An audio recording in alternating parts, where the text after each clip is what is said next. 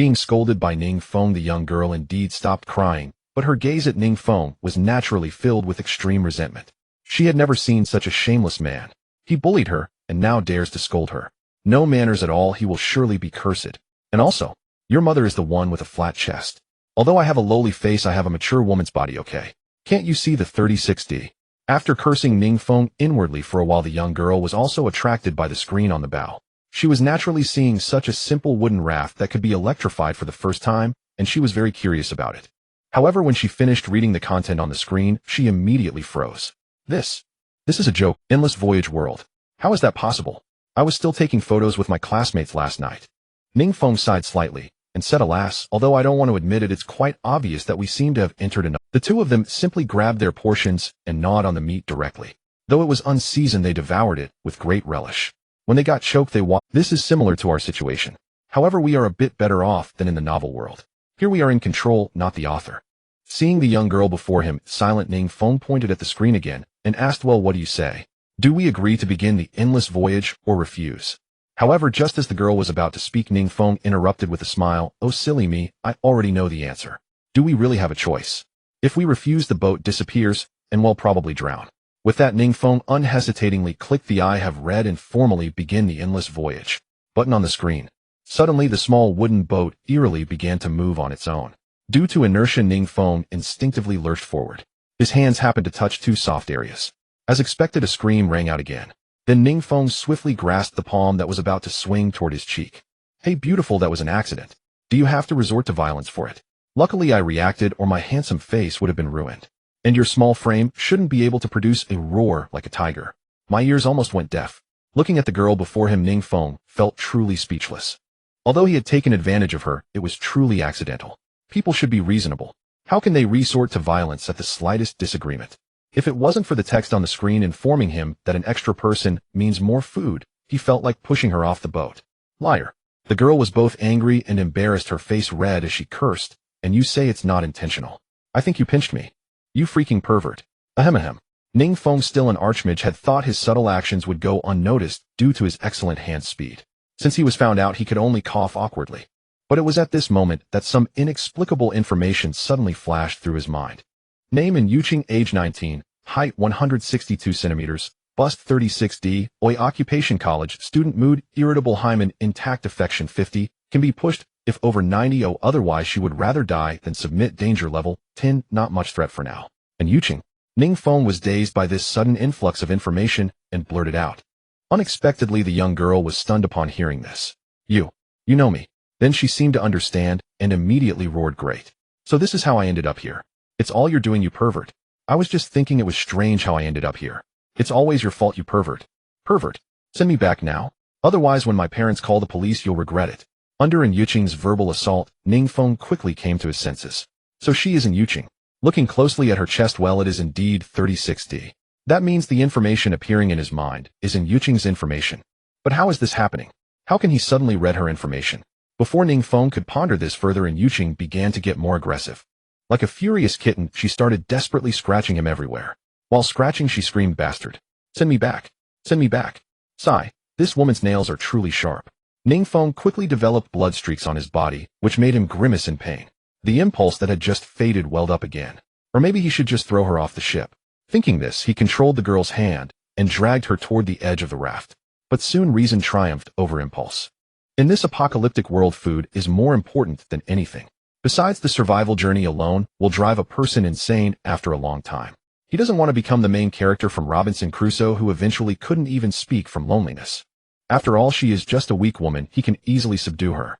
Keeping her temporarily is more beneficial. Finally, with no other choice, he had to take defensive measures and firmly pressed her onto the deck. Hey, you need to be clear. Our ship is just a small raft. If I had brought you here, I'd at least have ensured my own safety, right? I'd have found a decent boat. And as I said, if I wanted to do anything to you, I would have done it already. Do you think you'd have the chance to resist? As the biscuits in their hands dwindled, the mysterious island in the distance grew larger, drawing ever. Then how do you know my name? Ning Feng, a seasoned novel reader, quickly made a judgment in his mind about the ability. Since in Yuqing couldn't read his information, this ability is not granted by the endless voyage system. Thus it is very likely his golden finger. As the saying goes, a man's virtue is his ruin. Ning Feng is not foolish enough to reveal his golden finger to the public. So he started to make up a lie. Nonsense. I have no idea what your name is. You just said in Yuching. That's my name. And Yuching said angrily. Bullshit. I said Dark Moon City. That's a game map name. Ning Feng retorted. Dark Moon City. What game is that? And Yuching asked doubtfully. I've never heard of it. Seeing and Yuching getting caught in the lie, Ning Feng continued to trick her. Little sister, you are too nosy, aren't you? What I say is my own business. Don't flatter yourself. I don't know you, and I don't care what you're called. And stop falsely accusing me of abducting you. If I had the ability to take you away without you knowing, I would have taken you to a hotel. Who would bother bringing you here? This time, and Yuching believed Ning Feng. Indeed, although his middle part hair and suspender outfit looked a bit stupid, his appearance and his ability to express himself didn't seem foolish.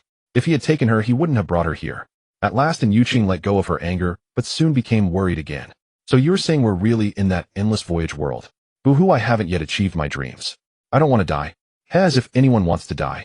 Muttering to himself, Ning Feng decided to ignore this woman. In fact, entering this survival world was like being raped. Since you can't resist, you might as well try to enjoy it. Now is the time to quickly figure out the rules here. Crying and fussing like in Yuching will only lead to death. Ning Feng has already made up his mind. For now, in Yuching is more useful around, he can get more benefits from her. But if she becomes a hindrance to his survival in the future, he will kick her off the ship without hesitation. For now, living is the most important thing. Being a saint will kill you. Don't forget, he also has a golden finger. As long as he survives according to the systems, prompt the ship will be upgraded. Maybe it will become a spaceship. When that time comes, what beauty wouldn't he have? He won't be so foolish as to treat a dead weight like in Yuching unconditionally, just because she's pretty. Of course, he is not a bloodthirsty murderer either. If in Yuching is willing to cooperate and help out, she might. Let's stop the nonsense. The priority is to understand the current situation as quickly as possible. Approaching the screen of the small raft, Ning Feng quickly got the hang of it. This endless voyage system was not as complicated as he had imagined. The operating logic was simply touch. Just tap anywhere to open it. As long as you can read, it's no problem. On the left side of the desktop is a navigation bar which contains buttons for trade, craft, shop, friends, chat, notice, info, missions. By default, the chat interface is open. At this moment, many survivors are freely chatting in the main hall. Some are worried about the future, some are discussing that their companion is a celebrity, and someone else is bragging about sleeping with their companion. Whether it's real or not, he doesn't know. Considering it's the first day, everyone is still exploring. This chat hall probably doesn't have useful information. Therefore, Ning Feng simply closed the chat interface and opened the trade function. Under the trade function, there were 4 sub-navigation bars: trade hall, rental hall, list items, and purchase records. Rental hall showed that the feature is not yet available. Ning Feng focused his attention on the trade hall. Ning Feng put on a flattering expression, grinning as he said, Miss, rest assured, as long as you don't want to, I certainly won't force you. What I meant is, could you contribute your clothes and shoes? Clothes and shoes. What do you need them for? And Yuching was extremely sensitive to these words, instinctively shrinking back, even preparing to jump into the sea. If Ning Feng dared to act recklessly, she vowed she would jump without hesitation. Oh, don't be nervous. Hear me out. Come look at the system screen. Some perverts have a special interest in worn stockings, shoes, and underwear. Exactly at lunchtime, the system will distribute supplies to everyone. So I thought we could trade your clothes and shoes for some provisions. But since you still need to wear clothes and shoes, and you surely won't give up your underwear, just offer your stockings. What do you think? Hearing this, and Yuching incredulously went over to take a look. Upon seeing it, she discovered that there really were such perverts trading these items, and a look of disgust appeared on her face. You men really are all perverts. How can you like such things? Hey, miss, don't be so hasty. I don't like. Ning Feng pouted in rebuttal. You. And Yuching glanced at him. After hearing this, her expression even more twisted, like an old man looking at a phone on the subway. You're not much better, you pervert. To this, Ning Feng shrugged indifferently. Let her say what she wanted. His goal now was her stockings. Once he got the goods, he wouldn't spoil her. Of course, Ning Feng also considered just taking them by force, but he was afraid she would jump into the sea, and then he'd get nothing. So for now, he had to endure and speak gently. You don't know me yet. Once you get to know me, you'll find I'm a genuine. Anyway, what do you think of my proposal? In this critical moment, trading stockings for food is definitely not a loss. After all, stockings aren't a necessity for you. And Yuching fell into hesitation. She wasn't stupid. She knew trading stockings for survival supplies was a good deal. But the thought of her worn stockings being played with by those perverts made her supremely uncomfortable and nauseous. Seeing that in Yuching's resistance was beginning to waver, Ning Feng continued to coax, miss, think about it. It's the end of the world now. Survival is what matters. Besides, this is an anonymous trade. The buyer won't know it's yours, and you won't know who bought it. You can just pretend it never happened. And who says the buyer must be a perverted man? Could be a girl who wants to seduce her shipmate and bought some. Isn't that reasonable? Most importantly, leaving aside your clothes, how long do you think those stockings will last? I hear women's stockings get smelly easily, You probably can't wear them for more than a few days, right? So rather than waste them, why not let them serve their final purpose? Take advantage of now when everyone just entered this world and isn't too hungry yet. You can still trade them for food. When everyone is starving, even if you trade your underwear, no one will want it. Miss this chance, and you'll regret it later. Also, you can wash them first to remove your scent before trading. And Yuqing wasn't sure about Ning Feng's character, but his mouth was indeed formidable. She admitted she had been. Indeed, survival was the most important thing. Since it was anonymous, she had nothing to lose. After a moment of deliberation, she nodded. All right. I can contribute these for the trade. But you, what are you going to give? It can't be that I give everything, and we share the supplies, right? Ning Feng had anticipated this question, so he had already prepared a retort. How can you say, I haven't contributed? Didn't I come up with this idea? What is mental labor, not considered labor in your eyes? How many mental workers? And Yuqing was left speechless by Ning Feng's rebuttal. She felt his argument was reasonable, but she still sensed she was being taken advantage of. Don't eye me. If you think it's unfair, I'll throw in my socks too. Is that good enough? Thus, under the persuasion of Ning Feng's silver tongue, and Yuqing finally relented. So Ning Feng stopped dwelling on that issue. Glancing at the time on the screen, still a few hours before 12 o'clock, he decided to first understand the system features thoroughly before listing her stockings. Now that the trade function was clear, it was time to check the other features. Ning Feng sequentially opened the crafting. This feature looked much like the equipment crafting interface in games. Simply prepare the materials, then start the crafting process. However, crafting wasn't instant. The time required depended on the complexity of the item. For example, a simple wooden stick took 1 minute to craft, while a slightly more complicated wooden bed took 10 minutes. As for the types of items that could be made, there were many. It basically covered all items from Earth. Things like toilets, phones, computers, and even silicone dolls, but acquiring their materials wasn't easy. Many were materials Ning Feng had never even heard of. So these high-end items were out of reach for now. Scrolling down, the shop and friends features couldn't be opened. Clicking them only showed a prompt. This feature is not. Perhaps these features would unlock with system updates. Ning Feng didn't dwell on it, and opened the second to last feature on the navigation bar announcements. It displayed quite a bit of information. Besides the earlier system pop-up notifications, there were several additional pieces of information. 2 useful pieces were Phase 1, every survivor's explored island is unique. No 2 ships will land on the same island. Phase 1, the endless maritime world will suspend seasonal changes. Daily weather and temperature will be optimal for survival. This meant that at least in the early stages, when survivors searched islands for supplies, they didn't have to worry about encountering others and getting into conflict. Nor did they have to worry about weather-related discomfort. These 2 points were definitely good news for Ning Feng. Especially the first point. He saw it as greatly favoring him. After all, his companion was just a young girl with little strength. If they encountered some big men, supplies would likely be taken and their lives would be in danger. After all, this was no longer the world of Earth, but a world of survival without law. The darkness of human nature would be magnified. Ning Feng didn't believe that murder and robbery wouldn't happen. Besides those 2 useful messages, what caught his attention was the update preview. The update preview section only showed 3 messages. 1. In Phase 2, the system will update. The ranked members can claim daily rewards too. In Phase 2, the Friends feature will open. 3. In Phase 2, the Warship Legion feature will open. When Phase 2 would start wasn't mentioned. But one thing Ning Feng was sure of: the rewards on the leaderboard shouldn't be bad. With his golden finger, if he worked hard in the early stage, he might make it onto the leaderboard when Phase 2 began and claim plenty of rewards. The Friends feature was also good. He could add other survivors as friends. In this boring survival life, having someone to chat with would add fun. Maybe one day he'd even add a famous actress and chat about physiology. As for Warship Legion, from the name, Ning Feng thought it might be like a clan or guild. Maybe he could create an organization and recruit members. That was just speculation. The truth would be revealed only in Phase 2.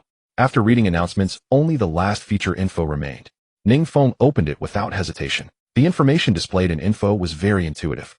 Info: ship ID 1, crew 2, member 1, info name Ning Feng, age 20, satiety 75. When satiety remains below 1 for 3 consecutive days, survivors are asked to jump into the sea.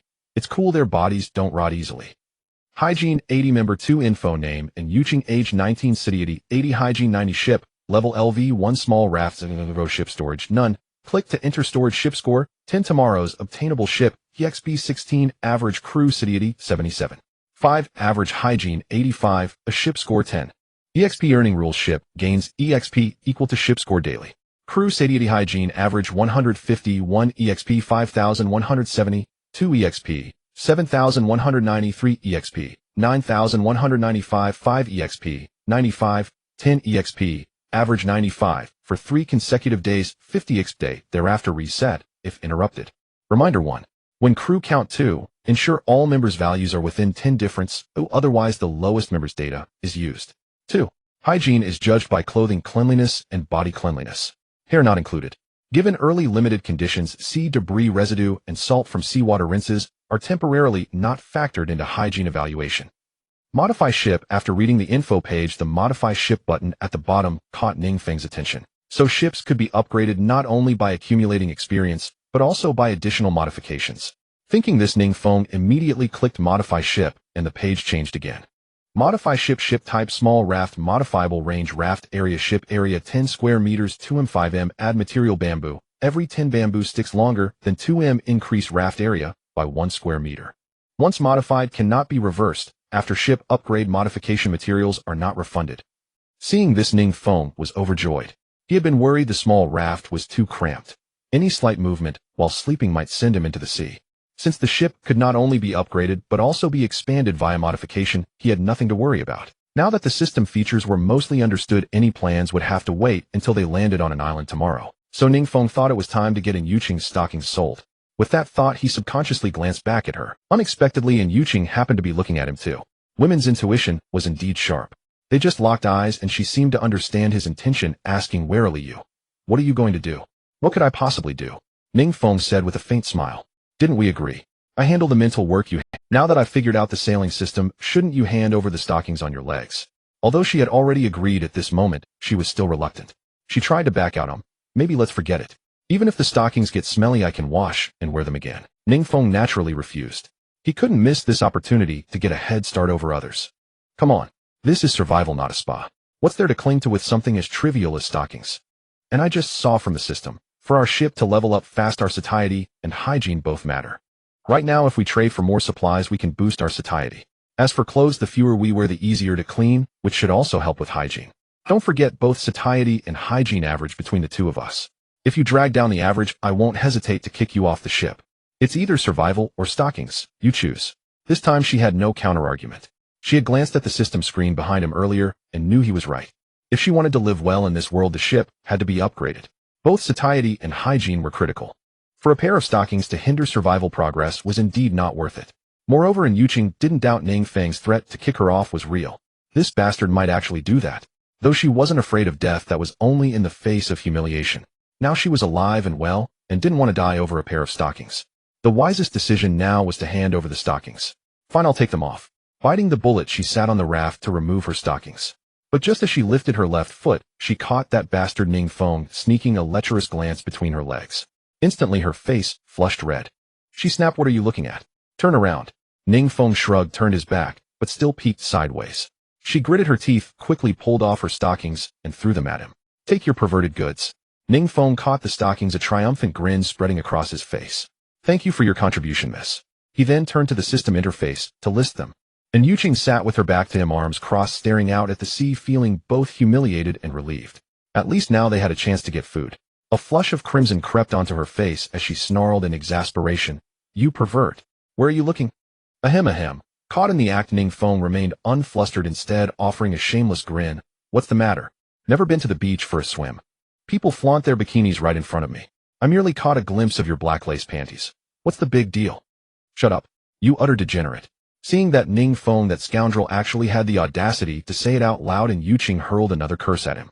With that, she promptly turned her back to him and began to peel off her stockings. She could swear she had never met a man as shameless and depraved as Ning Feng. But trapped in this world, now she had little choice in the matter.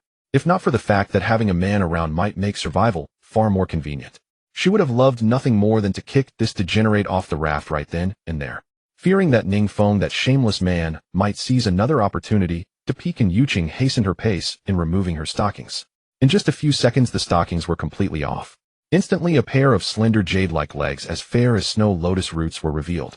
As for Ning Feng, though he could no longer see the spring scenery beneath and Yuqing's skirt, because he was standing while she sat, even with her back to him, he could still clearly observe the entire process of her removing her stockings. TSK.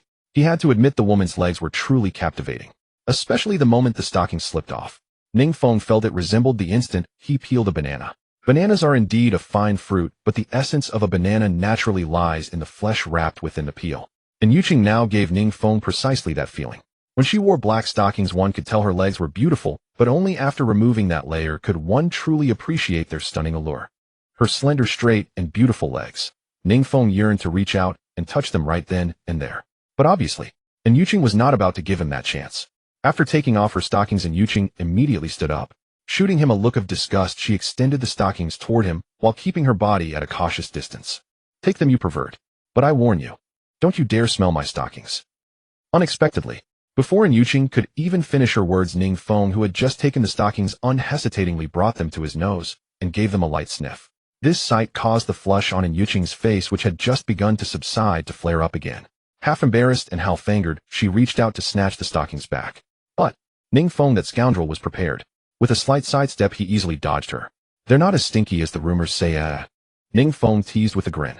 And Yuqing was instantly mortified beyond words. Her face reddening, she cursed, "Bastard. How dare you say that? Give them back. Give them back now." As she spoke, Yuqing lunged for them again. But the raft was only so big. In the scuffle, Yuqing's right foot slipped off the edge and her body tilted toward the sea. Luckily, Ning Feng was quick. He caught her slender waist just in time, preventing an accident. "See, you agreed to give up the stockings, so why try to take them back? I only smelled them out of curiosity. I don't have that kind of fetish, so there's no need to be so tense. If I hadn't been fast just now, you'd be saying goodbye to this world." Grateful that Ning Feng had saved her life, and Yuqing chose not to argue further. With a red face, she gave a soft huff and turned away, refusing to look at him. Little did she expect, just as Yuqing had barely started to think slightly better of Ning Feng, this degenerate immediately showed his true colors. His hands, still around her waist, casually began to slide toward her buttocks. Startled, Yuqing quickly broke free and cursed again, "Get lost. You pervert." He not bad. Having gotten a taste, Ning Feng didn't push his luck. After a mischievous chuckle, he brought the stockings to the navigation system screen and opened the trade function. Startled, Yuqing quickly broke free and cursed again, "Get lost. You pervert." He not bad. Following the steps, click trade, then list supplies. Ning Feng placed the stockings in the scanning area. In just a few seconds, the system screen displayed "Scan successful. Supplies being registered." Then, the stockings in Ning Feng's hand vanished into thin air. Although he already understood the principle, witnessing it firsthand still felt incredibly impressive. Teleportation and delivery. Such technology was beyond his wildest dreams back on Blue Star. Judging by this tech, the world's technological level likely far surpassed that of Blue Star. Thinking this way, if he could manage to survive in this world, he might just get to see its highest technology. At that point, living here might not be worse than on Blue Star. First hardship, then comfort. I know. After the item was successfully scanned, the next step was to fill in the item details. In fact, once scanned, the system already displayed the specific category of the item. For stockings, for instance, they fell under the broad category of textiles and the subcategory of socks. But perhaps to make it easier for survivors to sell their goods, the navigation world offered a custom item nickname service. Here, Ning Feng didn't hold back. He directly entered "super cute Lola's first-hand stockings, just peeled off. Strong flavor." Then, Ning Feng split the pair of stockings into two individual items and listed them separately. As for the price items in exchange, "Super cute Lola's first-hand stockings, just peeled off. Strong flavor. 1 piece in exchange for compressed biscuits, 4 packs, quantity 1, trade 0. Super cute Lola's first-hand stockings, just peeled off. Strong flavor. 1 piece in exchange for pure water, 500 ml, 4, quantity 1, trade 0. As for this price, Ning Feng didn't think it was expensive. As the saying goes, 1,000 gold pieces can't buy a man's fancy. If there were truly perverts with that kind of fetish, they wouldn't mind the cost. Of course, according to the system announcement, just now a person could only obtain at most compressed biscuits 2 packs and pure water 1 L per day for 2 meals. The price he set was unaffordable for anyone. But, don't forget, the initial ship capacity is 2. If you combine the supplies of 2 people, they could just barely afford it. As long as there happen to be 2 perverts on the same ship. Or if one pervert fights with their companion over the stockings and steals their supplies, then the trade could happen. The probability might be small, but it's not impossible. Ning Feng couldn't say exactly how many people were in this world, but judging by the rapidly scrolling messages in the system chat channel, there were at least hundreds of thousands. Among hundreds of thousands, he refused to believe he couldn't find 4 perverts. Ning Feng was determined to fleece them. After listing the supplies, with nothing else to do, Ning Feng lay down on the raft to take a nap, waiting for the system to deliver food. As for Yuqing, she naturally didn't dare to sleep. She was afraid that if she fell asleep, this degenerate would take advantage of her again. But Ning Feng didn't care whether she slept or not. She was welcome to stay awake forever. He had already enjoyed himself. This nap was exceptionally peaceful and pleasant for Ning Feng. Although the raft was a bit hard, his thick skin and the gentle waves made up for it. The raft didn't rock too much. Sleeping on the raft felt like being back in his childhood when his mother used to rock him to sleep. The waves gently swayed the raft like a mother softly rocking a cradle. What a warm scene. But unfortunately, when he was 7, his parents died in a car accident. Oh well. It's been so many years, Ning Feng had long made peace with it. Let bygones be. The waves gently swayed the raft like a mother softly rocking a cradle. What a warm scene. But unfortunately, when he was 7, his parents died. You're asleep. That's my cue to show off. Ning Feng planned to put on a show for his dear readers, a little talent called the Dragon Claw. Carefully, Ning Feng stood up and crept lightly toward Yuqing. But who would have thought? Just as he crouched down and reached out to touch her, and Yuqing was on guard. She snapped her eyes open and immediately cursed, "Get lost." Wow, was this girl pretending to sleep? Or was she so wary that she slept lightly? Otherwise, how did she notice? Seeing his plan thwarted, Ning Feng's mind worked fast, and he blurted out, "Get lost. What's wrong with you? I just woke up and saw you lying there motionless. I wanted to check if you were okay. Didn't you just say you wouldn't sleep? Now you're suddenly lying down. How could I not worry?" Such a waste of good intentions. To be fair, Ning Feng's excuse was pretty good, and Yuqing didn't seem to suspect anything. After all, she had indeed said she was 100 not going to sleep. But this godforsaken place was so boring, not even a seabird in sight, and she didn't know how she ended up falling asleep. Thinking about it, and Yuqing felt a bit guilty. "Sorry, I misunderstood you. This silly girl was as innocent as a blank sheet of paper." Ning Feng hadn't expected her to believe everything he said. Good. At this rate, keeping her around for now wouldn't be a problem. He had her completely under his thumb. He could even use her for some manual labor. To sell the act, Ning Feng sighed with feigned hurt and waved his hand. "I'll forget it. It's not like this is the first time you've misunderstood me. You thought I was a pervert before, didn't you? Anyway, it's about time. Let's eat." With that, before Yuqing could say anything, Ning Feng walked to the screen to check the time. The screen's chat area now showed the time as 1222. Normally, this would be lunchtime. Since the compressed biscuits and pure water the system had promised hadn't appeared on the raft, they must be in the ship's storage. He had seen the ship's storage function earlier while exploring the system under the info. At the time, it had shown no supplies, so he hadn't looked into it further. With that in mind, Ning Feng didn't dawdle. He quickly opened the info function. And sure enough, ship storage now displayed a change from the initial no supplies to ship storage compressed biscuits, 2 packs pure water, 500 ml too. Ning Feng took them out directly. In the blink of an eye, the supplies magically appeared on the raft. Ning Feng hadn't had any water all morning and was terribly thirsty. He picked up the bottle, unscrewed the cap, and took a long gulp. In just a few seconds, 1 bottle of pure water. How refreshing. And Yuqing pursed her lips and reminded him, "Supplies are limited now. I suggest you ration them wisely. And give me my share. I'm a bit thirsty too." Ning Feng dismissed her reminder. He was well aware of that. But he also understood that to thrive in this world, upgrading the ship was paramount. Therefore, maintaining satiety and hygiene levels was the top priority. He didn't want to live stingily every day, eating and drinking poorly, which would affect satiety and slow down ship upgrades. However, and Yuqing's words did remind him, the supplies here were for 2 people, but their appetites were clear. Supplies could be distributed according to each person's appetite, so as to keep both their satiety levels at a high. Of course, if you just took the average, normally letting the person with a smaller appetite eat more would raise their satiety more, thus pulling the average up. But this damn world was tricky. It had a restriction that 2 values must be within 10 of each other. So to maintain a high level, they had to ensure that after eating, the satiety levels of the 2 were not too different. Therefore, Ning Feng simply handed her the half-empty bottle he had drunk from and explained, "You seem to be in good shape. I guess you don't eat much, right? You can drink this half bottle, and you'll have to give me half of your compressed biscuit later." Hearing this, and Yuqing naturally objected. "Why should I? This is what I'm entitled to." "Why?"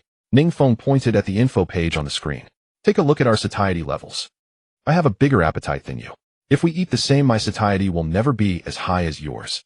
I'm doing this to maintain balance so the ship can upgrade faster. Or do you want me to drag us down and lower the satiety? Don't forget, if our satiety levels differ too much, the lower one will be used as the benchmark." Hearing Ning Feng's words, and Yuqing looked at the screen indignantly. The current satiety levels were Ning Feng's satiety, 69, and Yuqing's satiety, 76. It seemed just as Ning Feng had said. Though she felt she was being shortchanged, the facts were undeniable. She had no choice but to agree. "Fine, half a bottle of water and half a biscuit will do." Though she felt she was being shortchanged, the facts were undeniable. She had no choice but to agree. "Fine, half a bottle of water and half a biscuit." Wasn't she just trying to avoid an indirect kiss? He was determined to do it anyway. As the saying goes, first time strange, second time familiar. Now that they've taken this step, how far could a real kiss be? Therefore, He pretended to be concerned about wasting food. You know, resources are scarce. The bottle opening is small, and we don't have a funnel. Pouring it like that might waste some water. Is that what you want? If you're disgusted by me and don't want to drink after me, that's fine. You drink this bottle first then. Leave half for me, you'll drink it. I don't mind you, rather than being picky about this, and that I loathe those who waste food and water more. Regardless of whether Yuqing agreed or not, Ning Feng twisted open the unopened bottle of water and handed it to her, forcing it into her hands. Then he tore open the package of compressed biscuits, broke off half for himself, and handed the other half still wrapped. Alright, stop being so fussy. Eat and drink quickly. Helpless since Ning Feng had put it that way, she naturally couldn't say much more. Taking the compressed biscuits and purified water, she began to eat. It had to be said, compressed biscuits were truly awful. Not only did they taste bad, they were hard to swallow. Ning Feng and Yuqing had to take a sip of water every few bites to ease the passage, otherwise they couldn't even get it down. About 10 minutes later, they finally finished all the compressed biscuits, and naturally the water was gone. But it was fine since the system would distribute these supplies again in the afternoon, so having leftovers or not didn't matter. Then Ning Feng immediately looked at the system screen. Ning Feng's city 85 and Yuqing's city 86. Seeing this, Ning Feng pretended to be wronged and said, "See, I told you your appetite is small, that half a block of compressed biscuits would be enough. Now the supplies are all gone and your satiety is still higher than mine. I didn't take advantage of you and don't think you're at a loss. I, Ning Feng, am all about fairness." The first night of the new world, since the facts were laid out before her, whether Ning Feng's words were true or false, and Yuqing naturally couldn't refute them. After merely offering him a mysterious smile, in return, Yuqing sat at the stern of the boat and gazed at the sea. In the water's surface, her fair and flawless face was reflected. Her features were beautiful, her eyes clear. Once upon a time, it was this face of devastating beauty that had drawn countless suitors to curry favor with her. Exaggeratedly, one could say that any man who saw her face was never unkind to her. Who would have thought that after entering this world, her face seemed to have lost its effect? Or perhaps that bastard Ning Feng preferred men. Whatever. The main thing was she had never suffered such humiliation in her entire life. As she thought about it, Yuqing's nose tingled, and soon crystal-clear tears welled up at the corners of her eyes. But she was quick wiping them away immediately. She didn't want Ning Feng to see her vulnerable side, otherwise that damn Ning Feng would surely think she was easy to bully and become even more audacious. As for Yuqing's little moves at the stern, Ning Feng naturally didn't pay them any mind. His attention was already captivated by the chat hall. Indeed, quite a few survivors were sharing their miserable experiences in the chat hall. Survivor 9001, damn it. Is the nautical world messing with me? The companion assigned to me is actually a 1. Survivor 9001, at first he looked burly and strong, and he spoke to me politely. I thought, great, a capable partner to survive with, making the future a bit brighter. Survivor 9001. But then in the morning I dozed off for a while, and when I woke up that bastard had pulled down my pants. It disgusted me to no end. Survivor 9001, luckily I had some strength and kicked him off the boat, or I'd have lost my virtue. Survivor 2078, brother upstairs, count yourself lucky. At least you got someone with a questionable orientation. I, on the other hand, got a lunatic. Survivor 2078, that guy woke up in the morning and kept saying he believed in light, that Tiga would come to save us, and wanted me to jump into the sea with him to welcome Tiga. Isn't that brainless? Survivor 8099, damn, I believe in light too. Does that make me a lunatic? So what happened to that lunatic in the end? Survivor 2078, the system said it would distribute food right. So I didn't kick him overboard, I just tied him up with a belt. That way I could enjoy 2 portions of food all to myself. There were many more chats of this sort. Ning Feng couldn't tell if they were recounting real experiences or just blowing off steam out of boredom. But it didn't matter to Ning Feng, at least it gave him a laugh, and he treated it as good after-dinner entertainment. As everyone's chat came to an end, the public screen became boring again, filled with texts of scams. Head just goes to show that keyboard warriors are everywhere. Now that this world has no laws, it perfectly indulges them, allowing them to vent their emotions in the chat window. Afraid of dirtying his eyes, Ning Feng simply closed the chat hall. He opened trade, and as expected, the stockings hadn't sold. After all, his price was too high. Even if someone wanted to buy, they couldn't afford it now. We'll see if they sell when the system distributes supplies in the afternoon. If they could sell, Ning Feng could guarantee that his and Yuqing's satiety would stay above 90. That way, on the first day, his boat would gain more experience than many others. The afternoon was boring and long. Ning Feng and Yuqing both chose to sleep through it. Time flew like a fleeting white pony. When Ning Feng and Yuqing woke up, the sky was ablaze with fire, and the orange sunset was reflected on the sea's surface, dyeing it red. It made them feel as if they were in a sea of flames. Phew. Finally made it to dusk. Ning Feng slowly stood up and stretched. After gradually waking up, Ning Feng quickly went to the system screen and checked the time. 1813 dinner time. But this time Ning Feng wasn't in a hurry to check ship warehouse. Now he was more concerned about whether the stockings had sold. He tapped on trade and saw they had actually sold. Ning Feng couldn't help but burst into laughter. Haha. And Yuqing, your stockings seem to be quite tempting. At such a high price someone actually bought them. Hearing this, and Yuqing's eyes widened slightly, showing some surprise. In truth, she had thought they wouldn't sell. After all, one stocking was worth the supplies for 4 people's meal. Even if a pervert wanted to buy, they probably couldn't gather that many supplies.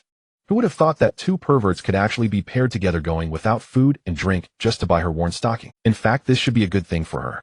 But the thought of her worn stockings being fondled by a bunch of perverts made her unable to feel happy at all. She only replied coldly with an "Oh." Perhaps people's joys and sorrows are not meant to be shared. Anyway, Ning Feng was grinning from ear to ear, retrieving the supplies traded for the stockings from the trade section. Then he also took out the newbie supplies distributed by the system. Instantly, 6 bags of compressed biscuits and 6 500 milliliters bottles of purified water appeared on the small wooden raft. Haha, I'm in a good mood today. Eat as much as you want tonight. Eat and drink your fill. Let's aim to keep our satiety above 95. Ning Feng laughed heartily at the supplies, already dreaming of a bright future. The first night in the endless nautical world was cold and lonely. It wasn't as romantic as imagined. Moreover, the temperature had dropped significantly, making even Ning Feng. During the day, the weather was pleasant, and Ning Feng and Yuqing could still enjoy the sea and waves to lift their spirits. But at night, it was pitch dark with no visibility, and coupled with the sea breeze, Ning Feng found it somewhat eerie. He feared that some sea monster might climb onto the raft. Helplessly, humans struggle to face the darkness. In truth, darkness isn't terrifying, but what people fear is the unknown lurking within it. Because in the dark nothing can be seen, the mind tends to wander, breeding fear.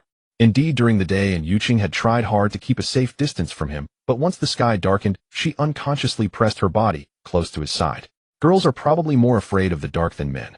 Just right, he could take this opportunity to cop a feel. Thinking this, Ning Feng no longer feared the darkness as much.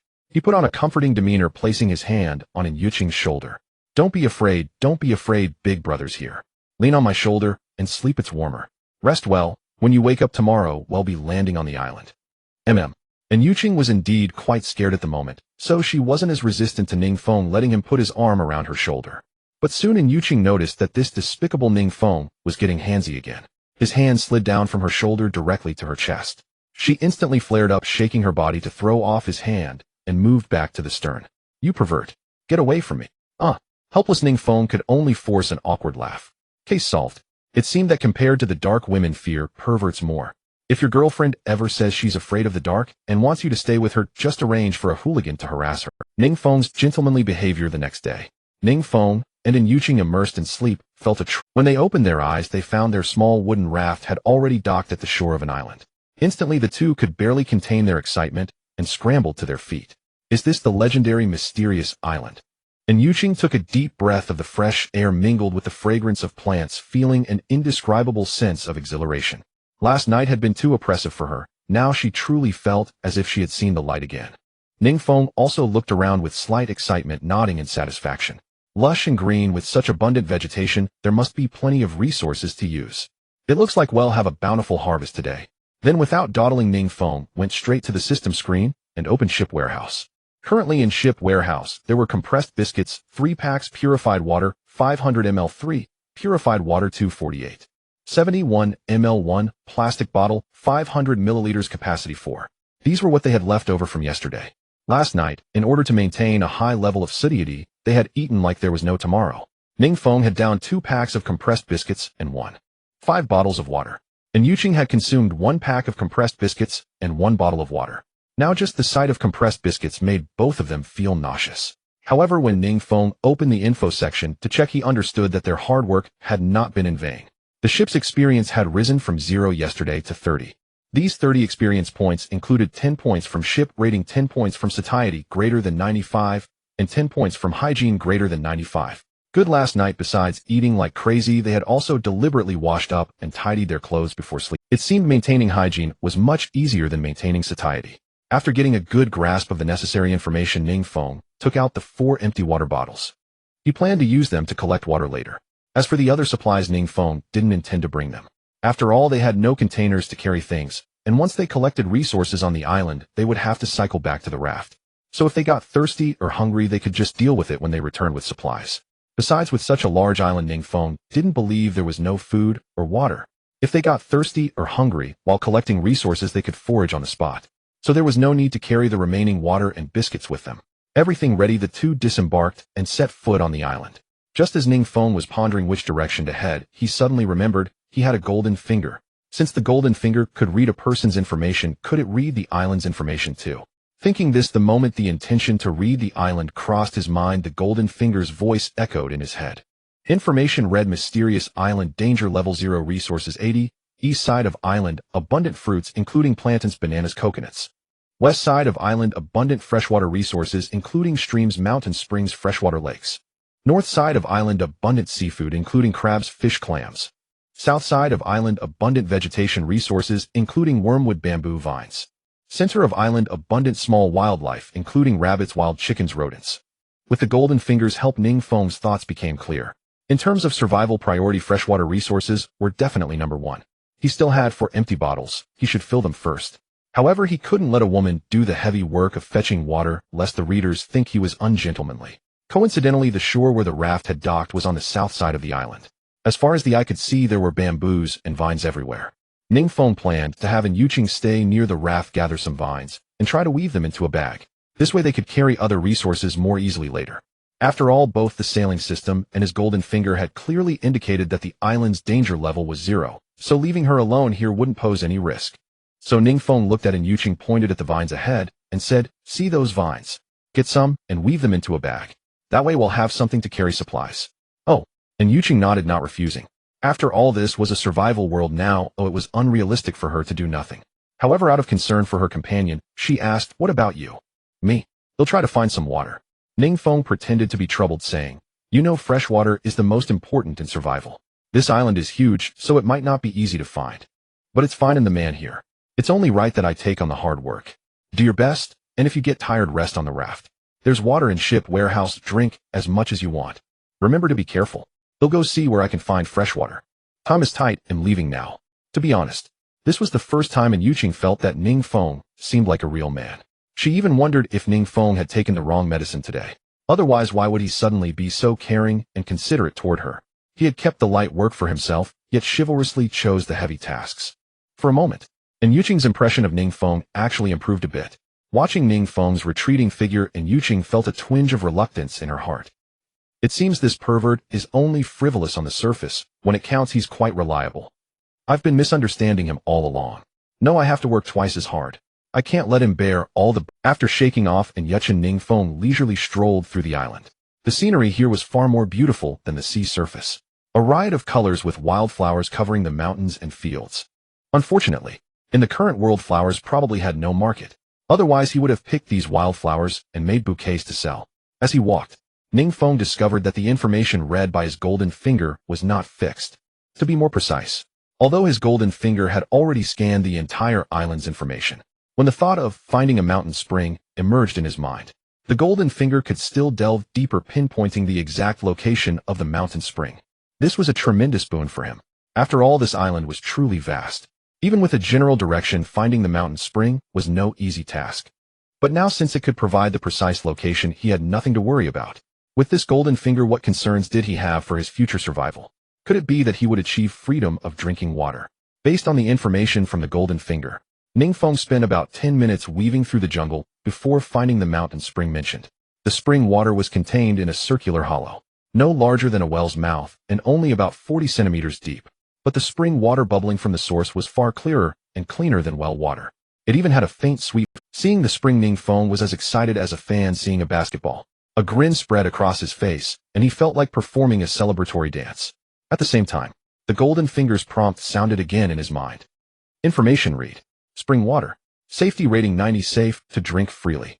Elements: calcium, magnesium, sodium, potassium, metasilicic acid, and other natural minerals. Slightly alkaline, beneficial to health. Hearing this, Ning Feng was even more thrilled. He had been wondering if he should boil the water before drinking it. Now that the golden finger had clarified, he could drink without hesitation. So, Ning Feng lay down directly and drank heartily. It was pure bliss. Indeed, the island's spring water had a hint of sweetness. In fact, Ning Feng found it far more delicious than the purified water from the navigation system. After drinking his fill, Ning Feng knew time was precious and didn't dawdle. He quickly unscrewed the caps of the 4 empty bottles. Gurgle gurgle. He frantically filled the bottles with spring water. In less than 2 minutes, all 4 bottles were full. Ning Feng's water collection task was complete. But Ning Feng had no intention of slacking off. After all, it was the first day of the nationwide island landing. If he chose to be lazy, he would surely be overtaken by other survivors. He wanted to make it onto the leaderboard. Even if he wanted to slack off, he should wait until he had a sure advantage. For now, he knew what was important. So, he grabbed the 4 bottles of spring water and hurried back to the small raft. Having traveled the path once before, it took him a few minutes less to return. When he reached the raft, several vines were already scattered on the ground, showing that Yuqing had been working hard. Not bad. As long as she was willing to put in effort, Ning Feng might consider keeping her around. After all, she was good-looking.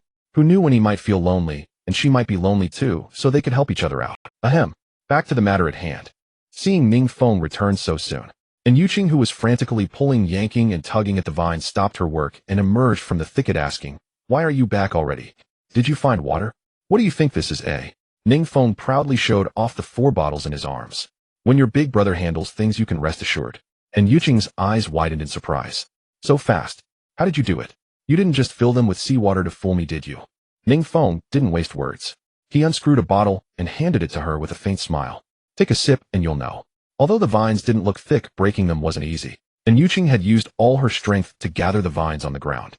In less than half an hour, she was drenched, and at that moment she was indeed thirsty, so she took the bottle skeptically and tentatively sipped it with her delicate lips. Instantly, her eyes lit up. "It's really fresh water. And it's a bit sweet. Of course, this is genuine mountain spring water, more authentic than any brand. Drink up. There's a spring up ahead with plenty." Hearing this, and Yuqing no longer held back. She was indeed parched. Gulp gulp. After a few swallows, half the bottle was gone. Only then did she reluctantly raise her right wrist to wipe the moisture from her lips, smiling contentedly. "So cold and sweet. So delicious. Too bad we don't have more bottles. If we had more empty ones, we could achieve water freedom." However, just as she finished speaking, a spark of inspiration hit Ning Feng. He rushed hurriedly toward the small raft. Confused, and Yuqing quickly followed. "What's wrong? Did something happen?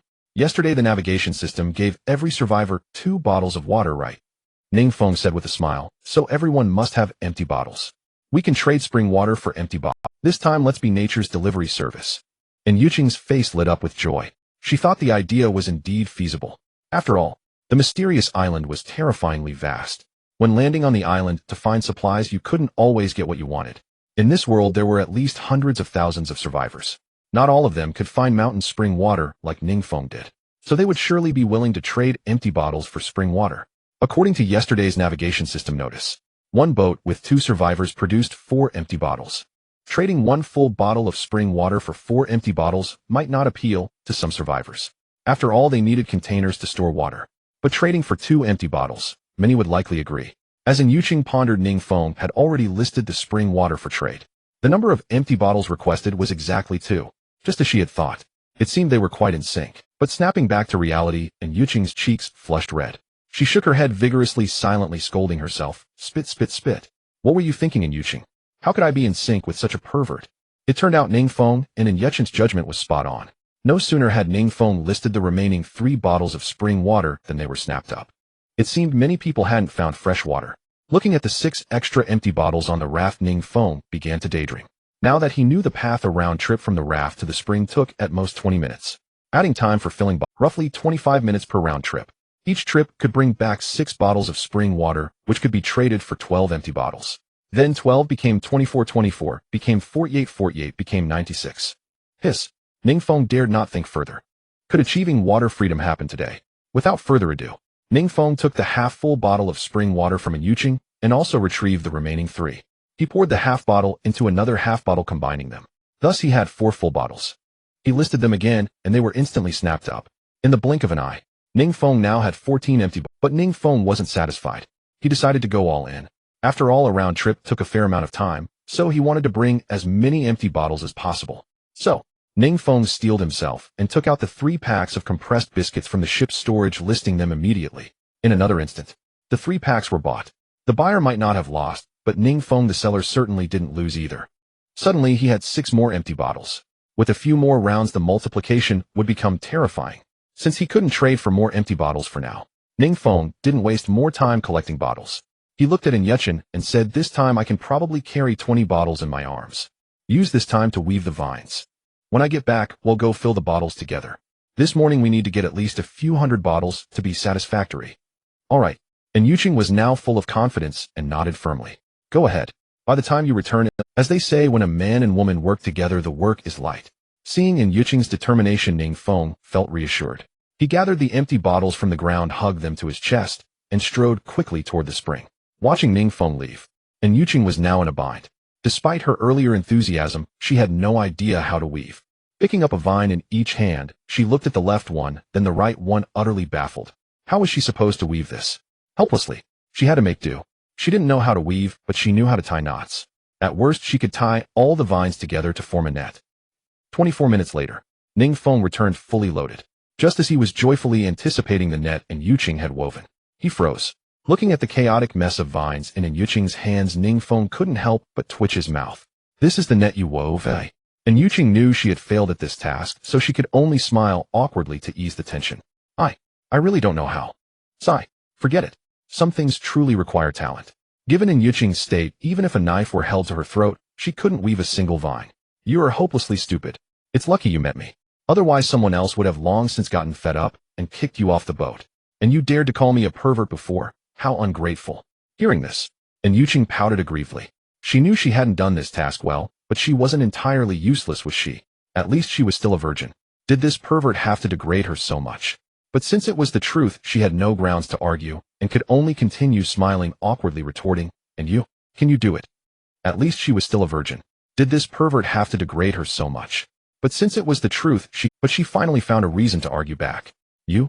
If you can't, then why call me stupid? We're in the same boat." "How is that the same? Weaving is delicate work usually done by clever girls, isn't it? Since you can't do it, doesn't that make you stupid?" Ning Feng had a knack for twisting logic, and Yuchen couldn't out-talk him. She puffed out her cheeks in frustration. But, to Ning Feng's surprise, his golden finger seemed to be powerful. The moment the thought of weaving vines crossed his mind, the reading function activated again. Information read. Master's vine weaving technique. First do this. Then do that. And finally, this way you can weave a basket. The golden finger seemed to have a magical power. As the weaving technique passed through his mind, he felt the skill had already become his. So, to test its authenticity, Ning Feng set the water on the ground and took the vines from Yuchen's hands to start weaving.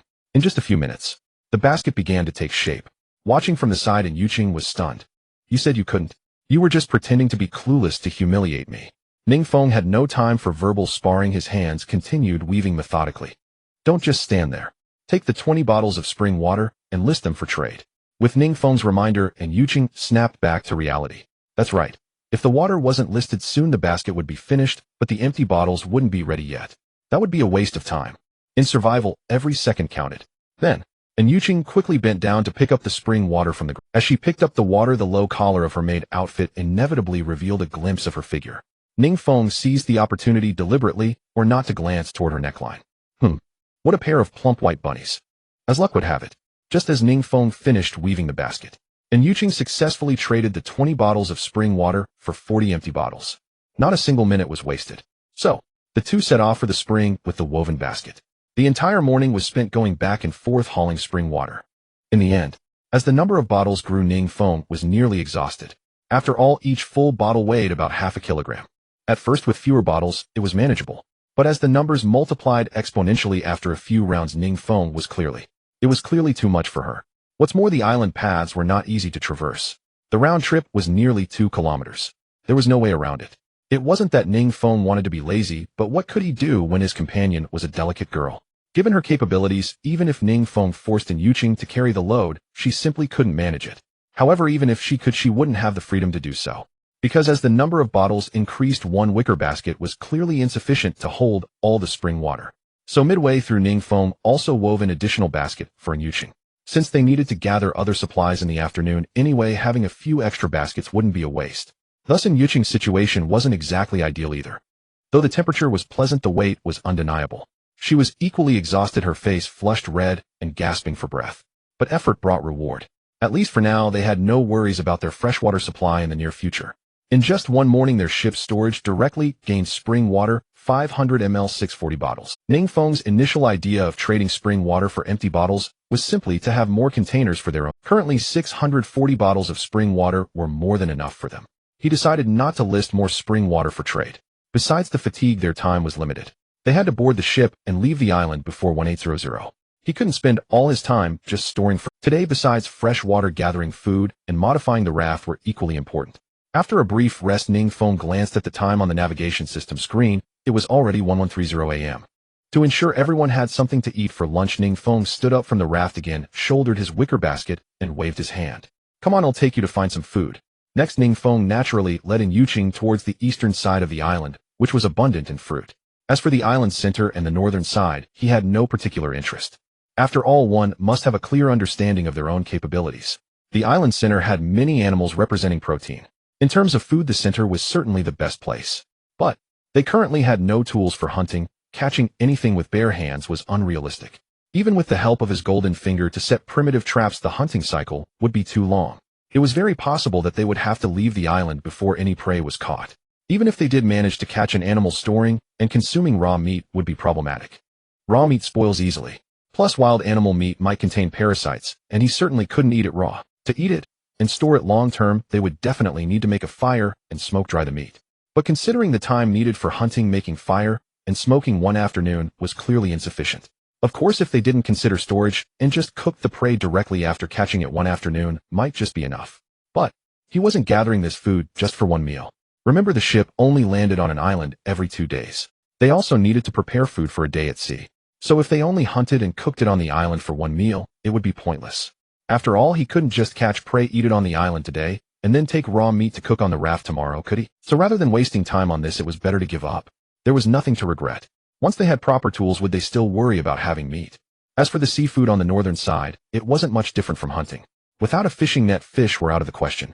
Relying on their hands, they could probably only pick up some clams, scallops, or crabs by the shore. These things had so little meat, they would need to gather a huge amount just to get full. Most importantly, Ning Feng wasn't yet desperate enough to eat these things raw. Especially clams and the like. Eating them raw would be slimy like eating snot. Making a fire was also troublesome. In short, it was another low-value option. So even by process of elimination, it was clear what was best to gather now. Following the guidance of his golden finger, Ning Feng quickly led in Yuqing to a banana grove. Looking around, clusters of bananas hung from the trees. They had arrived at just the right time.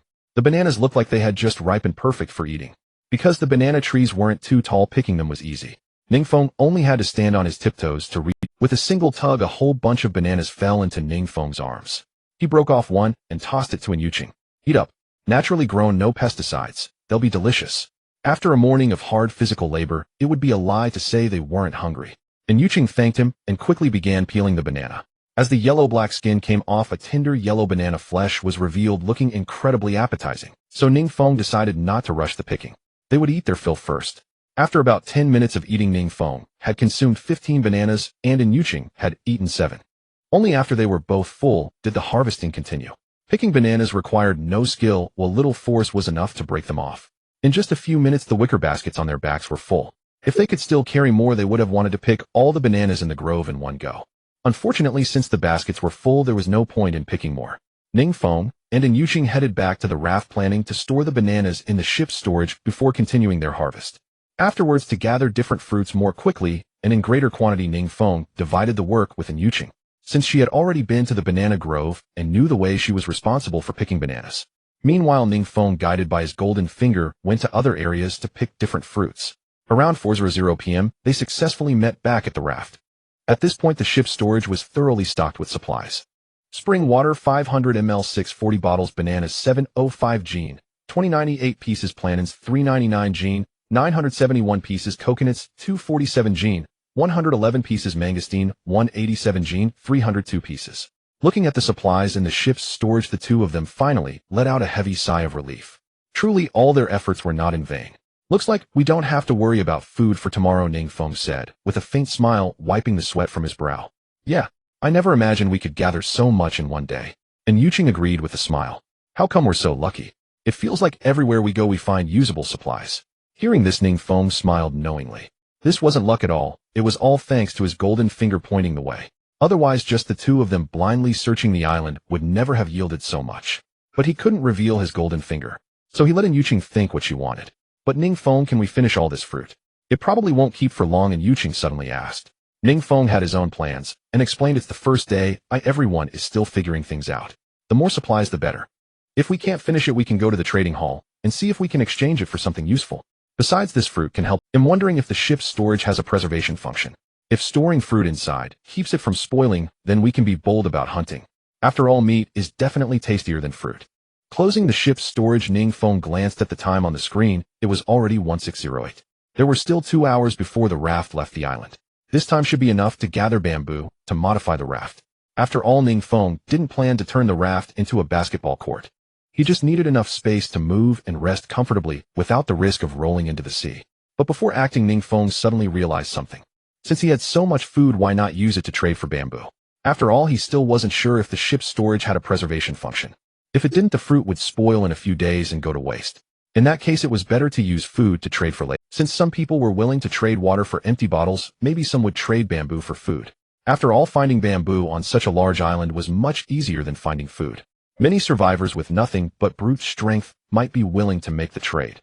Thinking this, Ning Feng, who had already stood up, sat back down in front of the navigation system screen and opened the trading hall.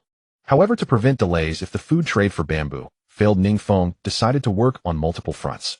He would list supplies for trade, and they would also collect bamboo manually. Therefore, Ning Feng looked seriously at Yuqing and said, "There's a lot of bamboo ahead past the vines." And Yuqing subconsciously nodded but quickly caught on and asked, "What about you?" "I need to watch the trading hall and see if we can trade our fruit for bamboo," Ning Feng said, without hiding his plan. Hearing this, Yuqing wasn't happy. She had just praised him for being a gentleman this morning. Oh, why was he being so annoying again now? This was clearly an unfair division of labor. But remembering Ning Feng's silver tongue and his ability to twist the truth, Yuqing decided not to argue. Since arguing was useless, she would just replace his task. She smiled faintly and said, "I know how the trading process works. Why don't I watch the trading hall for you, and you go collect the bamboo?" A triumphant, sneaky smile crept onto her face. This time she was clever. Knowing that arguing or refusing would just get her out-talked by Ning Feng, she decided to simply take over his task. What could he say to that? But she had underestimated Ning Feng. He went off script entirely and asked, "You know the trading process, but do you know how much fruit to trade for bamboo?" "We agreed earlier, I handle the mental work, you handle the rest." "What? So eager to replace me?" And Yuqing panicked. This wasn't going according to her plan. Before she could finish, Ning Feng put on a nonchalant air and said, "I was planning to modify the raft for your sake anyway. If you're too tired and don't want to go, then don't. I don't mind. After all, modifying the raft isn't a must, as long as you don't mind me crowding you when I sleep tonight. Let me warn you now, I sleepwalk. I might end up touching you somewhere, so don't blame me. The raft is only so big." Ning Feng's words were clear, and Yuqing didn't doubt him for a second. She had experienced it firsthand last night. Even now, remembering his wandering hands from yesterday filled her with disgust. That damn Ning Feng, whether intentional or not, his hands really did wander everywhere when he was asleep. Last night, she had woken up several times because of his groping. First he touched her thigh, then her chest. It made her furious. She didn't know if he was pretending to be asleep, but no matter how much she yelled at him or pushed him, he just wouldn't wake up. Left with no choice, she had to sacrifice her sleep to fight off Ning Feng's hands all night. She couldn't go through another night like that, it would drive her crazy. So without any further complaints, she readily agreed to the task. No, the raft must be expanded. It must. He'll go collect the bamboo right now. Today I will make sure the raft is big enough for 2 people to sleep on. With that, fearing there wasn't enough time to expand the raft, Yuqing hurried off towards the bamboo grove, walking with urgency. "Kid, you still have a lot to learn if you want to beat me," Ning Feng said with a smug smile as he watched her retreating figure before turning his full attention to the matter of trading fruit for bamboo. Initially unsure how much fruit would motivate survivors to collect bamboo, Ning Feng started with the lowest price to test the waters. Plantain 1 for bamboo, 2 meters long 1. After listing it and waiting a few minutes with no takers, he increased the price to 2 plantains. Unfortunately, 2 plantains still weren't enough to attract the survivors. No one traded after several minutes. Watching the sun move towards the west, Ning Feng knew time was running out. He steeled himself and increased the price to 5 plantains. Finally, someone was willing to trade, and it was snapped up as soon as it was listed. It seemed that in the minds of these survivors, 5 plantains were enough incentive to go collect bamboo. Good. 5 plantains it was. He had plenty of fruit anyway. So using the same testing method, he tested all the fruits he had. Eventually, he arrived at a fairly standard market price. Plantain 5 for bamboo, 2 meters long 1, was acceptable to buyers. Banana 6 for bamboo, 2 meters long 1, was acceptable. Coconut 2 for bamboo, 2 meters long 1, was acceptable. Mangosteen 3 for bamboo, 2 meters long one was acceptable. With a standard price in mind, listing supplies to trade for bamboo became much simpler. Since he had a large quantity of plantains and bananas, he used these two types for the majority of the bamboo trades. The quantity was naturally the largest. Bananas were directly listed with 500 units traded for 100 bamboo stalks. Plantains were listed with 1200 units traded for 200 bamboo stalks. As for coconuts, due to their limited quantity, Ning Feng only listed 50 of them traded for 25 bamboo stalks. Similarly, mangosteens, Ning Feng only listed 150 of them traded for 50 bamboo stalks. Perhaps many would think that in this world of survival, food is the most important. Trading so much food for bamboo might seem unwise, but for Ning Feng, he had no such concerns. With his golden finger, gathering food and water would become extremely simple. On the contrary, tasks requiring physical labor offered him a low cost-performance ratio. If he had to collect bamboo manually, he would be grateful to gather even 100 stalks in 2 hours. However, if he spent those 2 hours collecting plantains based on Yuqing's previous efficiency, he estimated he could easily gather over 200 plantains in 2 hours. Converting this equivalently for the same 2 hours, 200 plantains at market price would equal 333 bamboo stalks. In comparison, trading food for bamboo was definitely more worthwhile. In fact, this situation was quite similar to commerce in continental civilization. Those with real ability and wealth always use less capital to hire labor to create greater wealth. Often those doing physical labor are the lowest paid workers. It was harsh but true. Currently, Ning Feng naturally identified with the role of a factory owner. Since he had the ability and wealth, why should he do the manual labor himself? Moreover, trading food for bamboo was strictly not a loss. Don't forget, this was not only a world of survival, but also a world of sailing. The level of the vessel was extremely crucial. If Ning Feng's guess was correct, upgrading the vessel would definitely increase its rating. Thus, the daily experience gained by the vessel would also increase. So from both a business and developmental perspective, trading food for bamboo was a tremendous gain. Since the fruits were listed, there was no need to waste time staring at the sailing screen. Standing up and stretching his limbs, Ning Feng looked over toward Yuqing. He saw Yuqing like a monkey jumping up and down beside a bamboo stalk, seemingly trying to break it with her, but the result was obvious. After all this fuss, she had only managed to break one bamboo stalk. At this rate, she'd be lucky to get 10 stalks in 2 hours. Enough was enough. Letting her waste her energy like this was pointless, so Ning Feng decided to call her off. On second thought, he felt he was still too good to Yuqing. Would readers think he was a saint? After all this, Yuqing hadn't accomplished anything, and he was still supporting her. Wasn't that saintly behavior? Well, forget it. He would walk his own path and let the readers talk. They might mock him for being a saint, but he would laugh at them for not getting any benefits.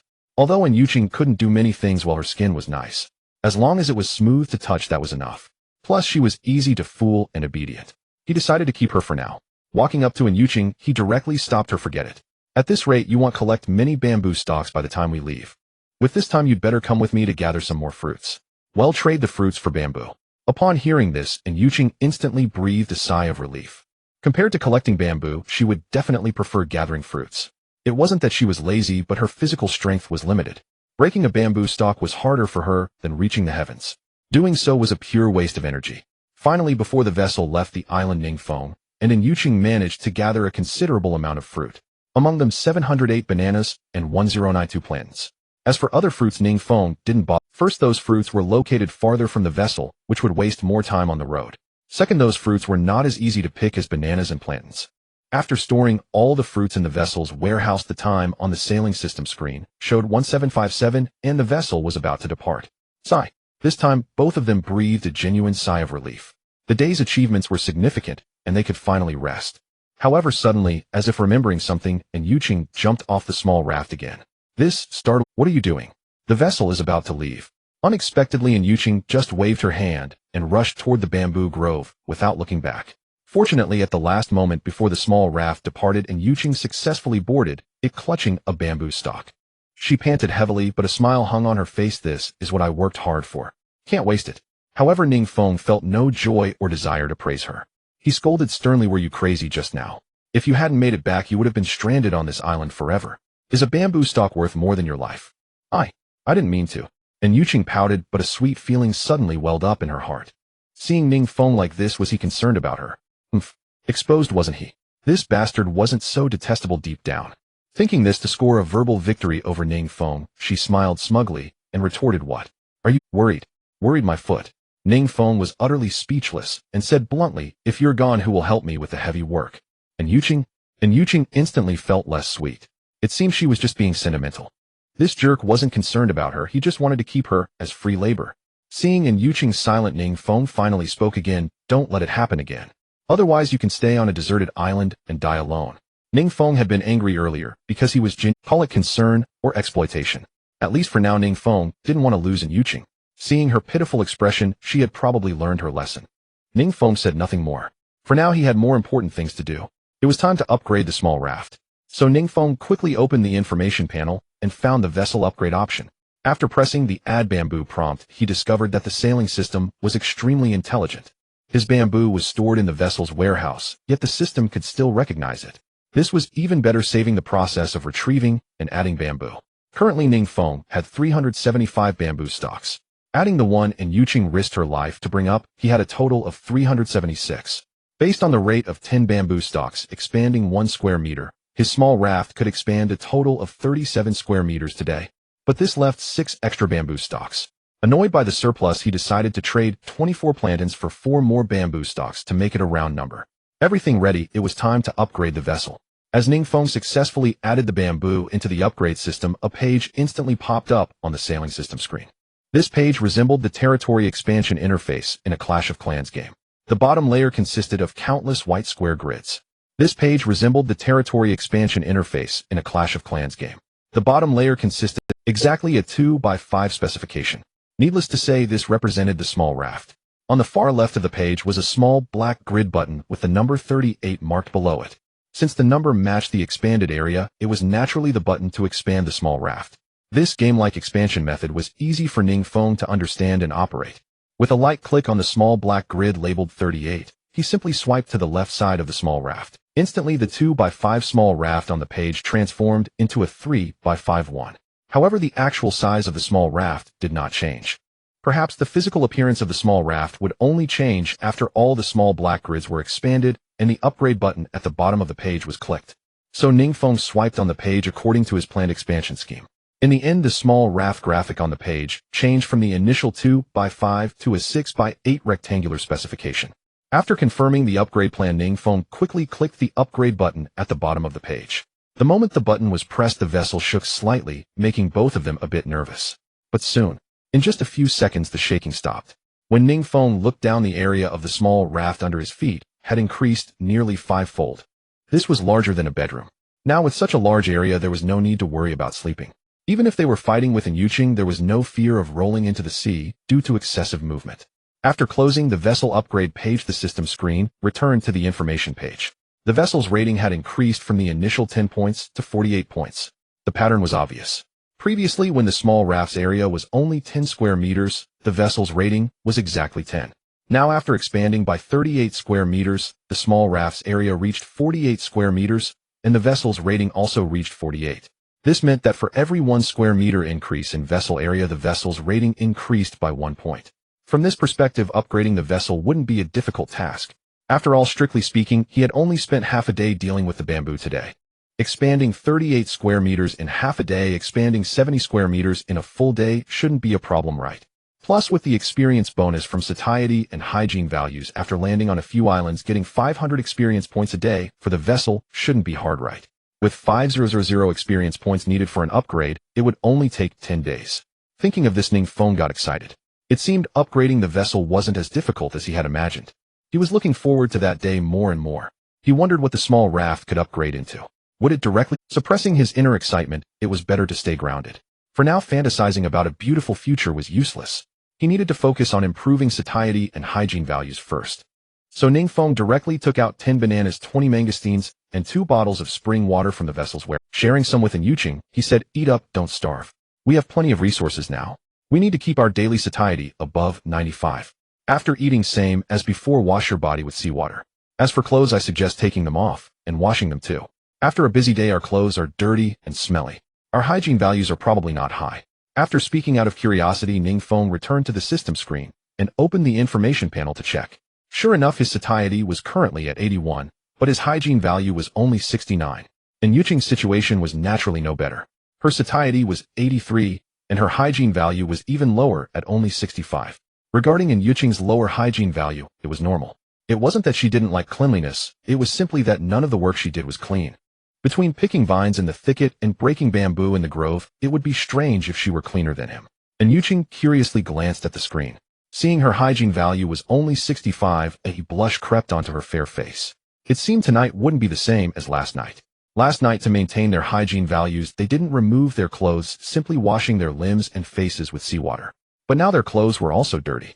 If they wanted to keep their hygiene values at a relatively high level, they would probably have to take off their clothes and wash them. Last night, she thought maintaining hygiene values was simple.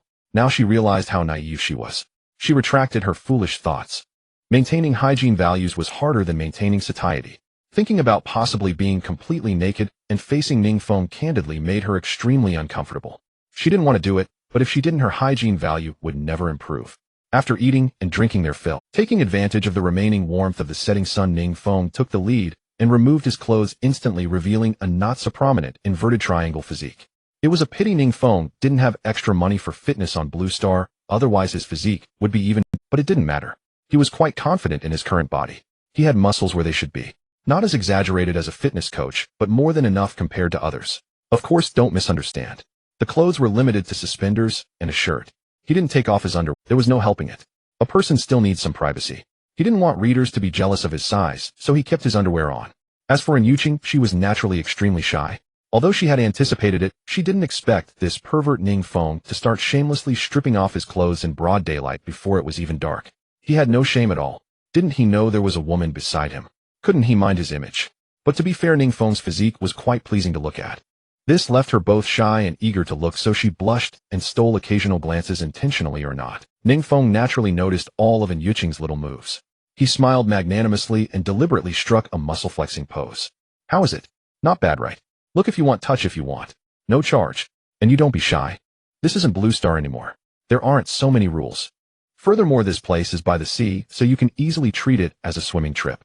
You should hurry and take off your clothes as well. While there's still a bit of sunlight, it will be easier to clean up and not too cold. Shameless.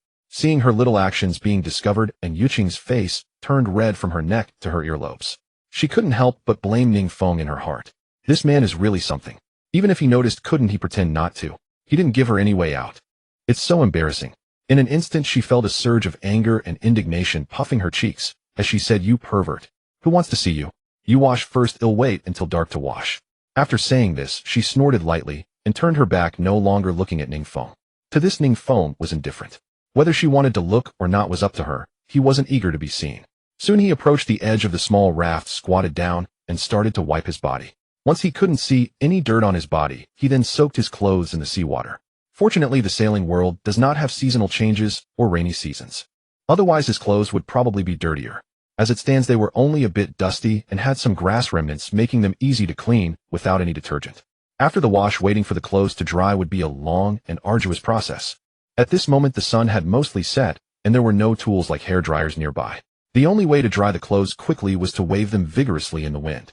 It was truly both cold and exhausting. But there was no other choice.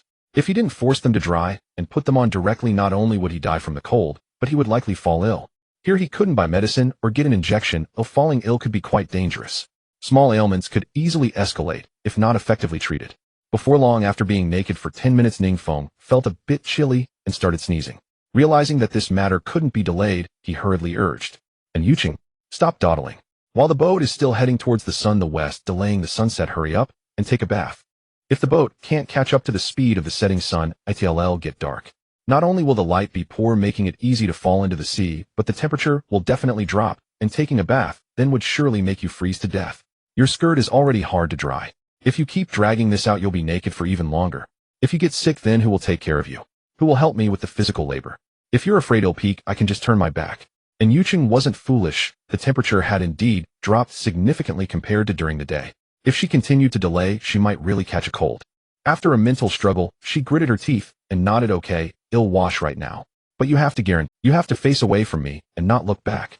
To this, Ning Feng patted his chest and guaranteed, "I will definitely turn my back and not look back. If I break my promise, I'll be a bachelor for life." "Okay, I believe you."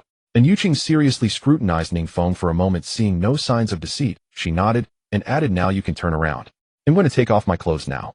In this regard, Ning Feng wasn't lying, or it was just about not looking back right. He couldn't forget that there was a system screen right in front of him. Just right, the sun still had some leftover light to reflect.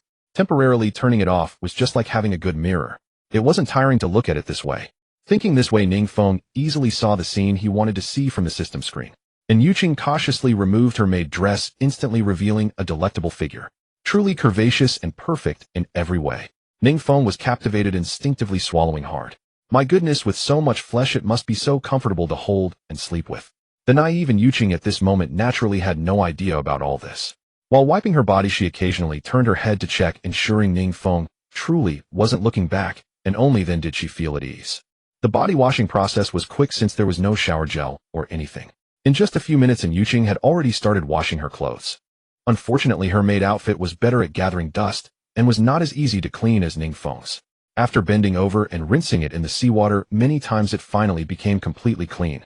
In the end, she naturally had to follow Ning Feng's example and dry her skirt by hand. She felt like crying about this skirt was too heavy once it got wet. Even after wringing it out, it still wasn't light when fanned. How she wished Ning Feng could come help her, but if she asked for his help, wouldn't her body be exposed to that pervert? She didn't want to give that pervert any advantage. In the end, she bore the burden alone. About an hour later, the sun had completely disappeared. Finally, and Yuqing let out a heavy sigh of relief. Her skirt was mostly dry now. She could barely wear it. At this point, Yuqing completely relaxed and looked at the Ning Feng, who was facing away from her, and said, "It's okay now, I'm dressed. I didn't expect you to actually keep your word, you pervert. You really didn't look back even once." But who would have thought? As soon as the words left her mouth, and Yuqing noticed that Ning Feng seemed to be acting a bit strange, hesitating to turn around. His hands were frantically wiping his face. "What's wrong with you?" And Yuqing curiously leaned in to take a look. At that moment, the system screen in front of Ning Feng lit up, illuminating his face and nearly scaring her to death. What? Why is there so much blood on Ning Feng's face? Especially the very obvious 8-character blood mark beside his upper lip. It was both funny and scary. Suddenly, Yuqing looked at the sailing system screen in front of Ning Feng, which had just turned on. This meant that it had been off while she was bathing. She instantly realized her face involuntarily flushed red. "Ha! You perverted scoundrel. You said you liar. Big liar." Ning Feng was quite embarrassed at this moment, but it wasn't because he got caught peeking. It was mainly because seeing a woman bathe and getting a nosebleed would really be a laughingstock if it got out. Ning Feng couldn't help but think that he hadn't expected his body to be so fiery, nor had he expected in Yuqing's figure to be so good, especially when she bent down and squatted, fully showcasing her advantages.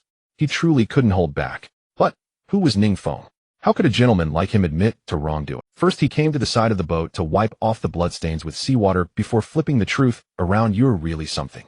I don't know what you were waving around in front of the system screen, making my face, which I just cleaned, dirty again." And Yuqing? She felt like she must have heard wrong. This scoundrel was actually blaming her. She swore she had never seen such a shameless pervert. She was so angry that she almost laughed. "So you're saying that you getting a nosebleed is my fault? It's my fault for being in front of the screen. What else could it be?" Ning Feng smirked and retorted, "I promised you I wouldn't look back, but who would have thought that the small raft is so big and you just had to wash your body behind me? The screen reflects your image and I can't help but see it. I just wash my clothes and can't possibly close my eyes and sleep, can I? Oh, I get it. Were you trying to deliberately seduce me? To inherit my resources? You." And Yuqing was so angry she was at a loss for words. In the end, she could only stomp her foot and leave behind a sentence, "Bastard. I won't bother with you anymore." After saying this, and Yuqing directly walked to the back of the boat, sulking. Seeing this, Ning Feng naturally had no intention of comforting her. Comforting was what a lickspittle would do. He was a strapping young man and hadn't done anything wrong, so why should he comfort her just because she was angry? Moreover, and Yuqing wasn't his girlfriend, and everything they used was his. Now that she had made him bleed, it should be her apologizing. Right? That was the logic. But who made Ning Feng a gentleman? A good man wouldn't stoop to a woman's level. If she didn't apologize, then so be it. Ning Feng was very magnanimous. Just then he lit up the system screen, and it was a good opportunity to see how he and Yuqing were doing. Opening the information, Ning Feng satiety, 96, hygiene, 97, and Yuqing satiety, 98, hygiene, 98. No wonder they say women are more meticulous. It really seemed to be true. And Yuqing's clothes were much harder to wash than his shirt, yet she managed to keep her hygiene level even higher than his. This definitely deserved some praise for Yuqing. Since both satiety and hygiene levels met the standard, he had nothing to worry about today. He could finally relax. Thus Ning Feng lay down on the small raft, propping up his legs leisurely. If he were to chew on a piece of grass, it would be perfect. Perhaps he was genuinely tired, or maybe just bored. Lying there, Ning Feng fell asleep. When he woke up, it was already the next day. At the moment, the sun had just peeked out, and the sky was still in a hazy state of light pink that looked quite. Sitting up and looking around, Ning Feng was surprised to find that Yuqing had woken up earlier than him today. She was sitting on the edge of the boat looking down at something. Out of curiosity, Ning Feng leaned over and asked what's up. Although they had a bit of an unpleasant quarrel last night, both of their tempers were quite good, and Ning Yuqing had forgiven him after thinking it over. After all, they had to see each other every day, so there was no need to hold a grudge over a small matter. Besides, she had worn underwear last night, so she wasn't fully exposed. Just treat it as swimming in a swimsuit on the beach, as Ning Feng said. Most importantly, no one would want to argue, since she had called him a pervert. His actions last night indeed fit his character. Therefore, Ning Yuqing didn't ignore him because of what happened last night. Instead, she suspiciously said, I just saw a fish. What do you think? If we get a fishing net or a fishing rod, next time we land on an island, we could catch fish from the boat to get food and pass the time. Well, it must be said that Ning Yuqing's words did enlighten Ning Feng. Although it was common knowledge that there are fish in the sea, he had never thought about fishing while on the boat due to the environment. Now, with Ning Yuqing mentioning it, he felt that she was indeed right.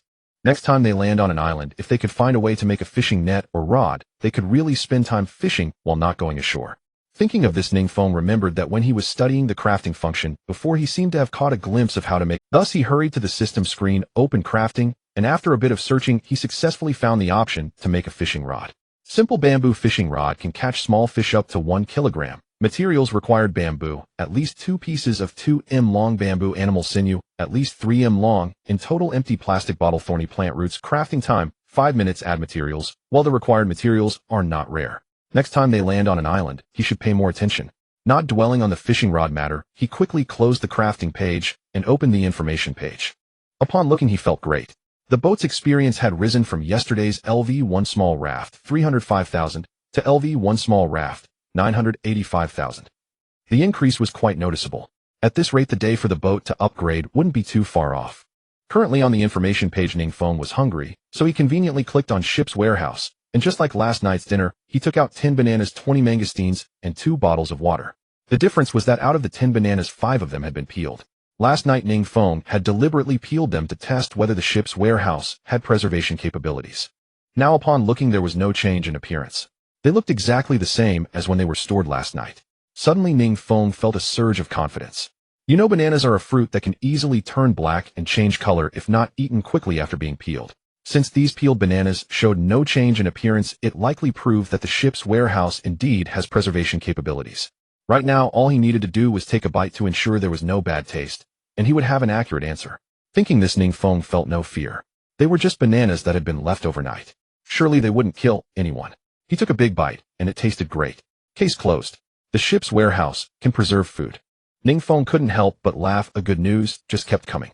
Moreover, Ning Feng boldly speculated that after storing these resources in the ship's warehouse, not only did the ship's warehouse have preservation effects, but it likely also stagnated time.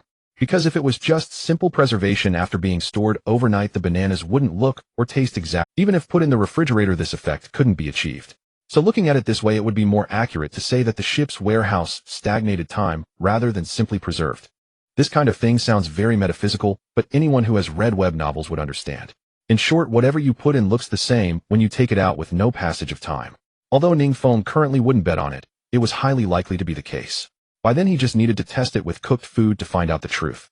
Looking at it this way, he could start hunting tomorrow. Would he finally be able to eat meat? Thinking about it made Ning Feng quite excited, eagerly awaiting tomorrow. After breakfast, Ning Feng and Ning Yuqing once again fell into a boring and tedious life. To be honest, Ning Feng initially thought that the ship's landing on an island every 2 days was meant to give the survivors a proper day of rest and recuperation. But now he increasingly felt it was merely a way to torment the survivors.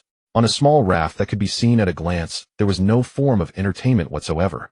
Compared to idling, Ning Feng preferred to land on the island every day to gather supplies. Alas, there was no helping it. He was not the ruler of this world.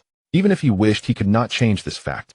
Bored beyond measure, Ning Feng once again approached the system screen, intending to see what the other survivors were chatting about. Unexpectedly, while seeking amusement, he stumbled upon some truly valuable information. Survivor 8611 supply chest. I found this on the island yesterday. Does any boss need it? Survivor 7756. Holy crap. You're that lucky. You found a supply chest on the island too. Survivor 32098. Upstairs, please explain. What the heck is a supply chest? Survivor 7756. I don't know exactly how it appears, but from yesterday to today, I've seen many people showing off this chest in the chat channel. Survivor 7765. They say that with this supply chest, if you're lucky, you can get a lot of good stuff. Survivor 8611. Bro, why sell it? Use it yourself. Survivor 8611, Sigh, opening this chest is like opening a blind box. No one knows if the contents are good or bad. I heard that once you use a supply chest it disappears and can't be traded. Rather than relying on luck, I'd rather be safe and sell it for what I need. Seeing this, Ning Feng let out a soft exclamation of surprise. This was his first time encountering a supply chest. The navigation system's announcements had never mentioned that such chests could be found on the islands. Could it be like in games a hidden perk? Reading their conversation, Ning Feng was instantly filled with curiosity about this supply chest. A blind box. A chance to get good items. He knew this chest couldn't be a product of nature. It was most likely a perk bestowed upon survivors by the navigation world. Then, judging by the technology of this world, if one was lucky, could it be possible to obtain technological products far superior to those of Blue Star from a supply chest? With this thought, Ning Feng suddenly felt an urge to purchase a supply chest. He immediately opened the trade function, searched for the term supply chest in the trading hall, and was surprised to find that this chest was not exclusive to the person in the public chat. After a rough count, there were at least 13 supply chests listed in the trading hall. However, due to their high prices, they had yet to be sold. Of course, what was considered a high price for other survivors was within an acceptable range for Ning Feng. Among these 13 supply chests, the cheapest was priced at 30 bottles of 500 milliliters fresh water, including purified water, spring water, and other directly drinkable water. He currently had over 600 bottles of spring water in his ship storage. Spending 30 bottles would not, thus Ning Feng did not hesitate. He directly purchased the supply chest priced at 30 bottles of water. After the transaction was complete, he immediately retrieved it. Its appearance was smaller than the image in the trading hall, but it was truly exquisite and beautiful. Nothing like a product of Blue Star. As a peculiar chest suddenly appeared, and Yuqing, who had been idling nearby, was instantly drawn to it. Ning Feng, what is this thing? A supply chest, Ning Feng explained. I'm not entirely sure what it is, but it seems those survivors found it on. I suspect it's a hidden perk from this world. So I spent 30 bottles of spring water to buy one. What's inside? And Yuqing asked with a hint of worry. Looking at this chest, it's not big. If it's food, it can't hold much, right? We won't lose out, will we? Whether we lose or gain, won't we know once we open it? I never thought I'd get to experience the thrill of opening a blind box in the navigation world. With a faint smile, Ning Feng stopped dawdling and opened the supply chest. Instantly, a golden light surged from within. Golden legend. Then, to their astonishment, 5 cartons of pure milk enveloped in a golden halo eerily grew from small to large, finally hovering above the supply chest. It truly felt like opening a treasure chest in a game. Whoa, it looks so high-end. Ning Feng exclaimed, "Oh my god, I can't believe such a small chest can hold 5 cartons of pure milk." And Yuqing covered her mouth, utterly incredulous. Only when Ning Feng reached into the golden halo and touched the milk did the halo gradually fade. Then the supply chest used to hold the milk, along with the milk itself, vanished into thin air. Seeing this, the two were stunned. Huh, where did those 5 cartons of milk go? Could it be that it was just a projected image to tantalize them? Ning Feng refused to believe that the 5 cartons of milk were merely for show. He quickly searched the small raft, but found nothing. Damn, are you kidding me? Ning Feng cursed in frustration. Then, recalling something, he quickly opened info on the system screen and checked ship storage. Ah, what a false alarm. It turned out that the supplies were automatically stored into ship storage. Nice, truly a honest op service. Both of them were overjoyed again. So these 5 cartons of pure milk are the supplies from the supply chest? And Yuqing asked, unable to hide her smile. Ning Feng was in a great mood too, and nodded. It seems so. This supply chest is more impressive than I imagined. You can't judge its contents by its size. 30 bottles of water got us 5 cartons, which is 60 bottles of pure milk. If the seller finds out, they'll probably regret it bitterly. And Yuqing smiled and nodded in agreement. Exactly. Having such a good thing, they chose to sell it instead of opening it themselves. We got lucky. Huh. Hearing this, Ning Feng smiled and said, it can't be helped. I heard it's like opening a blind box, and no one knows what's inside until it's opened. Some people probably wanted to play it safe and chose to sell. But why didn't they open it first? If it's good, keep it. If not, then sell it. And Yuqing retorted. At this moment, Ning Feng realized that Yuqing was definitely not sharp-witted. The answer was right in front of her, yet she still asked. He couldn't help but laugh mockingly. I say your chest might be big, but why is your brain so small? Did all the meat from your brain move to your chest? When we opened the supply chest just now, didn't you see? After opening it, the chest disappeared. If those survivors opened it and then tried to sell it, the chest would be gone. How would they sell it? Obtaining more advanced survival tools. After Ning Feng's explanation, and Yuqing suddenly caught on. She realized what a foolish question she had asked. She gave an awkward laugh and fell silent. Then Ning Feng didn't dwell on Yuqing's intelligence. For now, the supply chest was more captivating to him. Since the first supply chest yielded 5 cartons of pure milk, it was a promising start. He felt that if he continued opening, he would surely get even better supplies. He was tempted to buy all the supply chests listed in the trading hall. After all, those chests were priced in fresh water. Ning Feng had no shortage of fresh water, so it was worth a try. As for the prices, they were slightly higher than the initial one of 30 bottles of water, but they were all within 50 bottles. Ning Feng could afford them. In the end, he spent a total of 504 bottles of spring water to successfully purchase those 12 supply chests. As for the water consumption, Ning Feng wasn't worried. Although their stock was now only 102 bottles of spring water, it was enough for their daily consumption. After landing on the island tomorrow, they would naturally gather more fresh water. With his golden finger, he didn't believe he couldn't find fresh water on the vast, mysterious island. Moreover, Ning Feng wasn't wasting resources. If he could figure out the rules of the supply chest, or get better supplies, the profit would ultimately be his. Back to the point with the experience from the first opening, Ning Feng didn't dawdle and began opening them one by one. Unexpectedly, as soon as he opened the first one, he noticed a difference from the previous chest. The previous chest had emitted a golden halo upon opening, but this one only showed a white halo. As the white halo gradually rose from the chest, the supplies wrapped in it, Ning Feng and Ning Yuqing were dumbfounded. Is that it? Is that it? Is that it? Ning Feng couldn't hold back and let out a triple complaint. He never expected that this time the supply chest would yield just one apple. Yes, you heard right, not an iPhone, not a Mac, just a simple, decent-looking fruit apple. A chest bought for an average of 42 bottles of water gave only one apple. A huge loss. However, Ning Feng wasn't too upset. After all, as those in the public chat said, it was like opening a blind box. So gains and losses were normal. Moreover, since the supply chest involved random probability, it held all possibilities. Maybe he could get unexpected supplies from it. Although this time was a loss, it didn't mean the next would be too. So Ning Feng pressed on and opened the second supply chest. It turned out the next was still a loss. White halo, the supply was a single pair? No matter. As the saying goes, things never go wrong 3 times. The third chest must be something good. With anticipation, Ning Feng slowly opened the third chest. Another white halo. Damn.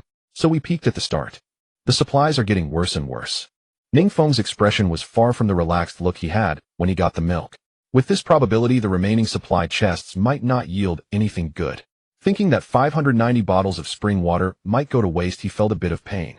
So he decided to try some superstition. He pushed Ning Yuqing in front of the chest and said, "This time you open it. Maybe it's my bad luck." And Yuqing didn't refuse, as she also thought it was Ning Feng's poor luck. Thinking so, she quickly opened the fourth chest. Golden legend. Indeed, superstition was the truth. Their previously furrowed brows instantly lit up with joy. As the golden light expanded, the supplies within the halo were gradually revealed, making the two almost dance with excitement. Fishing net, fishing rod, creel bait.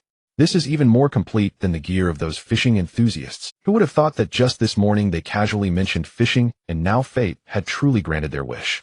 These fishing tools were not the simple bamboo kind, they were a set of valuable modern sea fishing gear. Now not just fish, but even sharks might be caught. No loss. And Yuqing keep going. Following the principle of striking while the iron is hot, Ning Feng didn't bother playing with the rods. He patted Ning Yuqing's shoulder and urged her on. Unfortunately, their luck seemed to have run out. For the remaining chests, no matter how they alternated opening them, no golden light appeared again. The best was a purple light yielding a steel axe. In total, from 13 supply chests, they obtained 5 cartons of pure milk, 60 bottles of modern sea fishing gear, set a steel axe, 1 apple, 1 pear, 1 crevice watermelon, 3 500 milliliters bottles of purified water, 5 packs of compressed biscuits, 1 iron 5L bucket, 2 sets of indigenous woven grass, clothing, 1 wooden rocking chair, 1 cantaloupe, and 1 100-meter woven rope. From a survival perspective, trading 534 bottles of spring water for these items was certainly a gain. In this time of scarcity, and simple tools, pure milk and a modern fishing gear set were already priceless treasure. Not to mention the steel axe, iron bucket, 2 sets of indigenous woven grass, clothing, and the 100-meter woven rope were also survival necessities. With the steel axe, hunting, cutting bamboo, and gathering wood would be much easier. The iron bucket could be used to hold items or as a stove, so they wouldn't have to worry about setting the raft on fire when making a fire. As for the indigenous woven grass, clothing, they could wear them when landing on islands to collect supplies without dirtying their original clothes. Change into the grass clothing when landing and change back to their own clothes on the raft. Wouldn't that keep their hygiene level from dropping too low? Not bad, not bad. Ning Feng was overjoyed and handed the apple to Ning Yuqing, tired of eating bananas and plantains. Have an apple for a change of taste. Thanks. Ning Yuqing accepted the apple with a smile, didn't bother washing it, and took a big bite, sweet, crisp, and juicy. So delicious. With these tools, our survival journey will surely get smoother. Ning Feng smiled non-committally. Don't think too far ahead. Focus on the present. We used 534 bottles of water for these supplies. Since we don't need to land today, let's gather as many empty bottles as we can later. An awkward situation occurs in the following time. Ning Feng and Yuqing naturally divided their tasks. Yuqing was responsible for using the existing supplies to trade for some empty water bottles and supply mystery boxes while he attempted sea fishing. There was no helping it. As a man, he had to be gentlemanly and take on the taxing, patience-demanding task of sea fishing himself. As for a delicate woman like Yuqing, letting her stay before the system screen to list supplies was surely a special favor. In the end, after a morning's work, both achieved commendable results in their respective fields. Ning Feng directly caught 3 sea bass and 1 grouper. Meanwhile, Yuqing traded 900 plantains and 800 bananas for 700 empty plastic bottles. Of course, Yuqing's task was nothing to praise. After all, with supplies, even a fool could trade for empty water bottles. It was standard procedure. Let's talk about Ning Feng instead. In truth, back on Blue Star, he had never even fished by a lakeside, let alone. Normally, under such circumstances, he couldn't possibly catch any fish. But who could blame him for having a golden finger? Just before fishing, the moment the thought of angling crossed his mind, his golden finger gave him a prompt. For catching sea bass, it clearly displayed what hook to use, what bait, how far to cast, and how deep to set the line. He only needed to follow the prompts and act. Wasn't this foolproof fishing? If he still couldn't catch anything, it would truly be embarrassing. However, without fire, they naturally didn't plan to eat the fish now. Since the ship's storage could keep them fresh, he wasn't worried about storing them. Thus, for lunch, they still mainly ate fruits. But thanks to the supply chest, today's lunch was certainly more abundant than yesterday's. Ning Feng had half a watermelon, 3 bananas, and a carton of milk. Yuqing had half a watermelon, 1 banana, and a carton of milk. Although it was all sweet, being full was enough. In the apocalypse, there were no such picky standards. After lunch, an awkward situation arose, or rather one that embarrassed Yuqing. She needed to use the bathroom. Such physiological needs were unavoidable for anyone. But at high noon, with no cover around, what could she do? How could she, a woman, relieve herself in the open before a man? It was truly unacceptable. Yuqing was instantly distressed. In truth, she should have anticipated this situation. It was just that over the past 2 days, whenever she needed to go, Ning Feng was either asleep or they were on an island, so she hadn't paid it much mind. Now, facing this predicament, she was at a loss. As the saying goes, holding urine lets you travel 1,000 miles, but diarrhea stops you in your tracks. Yuqing was in a bad state. She crouched, clutching her stomach with both hands, a pained expression on her face. Anyone seeing her might think she had been kicked. Seeing this, Ning Feng caught on and teased, "Don't tell me you've got an upset stomach and need the bathroom." Yuqing's face flushed crimson. She wanted to admit it, but couldn't bring herself to say it. Looks like Ning Feng chuckled again, but didn't continue teasing her. He said calmly, "Wait, I'll think of something." Then he took out the native woven clothing from the ship storage. "How about using this as a screen? Don't worry, I understand the situation. I want peek. It's just nap time now. Oh, I can try out that wooden rocking chair to see if it's comfortable." Honestly, after last night's peeping incident during her bath, Yuqing didn't believe Ning Feng's promise not to peek at all. But at the moment, she had no choice. She really couldn't hold it in anymore. Taking the native grass-woven garment from Ning Feng, she ran to the edge of the raft. However, after last night's lesson, Yuqing deliberately chose a spot where the screen couldn't capture her. Ensuring Ning Feng was lying back on the rocking chair, she finally squatted down to relieve herself. As for Ning Feng, he truly had no intention of peeping. Though he was lustful, he wasn't perverted. Peeping at a bath and peeping at someone using the bathroom were entirely different matters. Everyone had urgent needs, tormenting her at such a time would be dishonorable.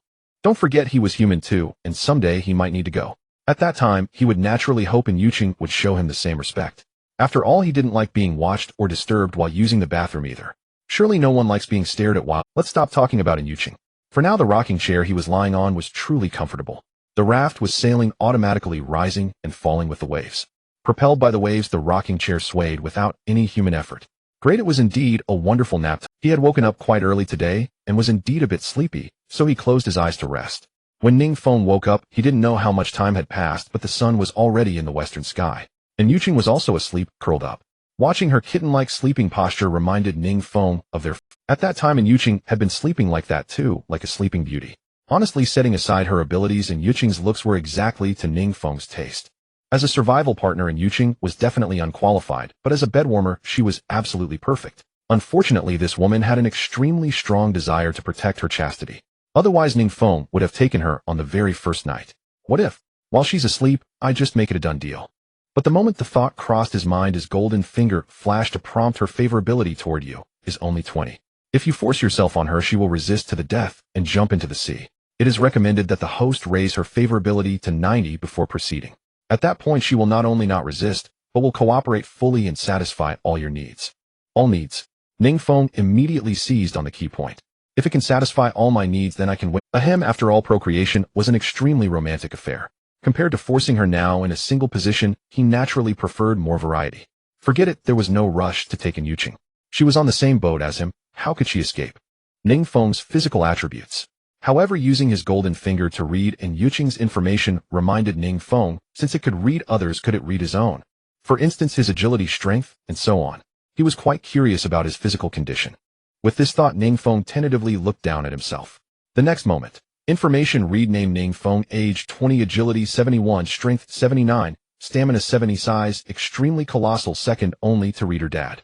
Endurance time 1 Kuan hour, slightly longer than reader dad's average.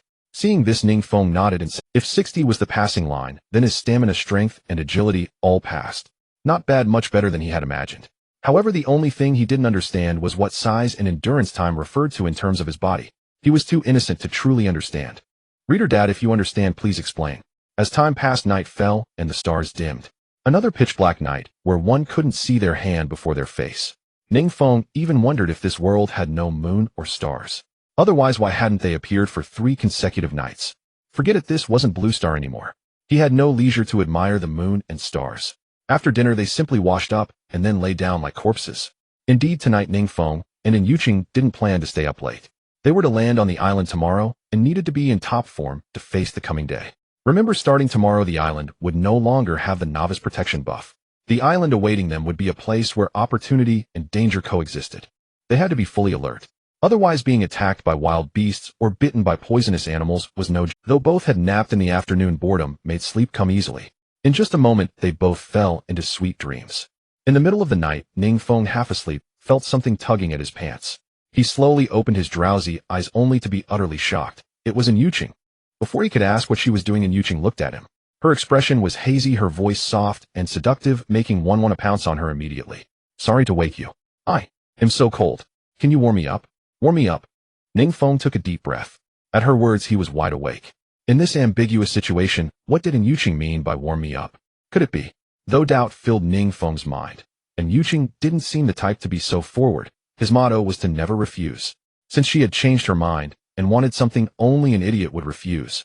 Without a word, Ning Feng switched from defense to offense, turning over and pinning Yuqing beneath him. At dawn, Yuqing was half awakened by a thumping sound from the raft. She thought they had landed on the island. But as she slowly sat up and rubbed her eyes, she was stunned. The mysterious island was indeed in sight, but still some distance from the raft. The raft hadn't landed. What was that thumping sound? Curious, she followed the noise and saw Ning Feng either awake or sleepwalking. He was already doing exercises with his eyes closed early in the morning. With his hands on the ground, it looked like push-ups. Was this his morning workout? But his push-up posture seemed odd. Most notably, though his eyes were shut, his expression was clearly one of pleasure and comfort. It looked more like he was enjoying something than exercising. Soon, when Yuqing's peripheral vision caught sight of his lower body, she instantly understood. Her eyes widened in shock, and she covered her face with one hand, utterly incredulous. This pervert, isn't he having that kind of dream? At this thought, a blush crept across Yuqing's face. This pervert was simply too outrageous. She was now seriously worried about her personal safety. She glanced again at the island ahead, though it wasn't far from the raft. Probably just a few minutes until they landed. So with a look of disgust, Yuqing walked over to Ning Feng and nudged him with her foot, intending to forcefully wake him. She couldn't bear to see him continue in that state. You pervert. Wake up. Huh? What's wrong? Why are you already dressed? Ning Feng was confused after being awakened. He remembered Yuqing should have been pinned beneath him. How was she now fully clothed? What do you mean? We're about to land. Stop sleeping. Yuqing naturally wouldn't mention what had happened earlier. It was better to act ignorant. Hearing this, Ning Feng gradually came to his senses. It was all just a dream. No wonder Yuqing had been so forward. As a dream, everything made sense. It seemed the saying, what you think by day you dream by night, was true. Yesterday afternoon, he had merely entertained some thoughts about Yuqing, and in his sleep, he had realized them. No, he must stop such idle thoughts before sleep. Otherwise, if Yuqing caught him sleepwalking one day, it would be utterly embarrassing. The two went to the edge of the raft, washed their faces, briefly ate breakfast, and made final preparations. Gazing at the mysterious island, so close, Ning Feng, brimming with fighting spirit, took the necessary tools from the ship's storage. Besides the empty plastic bottles and the 2 woven baskets from the last island landing, the most important item was the steel axe. Whether they could catch any animals and eat meat depended entirely on this axe. Soon as a tremor ran through the raft beneath their feet, it successfully reached the island's shore. At the same time, the navigation system screen displayed a message. Danger level 25. Seeing the number on the screen, Ning Feng and Yuqing breathed a slight sigh of relief. If the peak was 100, then 25 wasn't too dangerous, right? Great, it seemed the navigation world understood the principle of gradual progression. They had feared landing on an island with a danger level of 100 on their second trip. Yet upon reflection, Ning Feng felt a hint of worry and disappointment. The navigation system had mentioned that higher danger levels meant richer resources. So with a danger level of only 25, would there be fewer resources? Would they fail to gather what they need? What if this island didn't even have fresh water? That would be disastrous. Forget it, he couldn't choose which island to land on. He would take things as they came. At least the danger level wasn't 0, so there should be some resources. With his golden finger, he wouldn't fail to find anything. Landing again, danger level 25. Putting aside these worries, the two quickly changed into native woven clothing, filled the baskets with empty plastic bottles, and carried them off the raft.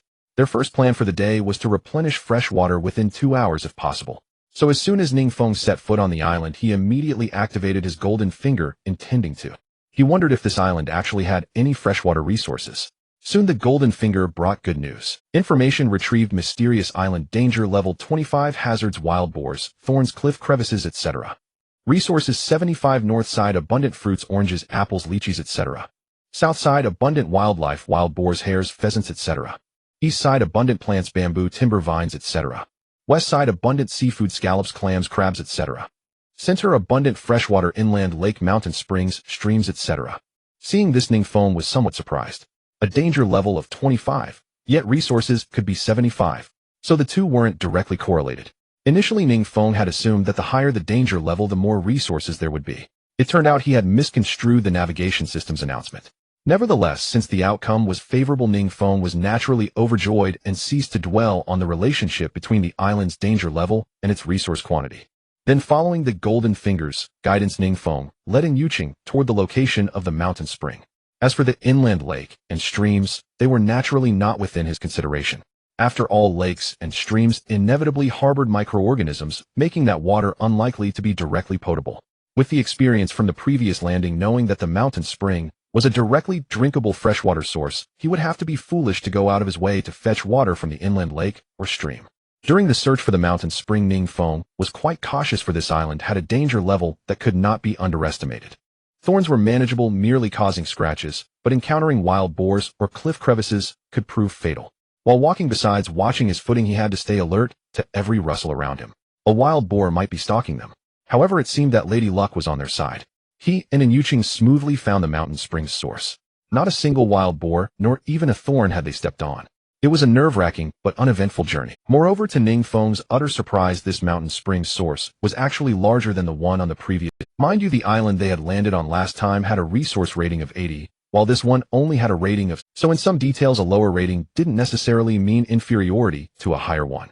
This realization filled Ning Feng with confidence. With a water source more abundant than the previous island, other resources might not be any less plentiful. Besides its size, the location of this spring was also far superior to the last ones. Although the spring was said to be in the central area of the island, it was actually at the midpoint between the north side and the center. The small raft had landed precisely on the north side, so the trek from the landing point to the spring wasn't far. Ning Feng reached it in just about 8 minutes. This was much shorter than the journey to collect spring water last time. A shorter distance meant they could gather the freshwater resource more quickly. Thus, they would have more time to collect other supplies. Safe arrival, a larger spring source, and a closer distance. This was indeed a good start to their day. So with renewed vigor, the two crouched down and began filling their plastic bottles with water. In less than 2 hours, they had successfully filled all the empty plastic bottles with mountain spring water. When they returned to the small raft, both were naturally panting from exhaustion. There was no helping it. Although the distance was shorter than last time, the main drain on their energy wasn't the travel itself, but carrying those bottles filled with spring water. Mind you, the number of water bottles this time was even greater than before. Moreover, because the distance was shorter, their frequency of trips back and forth had increased, which made fatigue set in more easily. One could only say there were trade-offs. Tired as they were, the time spent was much less than the whole morning it took last time. It was not unacceptable. While storing the spring water into the ship's storage, remembering he hadn't checked today's ship information yet, Ning Feng swiped the system screen and found the ship information tab. He took a look. Ship level LV1, small raft, 166. 5000. 166 experience points. That was an increase of 68 points from yesterday's 98. This meant that after they fell asleep last night, their hygiene and satiety levels had remained above 95. Otherwise, they wouldn't have gained 68 ship experience points today, counting the first day, the second day, and yesterday. Their satiety and hygiene levels had stayed above 95 for 3 consecutive days. According to the navigation system standards for gaining ship experience, if he and Yuqing maintain their hygiene and satiety levels above 95 today, then tomorrow they could directly gain 148 ship experience points. At this rate, wouldn't it only take 33 days for his small raft to level up? Of course, this was Ning Feng's conservative estimate. But don't forget, the raft's rating could be improved. 33 days was just the latest time without improving the ship's rating. If during this period he stepped up his efforts and focused on modifying the small raft, and did his best to raise the raft's rating, it might very well level up in less than 10 days. Thinking of this, Ning Feng decided not to rest any longer.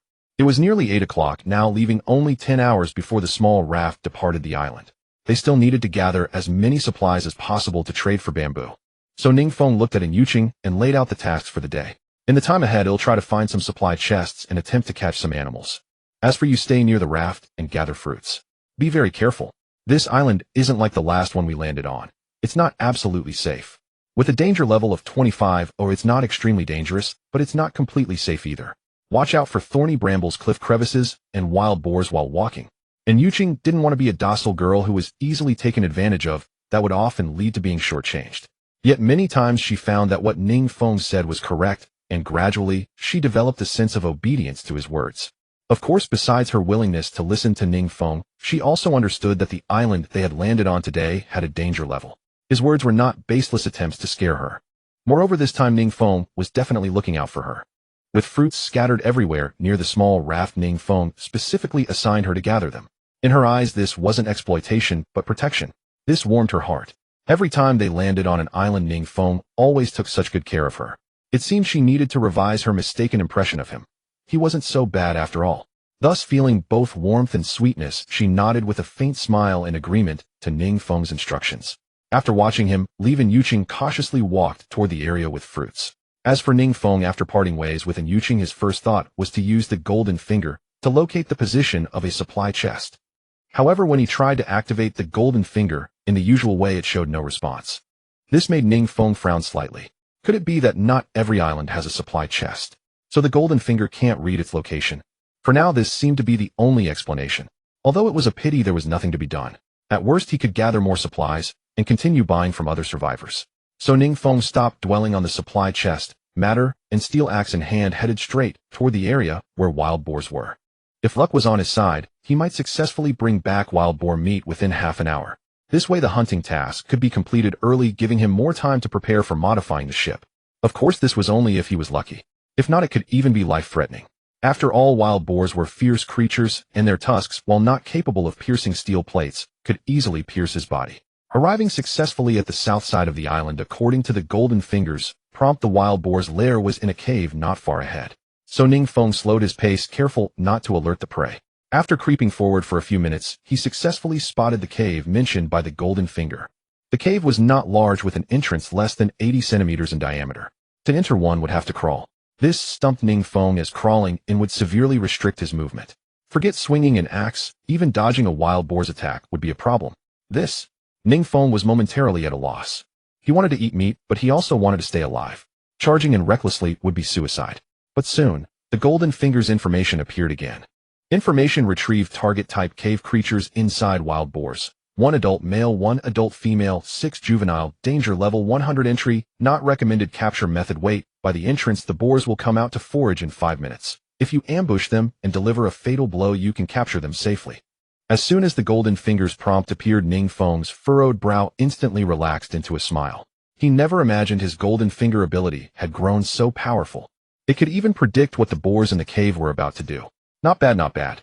With the golden finger's guidance, Ning Feng's confidence soared. Indeed, the cave entrance was that narrow. The boars inside couldn't possibly come out 2 at a time. He just needed to guard the entrance and chop down each one as it emerged. Wouldn't that be as simple as the grandfather saving grandson story? Capturing wild boars didn't seem so hard after all. So Ning Feng nimbly climbed onto the rock ledge above the cave entrance, raising his axe high, ready to strike. As time ticked by with the wild boar about to emerge, Ning Feng's heartbeat quickened. After all, the slightest misstep in this kind of endeavor could lead to injury. Moreover, back on Blue Star, Ning Feng had never even killed a chicken, let alone a pig. He had zero experience in taking a life. Although the method suggested by the Golden Finger sounded good on paper, many times thinking of something in one's mind didn't guarantee perfect execution. So it would be a lie to say he would. Soon, the Golden Finger began counting down, announcing the boar's imminent emergence. Ning Feng's hands gripping the steel axe tightened even more. He understood that this operation must succeed, or failure was not an option. After silently counting 3 numbers in his mind with the Golden Finger, Ning Feng clearly heard the vibrations coming from the cave beneath his feet. He knew the boar was about to come out, and his eyes quickly focused on the cave entrance. Then, just as a fat pig's head poked out of the cave, Ning Feng unhesitatingly swung his axe with full force at the boar's head. A squeal of agony rang out, and quickly faded. When he lifted the axe again, its blade was stained with blood. The boar beneath him lay twitching at the cave entrance. Success! Ning Feng rejoiced. But before he could think further, the Golden Finger's prompt sounded again. Adult female wild boar will emerge in 3 seconds. After another silent count of 3, Ning Feng aimed and struck the pig's head with another powerful blow. Once again, the blade went in clean and came out red. Thus, the 2 adult boars that posed the greatest threat were dealt with. Even seconds later, Ning Feng still felt a sense of unreality. It was too surreal. He truly hadn't expected to dispatch 2 wild boars so easily. However, with the big ones taken care of, he was less worried about the piglets in the cave. He had initially planned to crawl into the cave and take out the piglets one by one. Unexpectedly, whether out of curiosity or concern for the adults, the piglets came trooping out of the cave one after another, gathering around the adult boars and nuzzling them frantically, as if trying to wake their parents. Watching this scene, Ning Feng admitted it was cruel. If he could, he wouldn't want to break up the boar family or disturb their lives. But survival of the fittest. As a human, to survive, he had no choice. The cruelty lay not in him, but in the way of the world. Since the little piglets didn't scatter, it suited Ning Feng's purpose. With swift strikes, he delivered 6 consecutive chops. The wild boar family could now reunite in the underworld. Well, that was the one good deed he had done. With all the boars dead, Ning Feng's next task was to transport them back to the small raft. This was no easy task. The piglets were fine, each at most a few dozen pounds. But the 2 adult boars were truly heavy. By dragging, Ning Feng could barely move 1 adult boar. Taking the entire boar family back in one trip was clearly impossible. Fortunately, the Golden Finger had already read the island's information. Aside from the wild boars, there were no other carnivorous animals on this island, so there was no worry that the boar carcasses left behind would be dragged away by other creatures. So Ning Feng carried 1 piglet in his left hand, another in his right, and stuffed 2 more into the wicker basket on his back, before heading toward the small raft. The journey was really tough. The mountain spring was close to the raft, but the wild boar's lair wasn't so fortunate. It took Ning Feng about 30 minutes just to get back. It wasn't too tiring, but time was precious. Initially, Ning Feng had thought that with water and meat secured in less than 3 hours after landing, he would have plenty of time for other things. But if each round trip took an hour, transporting all these pigs back to the raft would it take most of the day just for that? How would there be any time left to gather other supplies? At this thought, Ning Feng felt a headache coming on. If only I had some means of transport. Oh well, one shouldn't be greedy. At least today, if I can get a fire going, there will be meat to eat. He'll just have to make do with gathering fewer fruits and such. After successfully breaking through the jungle and seeing the light again, Ning Feng expected and Yuqing to be frantically gathering fruit. Instead, to his surprise, he found her sitting lazily on the small raft. He was instantly annoyed. Damn it, I brought you here to survive, and you're just taking it easy. However, just as Ning Feng was storming over ready to demand an explanation, he discovered that things were not as he had imagined. And Yuqing's eyes were brimming with tears, with tear tracks still visible on her cheeks. Her hands were constantly stroking her own thigh. Seeing Ning Feng appear, and Yuqing could no longer hold back. Her tears burst forth again, and uncharacteristically, she threw her arms around his neck. Boo-hoo, Ning Feng, I'm going to die. I'm going to die. Hearing this, Ning Feng was startled. He broke free from her embrace and asked what's wrong. What happened? I was bitten by a silverine snake. And Yuqing sobbed as she spoke, looking as pitiful as a child. Ning Feng was also shocked. What? Bitten by a silverine snake? She responded, parting her legs and pointing to the inside of her thigh. It was indeed a wound from a snake bite.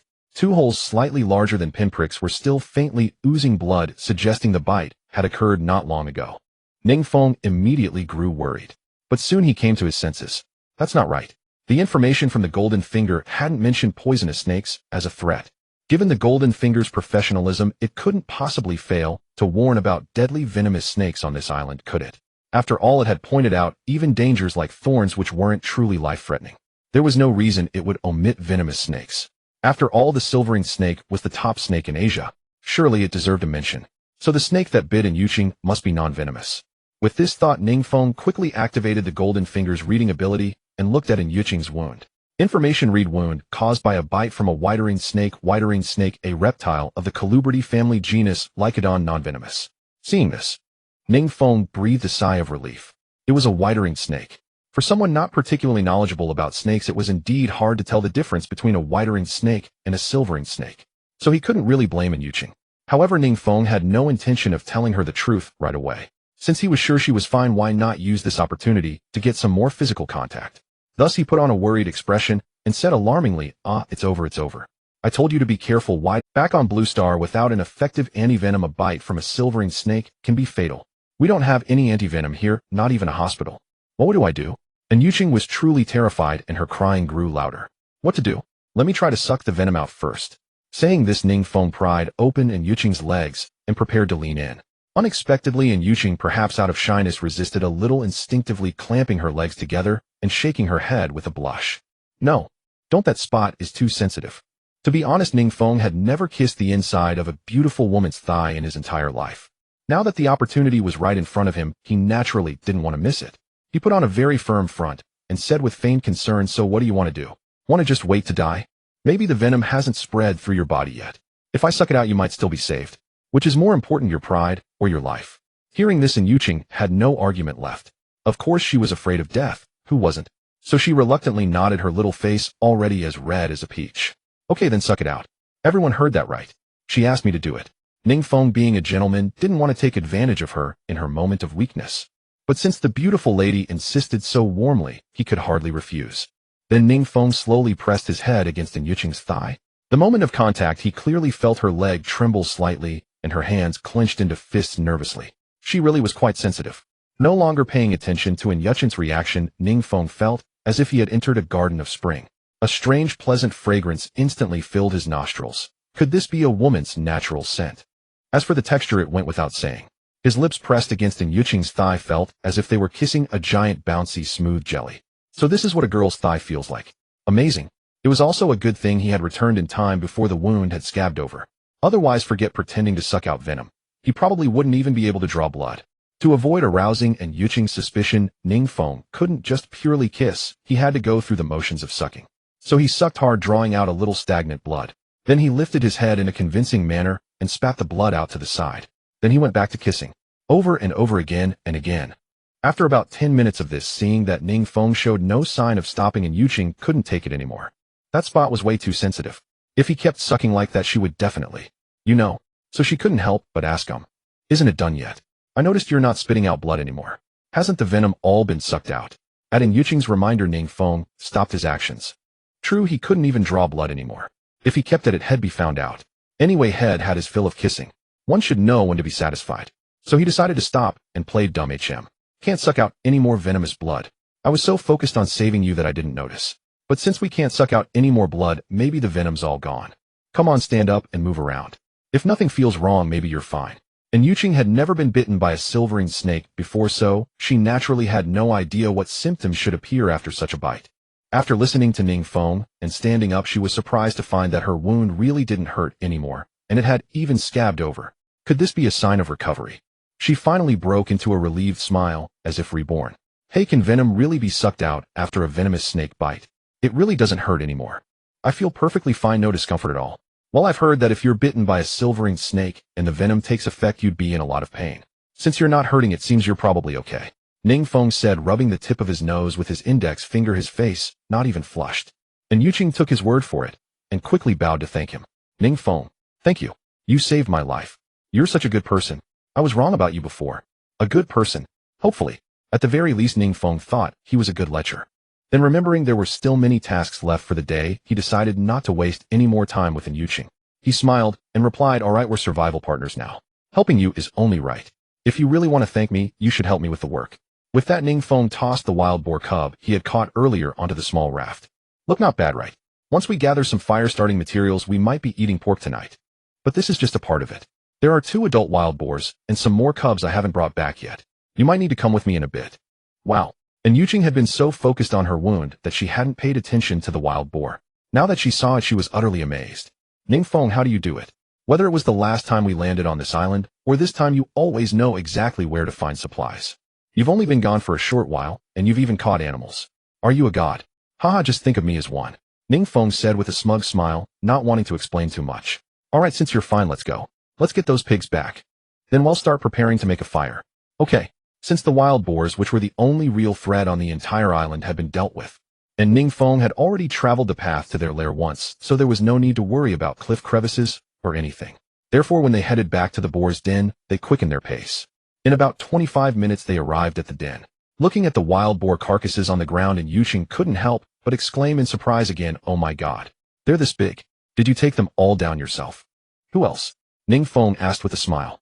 Or do you think they just ran headfirst into something and killed them? With that, Ning Feng picked up the steel axe he had left there and made a deep cut into the bellies of both adult wild boar. Instantly, blood gushed out, staining the dirt beneath their feet.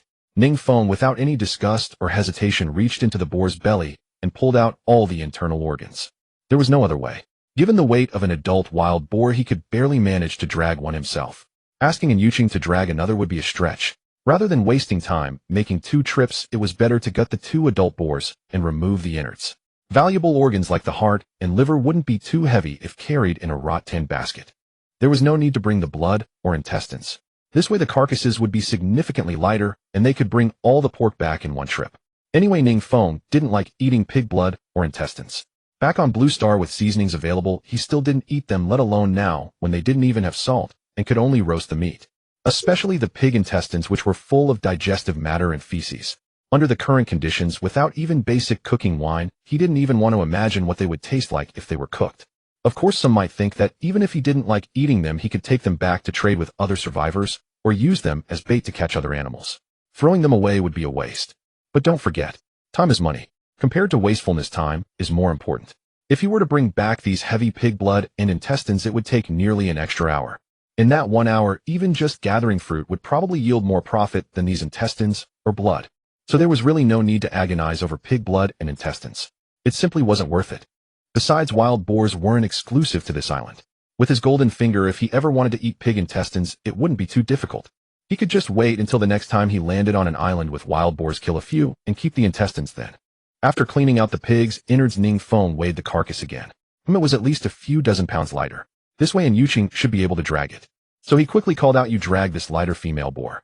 Also put the steel axe and the pig organs in your rot tin. As for me, I'll handle this adult male boar and the remaining 2 cubs." Any objections? Ning Feng had assigned tasks based on their respective abilities. It was so fair that Yuqing naturally had no. She nodded, took the steel axe and pig organs from Ning Feng, and tossed them into the basket on her back. Then, without any fear or disgust, she grabbed the bloodied front hooves of the female boar and tentatively tried to drag it. It was a bit strenuous, but she could indeed move it. Seeing this, Ning Feng didn't waste any more time. He picked up the 2 cubs from the ground and threw them into his own wrought tin basket. Then he grabbed the front hooves of the male boar and started walking back the way they came. In the end, it took them 40 minutes to drag the boars back to the small raft, 15 minutes more than the trip there. That extra 15 minutes was naturally spent resting. There was no helping it. They were human, not machines, and couldn't sustain such intense dragging continuously. It was perfectly normal to walk and rest. Although it took 15 minutes longer than the trip there, it was still much better than making 2 round trips. Upon reaching the small raft, Ning Feng immediately stored the wild boar meat in the ship's storage to prevent. Then he took out 2 bottles of spring water and tossed one to Yuqing. Have a drink of water and rest first. Once you've rested, you can continue gathering fruit nearby. And Yuqing nodded after hearing this and asked, "What about you?" "Me. I'm not leaving either. Aren't there trees all around the raft? They'll be chopping wood nearby," Ning Feng said nonchalantly after taking a big gulp of spring water. "Yesterday, I found a wooden screen in the crafting menu of the navigation system. I plan to gather wood to make a few screens and a toilet so we can relieve ourselves on the raft more conveniently. Also, we happen to have an iron bucket, right? With wood, we can use the iron bucket to make a fire on the raft. That way we can not only cook our food, but also keep warm. Otherwise, when night falls, we can't see a thing, and we freeze to death." And Yuqing nodded in understanding, feeling a warmth in her heart once more. Leaving everything else aside, the mere fact that he was making a wooden screen made her feel that Ning Feng was doing it specifically for her. After all, as a guy, Ning Feng didn't have much trouble going to the bathroom. To put it bluntly, even relieving himself in the open would be fine. Only women would want some privacy. She never expected Ning Feng to be so considerate thinking of her even at a time like this. As she thought about it, and Yuqing felt that Ning Feng's image in her heart had risen several notches. She blushed and said a soft thank you. As for Ning Feng, he was taken aback for a moment after hearing this. Thank for what? He actually did all of this for himself, especially that toilet which he found absolute. Otherwise, every time he needed to relieve himself, he would have to squat at the edge of the small raft. Not to mention the danger, it was also quite unpleasant to have waves splashing against his backside. However, since Yuqing had misunderstood his intentions and was willing to thank him, he naturally wouldn't explain. Isn't this just a perfect opportunity to raise Yuqing's favorability towards him? A free favor. Considering the urgency of time, the two didn't rest for long. After 10 minutes, they stood up from the small raft and began to act according to their previous plan. And Yuqing continued to gather fruits. As for Ning Feng, he started selecting trees nearby. Of course, there was no need to be picky about the trees. After all, whether making wooden screens or wooden toilets, the materials required were not particularly specific, though any wood would suffice. Moreover, what satisfied Ning Feng the most was that the materials needed for making them were calculated by weight, not by pieces or the area of the wood.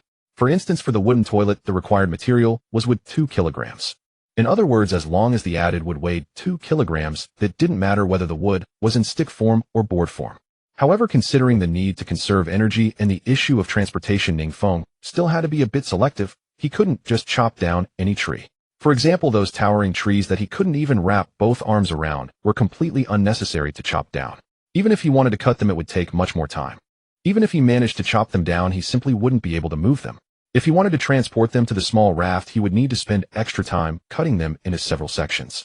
Rather than that, it would be better to choose some trees that could be easily chopped down and transported. Although they would certainly be lighter than the sturdy trees, they were convenient. Even if it took a bit longer to chop down a few more trees, it was still much shorter than chopping down one large tree. Soon Ning Feng arrived at a fruit tree. The main trunk of this fruit tree was about as thick as his thigh, and there were hardly any fruits left on it, clearly having been picked by Yuqing earlier. This tree met his requirements perfectly, so he took a few swings with the axe and created a notch in the main trunk. Then he embraced the main trunk with both hands and simply gave it a strong twist. With a crack, the tree, using the same method, he chopped down all the surrounding fruit trees that met his criteria, taking less than 30. All that was left was to drag these fruit trees to the sailing system screen of the small raft. However, to his surprise, these fruit trees, though small and short, were heavier than they looked. Each one weighed at least 200 pounds. Dragging all these trees to the side of the small raft cost him quite a bit of energy, leaving him drenched in sweat. Fortunately, the trees were only about 10 meters away from the small raft, otherwise he would have surely exhausted himself. One could say that hard work yields rewards. After entering this maritime survival world, though he was tired, Ning Feng gradually began to enjoy the pleasure of labor. The effort he put in corresponded to the rewards he received, which felt quite fair. At least it was much better than being unfairly exploited by the company back on Blue Star. After storing all the trees in the ship warehouse, it provided a specific value of 2,363 kilograms for the wood. This weight was more than enough to make screens, toilets, and fuel. Thus, Ning Feng decided not to chop anymore. After all, wood was something that would surely be available on any island. So as long as he had enough for the next 2 days, there was no need to collect it frantically. Next, Ning Feng quickly opened the crafting page and found the option for wooden toilet. He added 2 kilograms of wood and clicked to craft. However, crafting took time. For a wooden toilet, it required a wait of 3 minutes, so Ning Feng didn't just idle on this page. He found the option for wooden screen, added 45 kilograms of wood, and directly crafted 3 wooden screens. The time taken to craft wooden screens was naturally longer than for the toilet. Crafting 3 screens took a full 3 hours. This time did not require anyone to keep an eye on the screen, so Ning Feng stood up, planning to find some tinder and prepare to start a fire. Successfully starting a fire, Ning Feng planned to use the most primitive method of fire by friction. This method is quite simple in principle, which is to generate heat through friction. Back on Blue Star, many programs on CCTV9 often featured this method. It looked simple, but Ning Feng understood that this task was far from easy. In fact, many outdoor survivalists have had their spirits broken due to difficulties in starting a fire. Fortunately, Ning Feng did not have to worry about such issues. Just as the thought of starting a fire crossed his mind, his golden finger appeared right on time. Information loaded: 3 days of hunger, 9 meals of virtue, fire bow drilling method, materials needed: dry grass, tinder vines, curved stick, straight stick, dry stick. Steps to start a fire. 1. Tie the vines around the curved stick. 2. Wrap the straight stick around the vines to secure it. 3. Step on the dry stick with both feet. 4. Bring the straight stick wrapped with the bow drill into contact with the dry stick being stepped on. 5. Quickly pull the bow drill to make it rotate and create friction. 6. Once sparks appear, drop them onto the tinder, hold the tinder up to allow air flow, and gently blow on. With a complete method of starting a fire in mind, Ning Feng became more adept at gathering materials for it. Tinder-like dry grass was everywhere and easy to find. As for vines, they were naturally abundant on such a large island. In fact, thanks to the steel axe, gathering vines became extremely easy. By the time he prepared all the materials for starting a fire, less than 10 minutes had passed. Immediately, Ning Feng took these materials to a spot where the wind was gentle and the ground was dry, and began to try the bow drill method for starting a fire. As he had previously guessed, starting a fire was not an easy task. Even with the bow drill making it easier than using hands, Ning Feng was still quite exhausted. Initially planning to start a fire within half an hour, it ended up taking nearly an hour. The time shifted from just past 11 o'clock before starting the fire to 1:13 now. In fact, for a survival novice, starting a fire in an hour was commendable. However, Ning Feng had the help of a golden finger. With such assistance, taking an hour to start a fire was indeed not an impressive achievement. So Ning Feng had nothing to be proud of. Considering it was lunchtime, he took the lit ember back to the small raft. Seeing this, Yuqing, who was desperately gathering fruits, immediately stopped her work and ran over quickly. "You actually started a fire," and Yuqing exclaimed in surprise, looking at the flickering flame, feeling a wave of relief. With fire, doesn't that mean their lives have improved? Especially during survival, having fire opened up all kinds of possibilities. It could illuminate the darkness, cook food, and even ward off animals. Ning Feng understood the significance of fire in people's hearts and could empathize with Yuqing's feelings at that moment. He nodded happily. "Yes, I did manage to start one. It's also noon now, let's take a break and have something to eat. You should store those fruits in the ship warehouse and take out the fish I caught earlier. For lunch, I plan to roast a fish, and we can have the pork for dinner. What do you think?" And Yuqing had a small appetite. As long as she could eat cooked food, whether it was fish or pork, it was the same to her. Thus, she had no objections. After nodding, she walked to the ship warehouse to store the fruits she had just picked and took out the 4 fish as Ning Feng requested. As for Ning Feng, he walked over to the vegetation, picking up the small branches that had fallen off while he was dragging. For roasting fish, since there were no pots or pans, the best method was to insert a branch through the fish's mouth and stand it by the fire to roast. The two had clearly defined roles, and time was not wasted at all. When Yuqing brought the 4 fish to the fire, Ning Feng also returned with 4 branches. Next, the process of roasting the fish was going to be long and tedious. As the leader, Ning Feng naturally didn't have to keep an eye on the fire the whole time. After handing the roasting of the fish to Yuqing, Ning Feng stepped onto the small raft, intending to check how many fruits Yuqing had gathered that morning. Arriving at the sailing system screen, he took a look, and Ning Feng was quite satisfied. Among them, he had collected 207 kilograms of lychee, 509 kilograms of apples, and 771 kilograms of oranges. That was quite a lot. It seemed that aside from the time wasted when she was bitten by the snake, she really hadn't slacked. Very good. As long as she was willing to work, Ning Feng was willing to support her. Mutual benefit was completely reasonable. However, looking at the 3 types of fruits that Yuqing had collected, Ning Feng gained a new understanding of this. It seemed that on this mysterious island in the world, any resources could appear. Otherwise, based on the growth environment and regions, lychee, apples, and oranges shouldn't appear in the same place. Since they could coexist on this island, did it mean that these fruits had escaped the constraints of the vegetative survival environment from Blue Star? In other words, the resources that survivors could collect had nothing to do with the geographical location, or even the seasons, but only depended on what this world wanted them to gather. If it wanted them to collect vegetables, who knows, perhaps the vegetables grown in the inland fields could also appear on. If it wanted them to collect poultry, perhaps chickens, ducks, geese, sheep, and cows could all appear here, disregarding all factors. If that were the case, it would naturally be a good thing for Ning Feng or other survivors. This would also enrich their food variety much better than only being able to gather resources produced by the island every day. Not wanting to dwell on this, since there were already plenty of resources in the ship warehouse, he naturally needed to quickly trade for bamboo to remodel the small raft. Therefore, Ning Feng quickly began to test the market price as he had done last time. After several rounds of testing, he successfully figured out the market price for these fruits. Among them, lychee could be traded for 1 bamboo stick with just 200 G. For apples, only 1 was needed. For oranges, 2 were required. With the prices established, Ning Feng wasted no time, except for keeping some for himself. He put all the rest up for trade.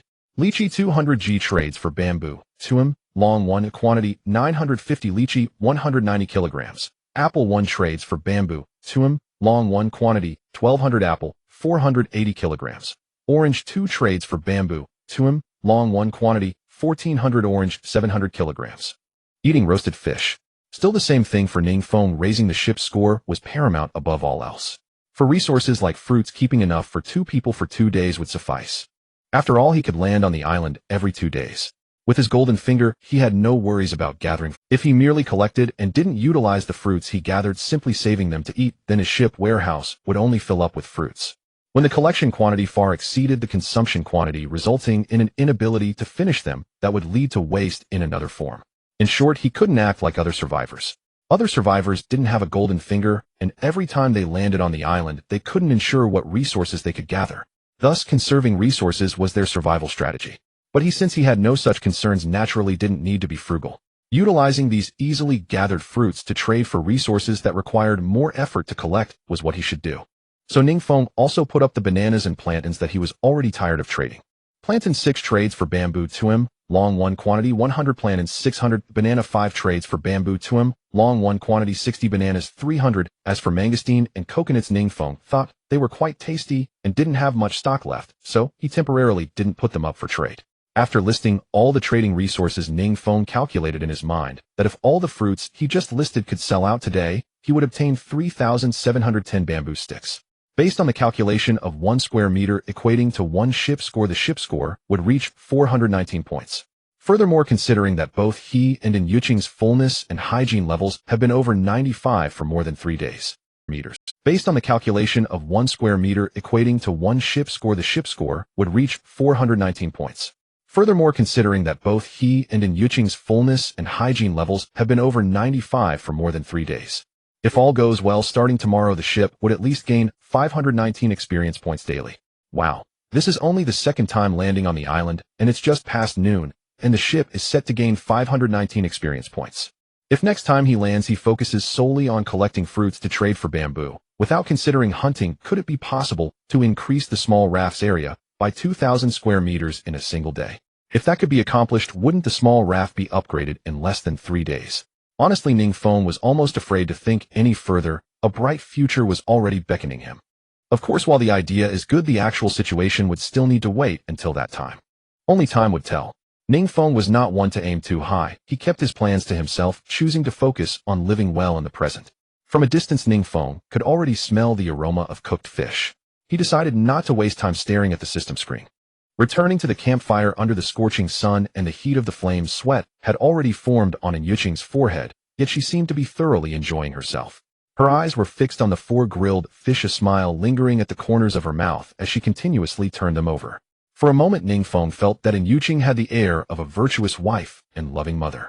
Soon In Yuqing noticed Ning Feng's gaze. Her face, which had been natural, instantly flushed, and she dared not meet his eyes directly. What's wrong? Is there something on my face? No, there's nothing, Ning Feng said with a faint smile. I just think that when you're focused you have a unique charm. A bit like my mom. Initially hearing the first half of Ning Feng's words, In Yuqing thought he was praising her, and she felt a little pleased. She never expected that this pervert, who usually never said anything good, would actually compliment someone. But when Ning Feng's second sentence came, the brief joy that had risen in her heart instantly vanished like smoke. Truly, a dog cannot change its nature. Like your mom. Damn you. Are you implying I'm old? In Yuqing retorted with a pout. After all, as a young maiden, the most taboo subject was age. Who would want to grow old? Even less would they want someone to call them old. Ning Feng, however, had spoken those words genuinely, with no intention of mocking In Yuqing. Seeing that she had misunderstood, he quickly explained, No, I didn't mean you were old. My mom isn't old. She will always be young in my heart. If it's too late for that now. In Yuqing snorted lightly. I know every parent is young in their child's heart. But that's only for parents. I'm not your mom. Comparing me to your mom just means you think I'm old. Unexpectedly, Ning Feng's next words silenced In Yuqing. If you see it that way, you're not wrong. If my mom were still alive, comparing you to her would indeed make you seem old. But my mother passed away in an accident when I was 7. She was still very young and beautiful then. So comparing you to the mother I remember was never meant to insult you. Upon hearing this, In Yuqing was stunned. She had never known about Ning Feng's past. For a moment, she felt a pang of guilt. I'm sorry for bringing up your painful memories. No need to apologize. Life, aging, illness, and death are all part of nature. Ning Feng smiled, clearly not bothered by her words. I'm not saying this to gain your sympathy. I just don't want you to misunderstand me. I don't like being misunderstood. If I curse you, I curse you. If I don't, I don't. And Yuqing nodded and said no more, afraid that her clumsy words would only make things worse. Thus the two fell silent again for a while. It wasn't until the fish were cooked that In Yuqing spoke. See, fish aren't meant for grilling any longer, and they'll be ruined. Let's eat quickly. With that, In Yuqing handed the largest base to Ning Feng. The meal itself needed no description. In the face of delicious food, all unpleasant emotions were cast aside. The sea fish had few bones, and both of them wolfed down their food. Meat was still meat. Fruit could never shake its place in people's hearts. Even without any seasoning, the grilled fish was still enjoyed with great relish. It was truly far better than fruit. Manual bamboo harvesting. After lunch, Ning Feng was in no rush to collect supplies. For now, it was better to first understand the situation before making plans. Returning to the navigation system screen, he opened the trade section and saw that many of the supplies he had listed earlier remained unsold. It seemed that trading these supplies for bamboo had become more difficult. Sighing, he thought it was unavoidable. As the number of island landings increased, other survivors had more food to sustain themselves. Under these circumstances, unless it was a last resort for those who couldn't find food, no one would willingly trade bamboo for food. Moreover, in the trading hall, many survivors seemed to have realized the importance of bamboo, and quite a few were competing with him to acquire it. With such an abundance of supplies and limited purchasing power, the speed at which his listed items sold was naturally far slower than on the first day. Seeing this, Ning Feng furrowed his brow. Someone competing with him for bamboo was not good news.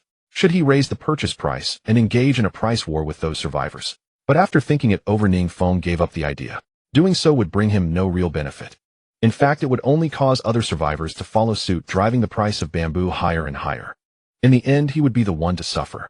Since the purchase prices for bamboo among all survivors were relatively uniform, there was no need for him to break this standard. The current selling speed might not be instantaneous, but at least items were still selling. If he raised prices to speed things up, careful calculation showed it wouldn't be worthwhile. For example, originally 100 bananas could trade for 100 bamboo stalks. After raising the price to 0 bananas would only get 100 bamboo stalks. It might sell faster, but the total bamboo collected would decrease, making it pointless. Remember, his ultimate goal was bamboo, not speed. So for now, he would leave the bamboo collection as it was. As long as the listed supplies sold out by nightfall, it would be fine. In the afternoon, he would focus on gathering other resources. With more supplies on hand, he would have greater leverage to engage in price wars with other survivors when absolutely necessary. Without much capital, a price war was nothing but wishful thinking. Ning Feng was in no hurry. After all, he had his golden finger. Perhaps because everyone was still in a newbie phase, the world was being especially generous to the survivors, making it easy for many to gather supplies. Maybe after this period, the difficulty of collecting supplies would increase. By then, with the help of his golden finger, he could truly widen the gap with other survivors. After some mental calculations, Ning Feng quickly made an afternoon plan. He looked at Yuqing and said, "There are still half the fruit trees on the island left unpicked. You can probably pick them all by yourself this afternoon. As for me, I'll go chop bamboo. He'll handle the trading hall and chopping at the same time to collect as much bamboo as possible." And Yuqing naturally agreed without hesitation. She had just learned about the current situation from Ning Feng. She found his plan entirely feasible. After all, the island's fruit resources were limited, and she could pick them all alone, so there was no need for Ning Feng to join. Although picking together would be faster, it wouldn't make much difference. If they both picked fruit, they might save half the time, but what could they both do with that saved time? Chop bamboo. Remember, there was only one steel axe. In the end, only Ning Feng would be chopping bamboo, and she would have nothing to help with. That would only reduce the time spent collecting bamboo. It was better to divide the work. Following Ning Feng's plan would maximize their gains. Alright, I'll go chop bamboo. Oh, while you're picking fruit, keep an eye on the campfire. Don't let it go out. I don't want to start another fire. After giving all the necessary instructions, Ning Feng didn't dawdle. He picked up the steel axe and headed toward the east side of the island. Following his golden finger's guidance, he walked for about 20 minutes and arrived at a bamboo grove. When he saw the full extent of the grove, he was stunned. The bamboo grove on this island was far too small. Compared to the one on the previous island, it was pitifully tiny. Rough estimates suggested that if he cut down the entire grove, the bamboo stalks of sufficient length would amount to at most 200. Ning Feng finally understood the difference between this island and the previous one.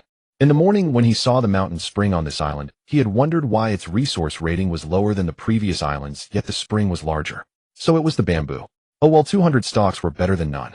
Without dwelling on it, Ning Feng swung the steel axe, and with one strike, a bamboo stalk snapped cleanly. It was much easier than breaking them by hand. Excluding fatigue and strength factors, at a rate of one stalk every 5 seconds, he could chop 12 stalks per minute. At that rate, manual bamboo collection seemed faster and more resource efficient than collecting fruit to trade. However, his earlier fruit for bamboo trades weren't a loss.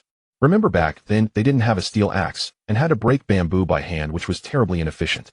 Under those circumstances, it was faster to collect fruit for trading. Times had changed, so there was no point in comparing and no loss to speak of. At least his boat had been expanded earlier, granting him an early experience boost. After about 45 minutes, Ning Feng had cleared the entire bamboo grove. Next came the transportation. Ning Feng estimated that if he carried them by hand, he could manage at most 30 stalks per trip. With a round trip taking 40 minutes, he couldn't possibly transport all 234 stalks back to the raft in one afternoon. After some thought, he came up with a good idea. Bamboo could float on water. If he tied the stalks together with vines and dragged them along the coastline, it would take a slightly longer route, but be more efficient and faster. With that in mind, Ning Feng didn't hesitate. He grabbed the steel axe and headed for the vine area. The importance of plastic bottles. In a few minutes, Ning Feng returned to the bamboo with a dozen vines. He bundled the bamboo into 5 stacks of 50 stalks each. However, since they were still on land, Ning Feng couldn't drag all 5 bundles at once. He had to take them one by one to the eastern coastline. Fortunately, the bamboo grove wasn't far from the eastern coast. In 20 minutes, he had moved all 5 bundles to the shoreline. Next, he entered the water. To prevent the bamboo from drifting apart, Ning Feng carefully checked the vines' fastenings. Once satisfied, he connected the 5 bundles with more vines. Then he pulled the vines along the coastline toward the small raft. Finally, after about 45 minutes, Ning Feng successfully returned to the raft. Back at the raft, Ning Feng was quite exhausted and decided to take a drink and rest. Meanwhile, he stored the bamboo into the ship's warehouse. Checking the time, it was now 2:47 p.m. He had set out around 1230. So in 2 hours, he had collected 234 bamboo stalks. This efficiency didn't seem that fast, did it? Upon reflection, although chopping bamboo was faster than picking fruit, when factoring in the time for moving and transporting, it wasn't much better than trading fruit. After all, with a wicker basket, each fruit-picking trip brought back over 50 kilograms of fruit. But this comparison might not be fair. He had brought back 234 stalks in one trip, because that was all the grove had. If there had been 500, he could have done it in one go as well.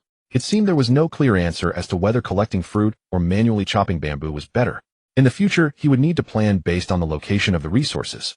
If the bamboo was near the raft, chopping it directly would be faster. If the fruit was closer, collecting fruit to trade for bamboo would be quicker. Alright, with this test, at least Ning Feng now knew what to do. The effort hadn't been wasted. After resting for a few minutes, Yuqing returned with her wicker basket on her back. Seeing Ning Feng already sitting in the rocking chair, she asked, "Why are you back so soon? Did you collect the bamboo?" "Oh, don't mention it." Ning Feng replied with a wry smile. "That bamboo grove was tiny, just over 200 stalks. I chopped them all down. What about your side? How many fruit trees are left?" And Yuqing set down her basket and wiped the sweat from her forehead. "There's not much left on my end either." "What? You want to help me?" In the past, Ning Feng would have outright refused. After all, each person had their assigned tasks, and doing one's own work was only fair. But upon reflection, Yuqing wasn't a freeloader. She had been working hard all along. In fact, she had expended more physical effort than he had. Now that he had nothing to do, slacking off openly seemed unreasonable. He nodded. "Alright, let's pick the fruit together. The sooner we finish, the sooner we can rest. Today we've stripped this island of all its useful resources." With Ning Feng's help, fruit collection sped up twofold.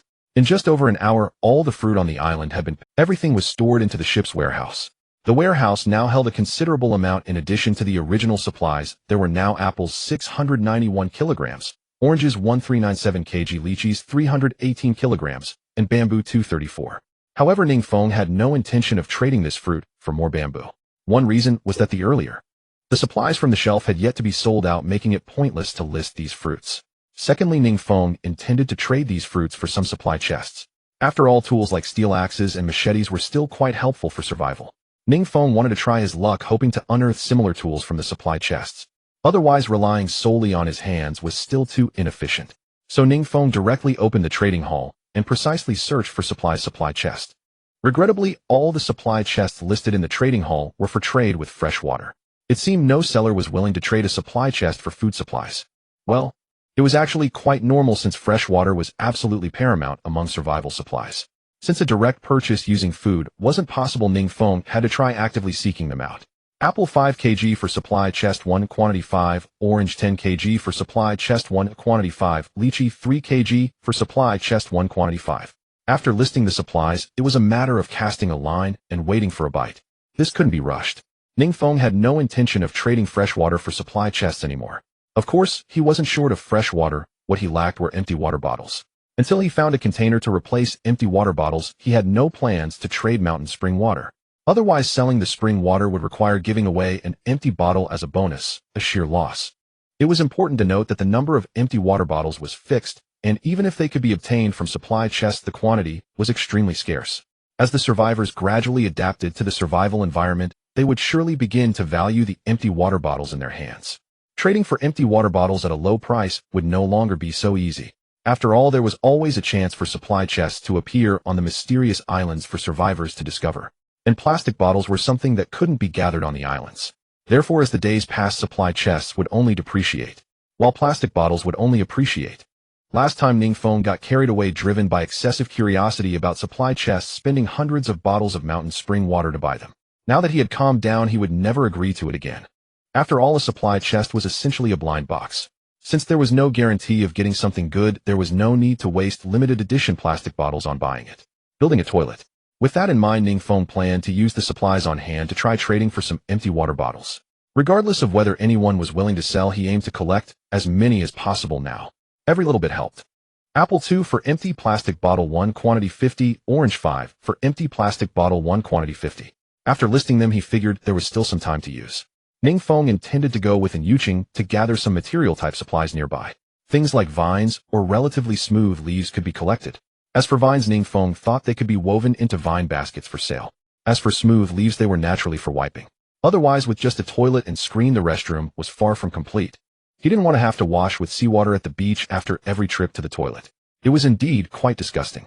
With a plan in place, Ning Feng didn't idle around. He stood up from the navigation system screen, picked up the steel axe, and directly looked at an Yuqing, instructing him going to cut some vines nearby. As for you, use this time to gather some smooth leaves in the area. To this, an Yuqing naturally had no hesitation. She nodded, and then rose to disappear into the jungle. As for Ning Feng, considering there wasn't much time left, he certainly wouldn't foolishly head to the eastern side of the island to gather vines. Otherwise, the round trip alone might consume all his time. Someone might ask, didn't the golden finger indicate that vines were only on the eastern side of the island? In truth, the resource locations pointed out by the golden finger were only approximate, not exhaustive. It didn't mean that just because the eastern side had vegetation resources, other areas had none. This information seemed more like an analysis of the island's general layout. Simply put, when the golden finger mentioned abundant vegetation resources on the eastern side, it merely indicated that area was rich in such resources. If one needed vegetation resources, the eastern side would be easier to gather from than other areas.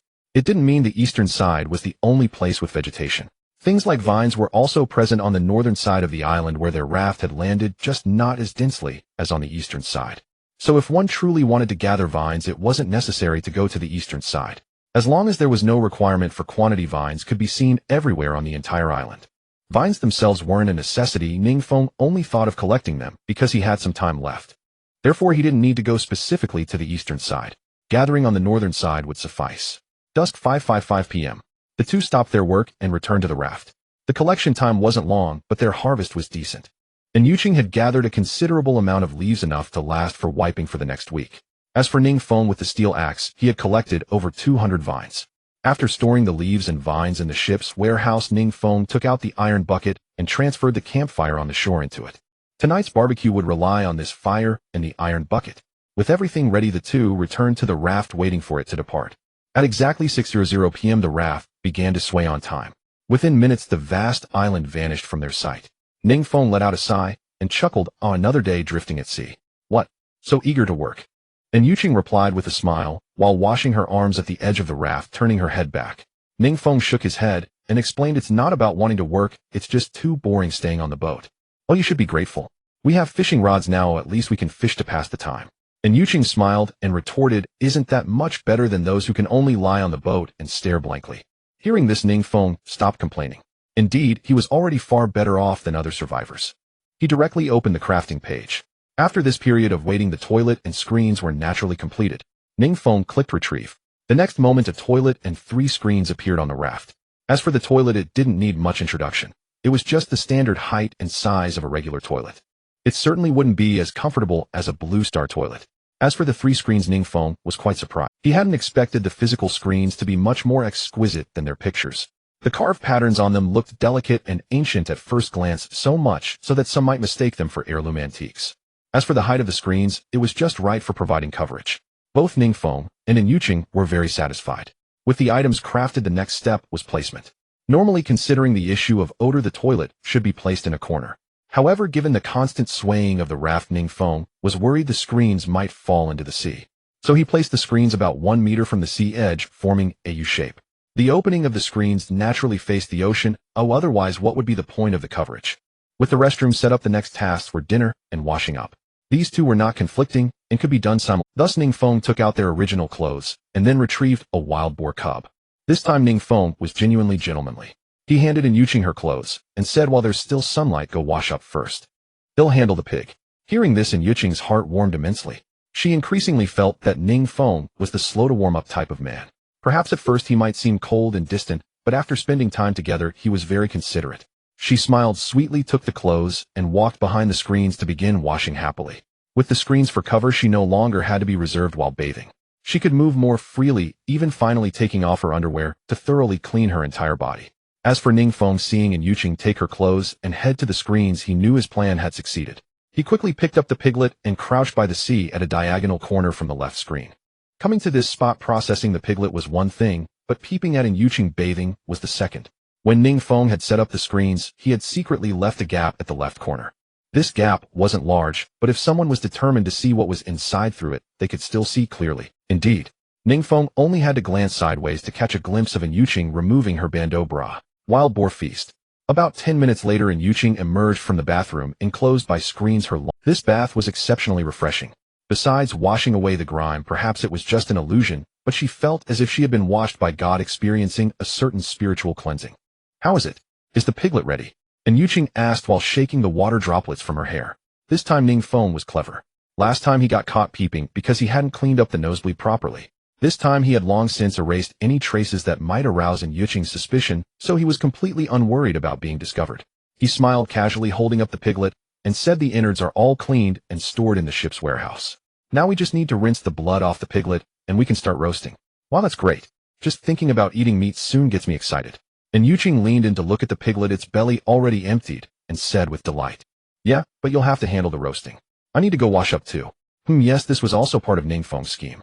By pretending to be gentlemanly and letting Yuqing bathe first, his aim was to have her roast the pig now. Otherwise, if he had bathed first, wouldn't the roasting fall to him? He didn't want to stay by the fire watching over the piglet, boring and hot. But by now Yuqing was completely blinded by Ning Feng's earlier gentlemanly behavior. She found nothing wrong with the task he proposed. In fact, she already saw it as a matter of course. It was getting dark and Ning Feng had been gentlemanly enough to let her bathe first. Now, it was perfectly reasonable for him to bathe. Moreover, Ning Feng had handled the dirty task of cleaning the pig's innards, so it was only fair that she took over the roasting. So taking the suckling pig from Ning Feng's hands, Yuqing watched him enter the bathroom. Meanwhile, she took the piglet to the iron bucket and began to roast it. When Ning Feng emerged from behind the screens, only a few minutes had passed, and the suckling pig was naturally not yet done. So Ning Feng walked over to the navigation system screen. He first stored the native grass-woven clothes they had worn during the day into the ship's warehouse, then opened the trading hall.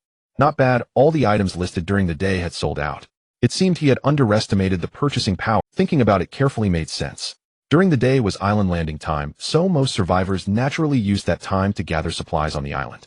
Most people certainly wouldn't have the leisure to stay in front of the navigation system screen, let alone think about shopping. Now all the survivors were back on their rafts, and having gathered supplies all day, they were likely well-stocked and naturally inclined to buy things from the trading hall. Ning Feng couldn't be bothered to analyze the psychology of other survivors. The fact that all the supplies had sold was good news. Currently, his bamboo inventory stood at 3944 pieces. Every 1 square meter expansion of the raft consumed 10 pieces of bamboo, meaning 3944 pieces could expand the raft's area by 394 square meters. Adding that to the raft's current area after tonight, the raft would gain 542 experience points by tomorrow. The raft upgrade plan was within reach. With that thought, Ning Feng didn't dawdle. As before, after purchasing 6 more pieces of bamboo from the trading hall to round up the number, he quickly opened the ship modification interface and added all the bamboo. As for the expansion strategy, Ning Feng continued to expand outward in a rectangular shape. Instantly, the raft's area changed from the previous 6m, 8m specification to 22m, 20m. There was no helping it. 48 square meters, 395 square meters, 443 square meters. This total area couldn't form a perfect rectangle, so this shape had to suffice for now. Fortunately, he didn't have too severe a case of OCD, so a few protruding edges on the raft were acceptable. However, just as Ning Feng was about to revel in the raft's expansion, a notification on the modification interface instantly dashed his yet unreleased joy to the depths. Detected that the raft's area is approaching its peak. To prevent unnecessary waste for survivors, a reminder: the peak modification area for the raft is 500 square meters. Once the raft reaches this peak, further modifications will be impossible. Please do not blindly collect bamboo supplies. Seeing this, the corners of Ning Feng's mouth involuntarily twitched. What? Did this world restrict? He had plenty of supplies. Why wouldn't it let him spend? How infuriating. Originally, Ning Feng had thought that after only the second island landing, the raft could gain 500 experience points. At this rate, after about 2 more landings, the raft should be able to upgrade. Little did he expect that the nautical world would present him with such a twist. Doesn't that mean at this stage the maximum daily experience points a ship can obtain is only 500,100? So to upgrade the ship's level, it would take at least 9 days. Sigh, very well, very well. 9 days isn't too long. Since things are as they are, there's no choice but to accept it. Looking on the bright side, at least with this limitation, he no longer needed to prioritize collecting bamboo for his resources. This way, he could also diversify the types of supplies and improve his quality of life a bit. Just then, the suckling pig was also done roasting. Ning Feng left the nautical system screen, approached the bonfire, and began to eat the pork. Now that they were in a survival world, neither of them considered elegance or propriety while eating. After dividing the suckling pig in a 1-2 ratio, 1/3 and 2/3, the two of them simply grabbed their portions and gnawed on the meat directly. Though it was unseasoned, they devoured it with great relish. When they got choked, they washed it down with some pure milk. This life wasn't so bad after all. After dinner, both had greasy mouths and sticky hands. They went to the edge of the boat to wash up. Then, like a contented pig, Ning Feng collapsed directly onto the rocking chair, let out a satisfied burp, and sighed with pleasure. Oh, it's been so long since I ate meat this heartily. Yeah, and Yuqing replied with a smile. Even back on Blue Star, I could never eat this much meat at once. I still need to thank you. Without you, tonight's feast wouldn't have been possible. Wilderness Survival First Aid Kit.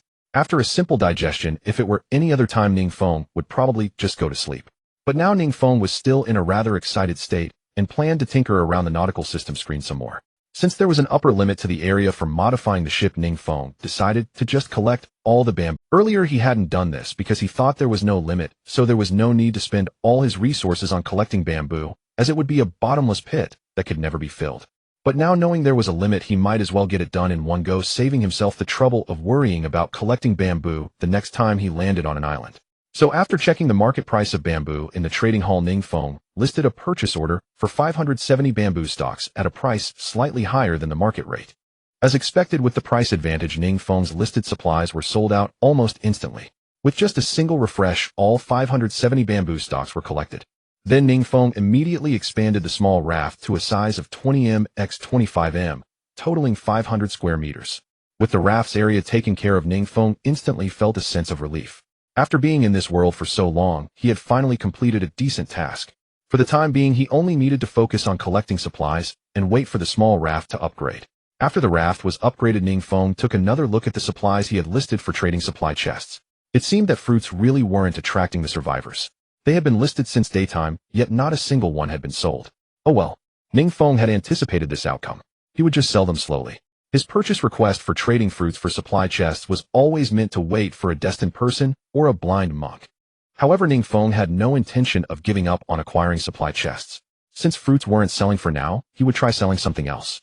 The sooner he could obtain tools like steel axes, shovels, or machetes from supply chests, the more advantageous it would be for survival. Thinking about the organs left over from gutting the 2 adult pigs earlier and just now processing the wild boar cub, he decided to try his luck with these innards. As disgusting as these organs might seem, people who enjoyed eating them would probably find them far tastier than the pork itself. Plus, in this world, many people probably hadn't tasted meat in a long time. These could very well become a hot commodity. Therefore, Ning Feng tentatively listed a piglet's heart. Though the portion was small, it was genuine meat. Maybe it could still be sold. As for the adult pig's organs and the piglet's other innards and intestines, Ning Feng wasn't in a hurry to list them. After all, no one had sold meat supplies in the trading hall yet, so the market price could only be determined by the system itself. Listing too many at once recklessly would be a shame if he sold them at a loss. So it was better to start with small portions. If one piglet's heart couldn't be traded for a supply chest, he could always add more bargaining chips later. However, to Ning Feng's surprise, meat supplies were exceptionally popular. The piglet's heart had only just been listed when someone bought it.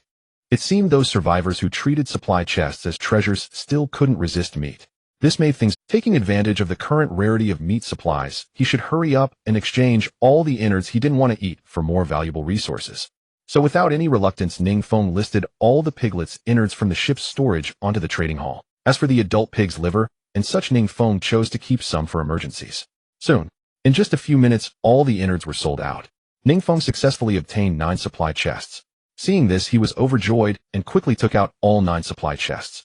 If I had known these innards would be so popular, I should have kept the stomachs and intestines of those 2 adult pigs.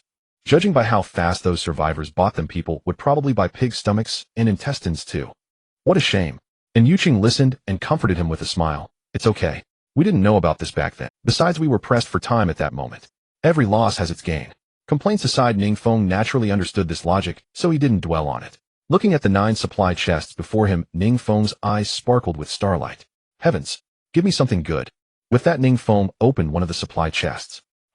The first one emitted a white light, revealing just a simple bottle of purified water. On to the second. Still a white light. It yielded a bag of sweet potatoes weighing about 1 kilogram. White light. By the time he opened the 8th supply chest, all that came out were ordinary supplies glowing white. Ning Feng nearly cried. No way. Is my luck really this bad today? How about, let me try. And Yuqing, who was also getting anxious, suggested. Ning Feng felt that maybe his luck was just off today, so he nodded and handed the last supply chest to Yuqing. As Yuqing's slender hand slowly opened the supply chest. A golden legend. Finally something. Ning Feng and Yuqing were overjoyed, immediately focusing their attention on the golden glow. Soon a box marked with a red cross symbol hovered in the air. Is this a medical first aid kit? And Yuqing wondered. Ning Feng, however, excitedly reached out and touched it directly. According to the properties of supply chests, the hovering item disappeared upon being touched and was stored in the ship. Then without hesitation, Ning Feng took it out and opened it. Inside were various medicines. There were treatments for colds, fevers, and some wound cleaning supplies for external injuries. It appeared to be a wilderness survival first aid kit. This was a truly valuable find for the 2 of them. Even more important than survival tools. After all, no matter how good the tools were, you needed a healthy body to use them. No matter how much food there was, you needed to be alive to eat it. This first aid kit could very well save lives. At the very least, during their future survival journey, they wouldn't have to worry about being plagued by common illnesses or injuries. Ning Feng couldn't help but burst into laughter. Haha, and Yuqing, it seems you didn't get that fair skin for nothing. People with fair skin really do have good luck. Affinity reached 50. Having received rare praise from Ning Feng, and Yuqing's little face was filled with pride. Of course. From now on, leave the opening of supply chests to me. I'm definitely luckier than you. Haha, fine, as long as you get good stuff, open them however you like. But if you don't get anything good, I'll have to punish you. Punish? Punish me for what? And Yuqing's proud expression instantly tensed up. Deep down, she still felt Ning Feng was somewhat mischievous. So she always felt that the punishment he mentioned wasn't anything good. Seeing Yuqing so nervous, Ning Feng was instantly amused, finding it fun to tease her. So he continued, I see you don't quite understand. Understand what?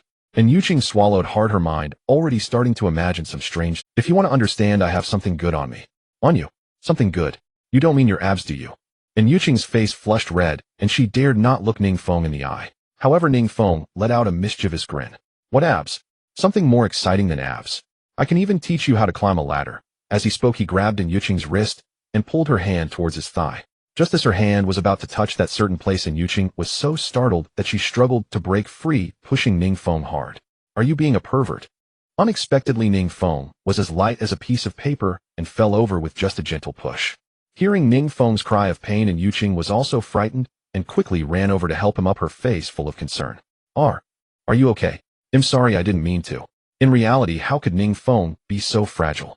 All of this was part of his scheme. Without a little acting to gain sympathy, how could he take advantage later when they slept? He deliberately clutched his chest and feigned pain, putting on a look of extreme discomfort. It hurts. Why did you push so hard?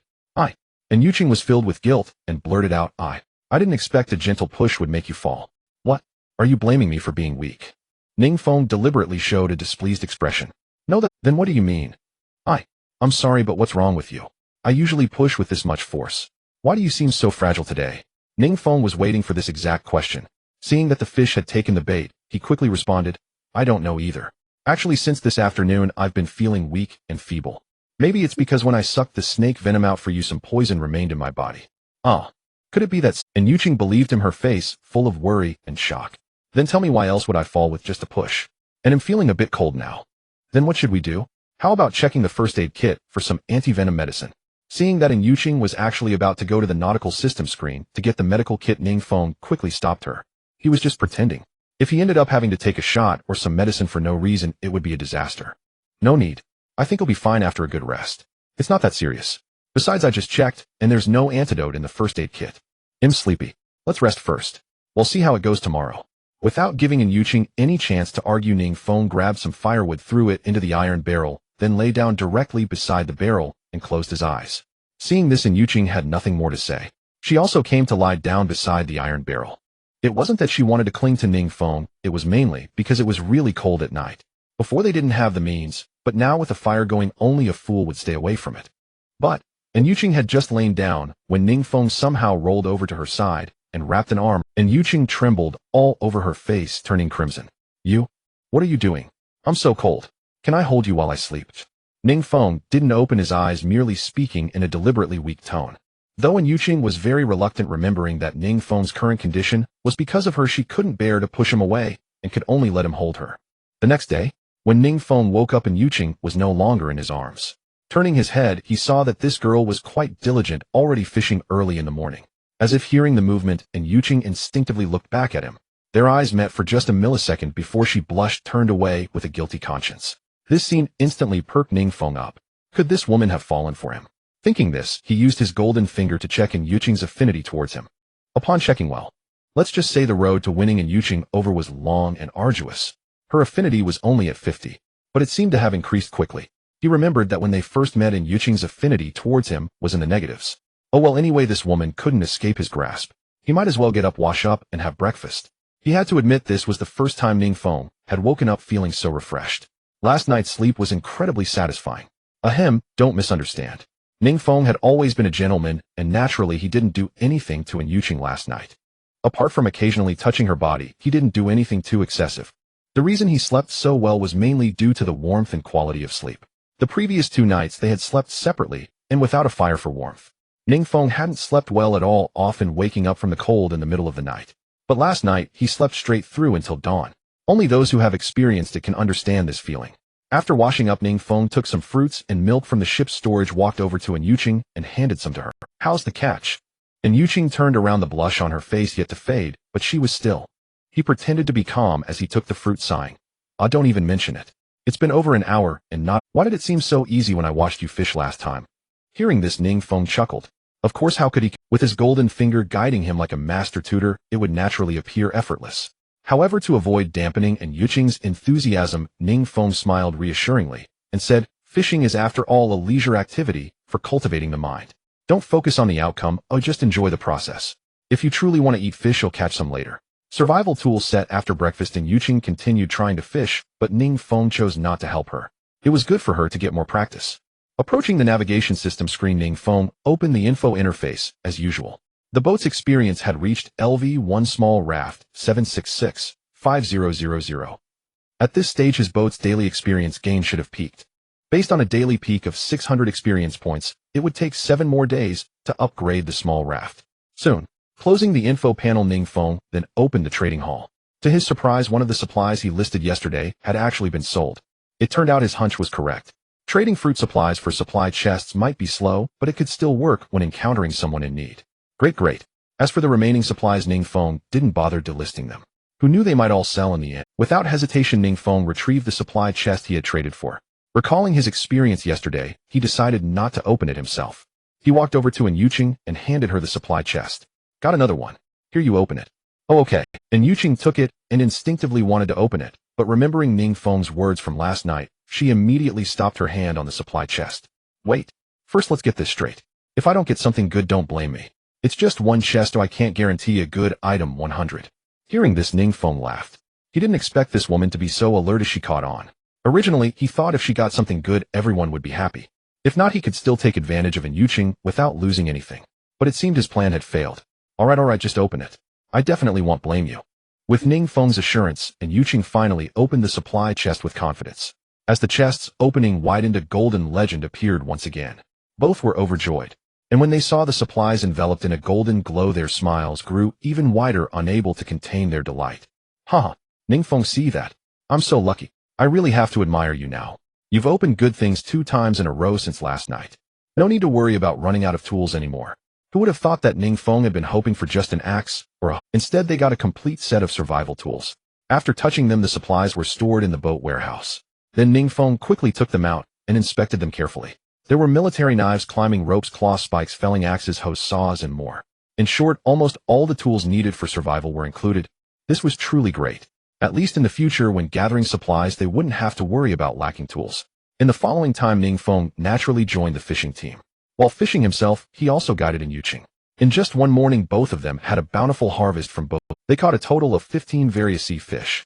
Unfortunately, the bait in the fishing kit was almost used up, otherwise they could have caught dozens more in the afternoon. At lunchtime, they ate roasted pork and grilled fish, supplemented with milk for nutrition. Life was quite good. If only they had decent cookware and seasonings, their life would be no different from Blue Star, perhaps even better. While eating, Ning Feng also outlined tomorrow's tasks. He looked at Yuqing and said, "Tomorrow our tasks are simple. We don't need to collect bamboo anymore. Try to gather some food and water and see if we can hunt some animals.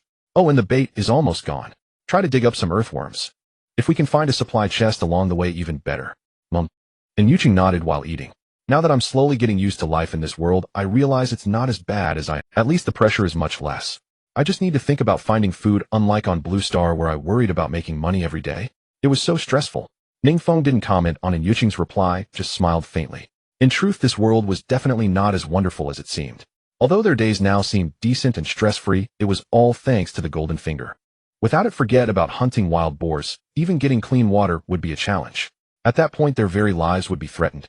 At least on Blue Star, despite the fatigue and pressure, supplies were abundant enough to prevent starvation. After lunch, Yuqing planned to take a nap.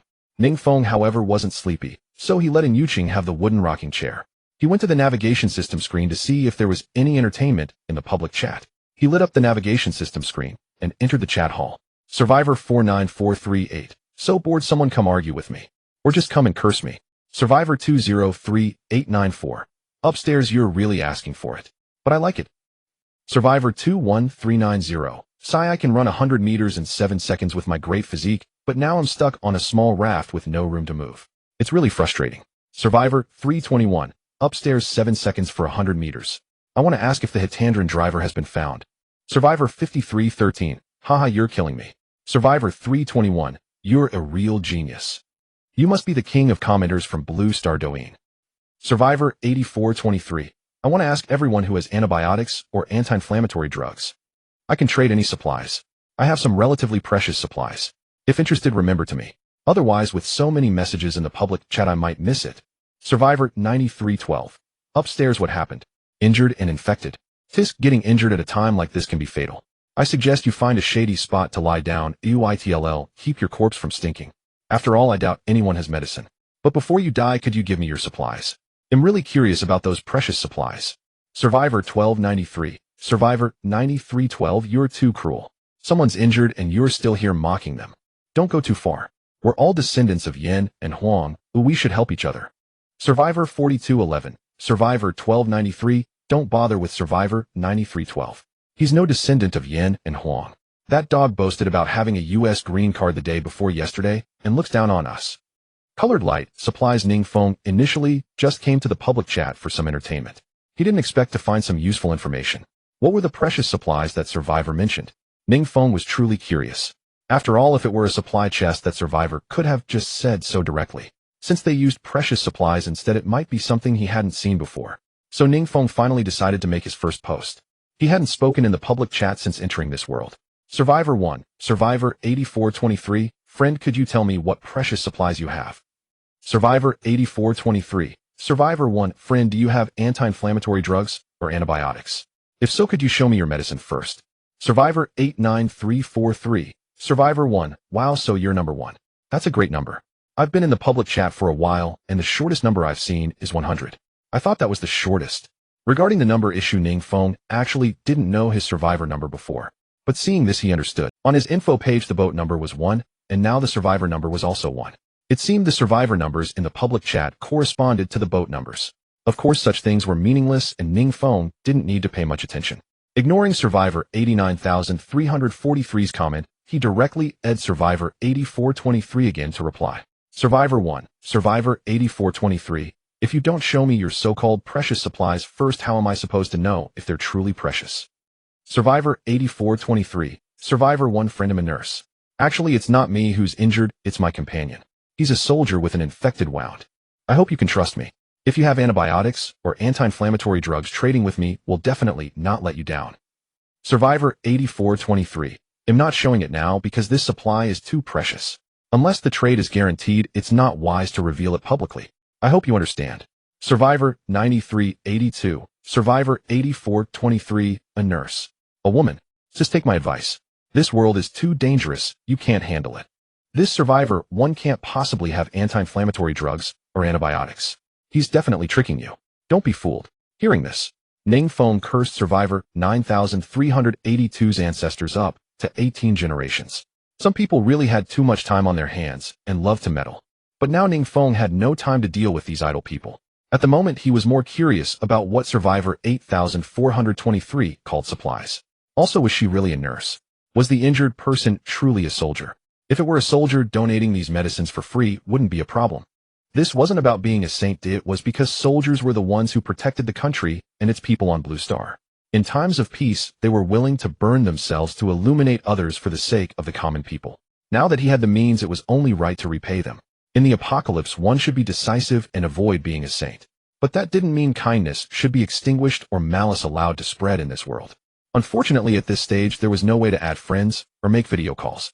Relying only on text, Ning Feng couldn't verify the truth of the information. So despite all that was said, Ning Feng certainly wouldn't donate for free. What if he was scammed? Wouldn't that be disgusting? But to find out what the other party's precious supplies were, it was acceptable to show that he had anti-inflammatory drugs. Thus Ning Feng continued typing on the screen's keyboard.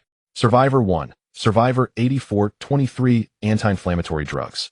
Now can you confirm? Survivor 8423. Survivor 1. Power fruit. This is what we got from a supply chest. We haven't eaten it, so we're not sure what it does, but Survivor 8423. Survivor 1. Power fruit. This is what we got from a supply chest. We haven't eaten it, so we're not sure what it does, but judging by its name, it's not hard to guess. We think eating it might grant strength. Survivor 8423. Survivor 1. Power fruit. This is what we got from a supply chest. We haven't eaten it, so we're not sure what it is. I thought it was something truly valuable. Power fruit. More like diarrhea fruit. Survivor 65552. Exactly. If eating a fruit could grant strength, why bother surviving or sailing? Just practice cultivation directly. At this moment, Ning Feng's thoughts were similar to those survivors. He just felt that the power fruit was described too mysteriously by that nurse. Eating it grants strength. He thought that would make this fruit even more powerful than his golden finger. Of course, that was just Ning Feng's first impression upon seeing the fruit.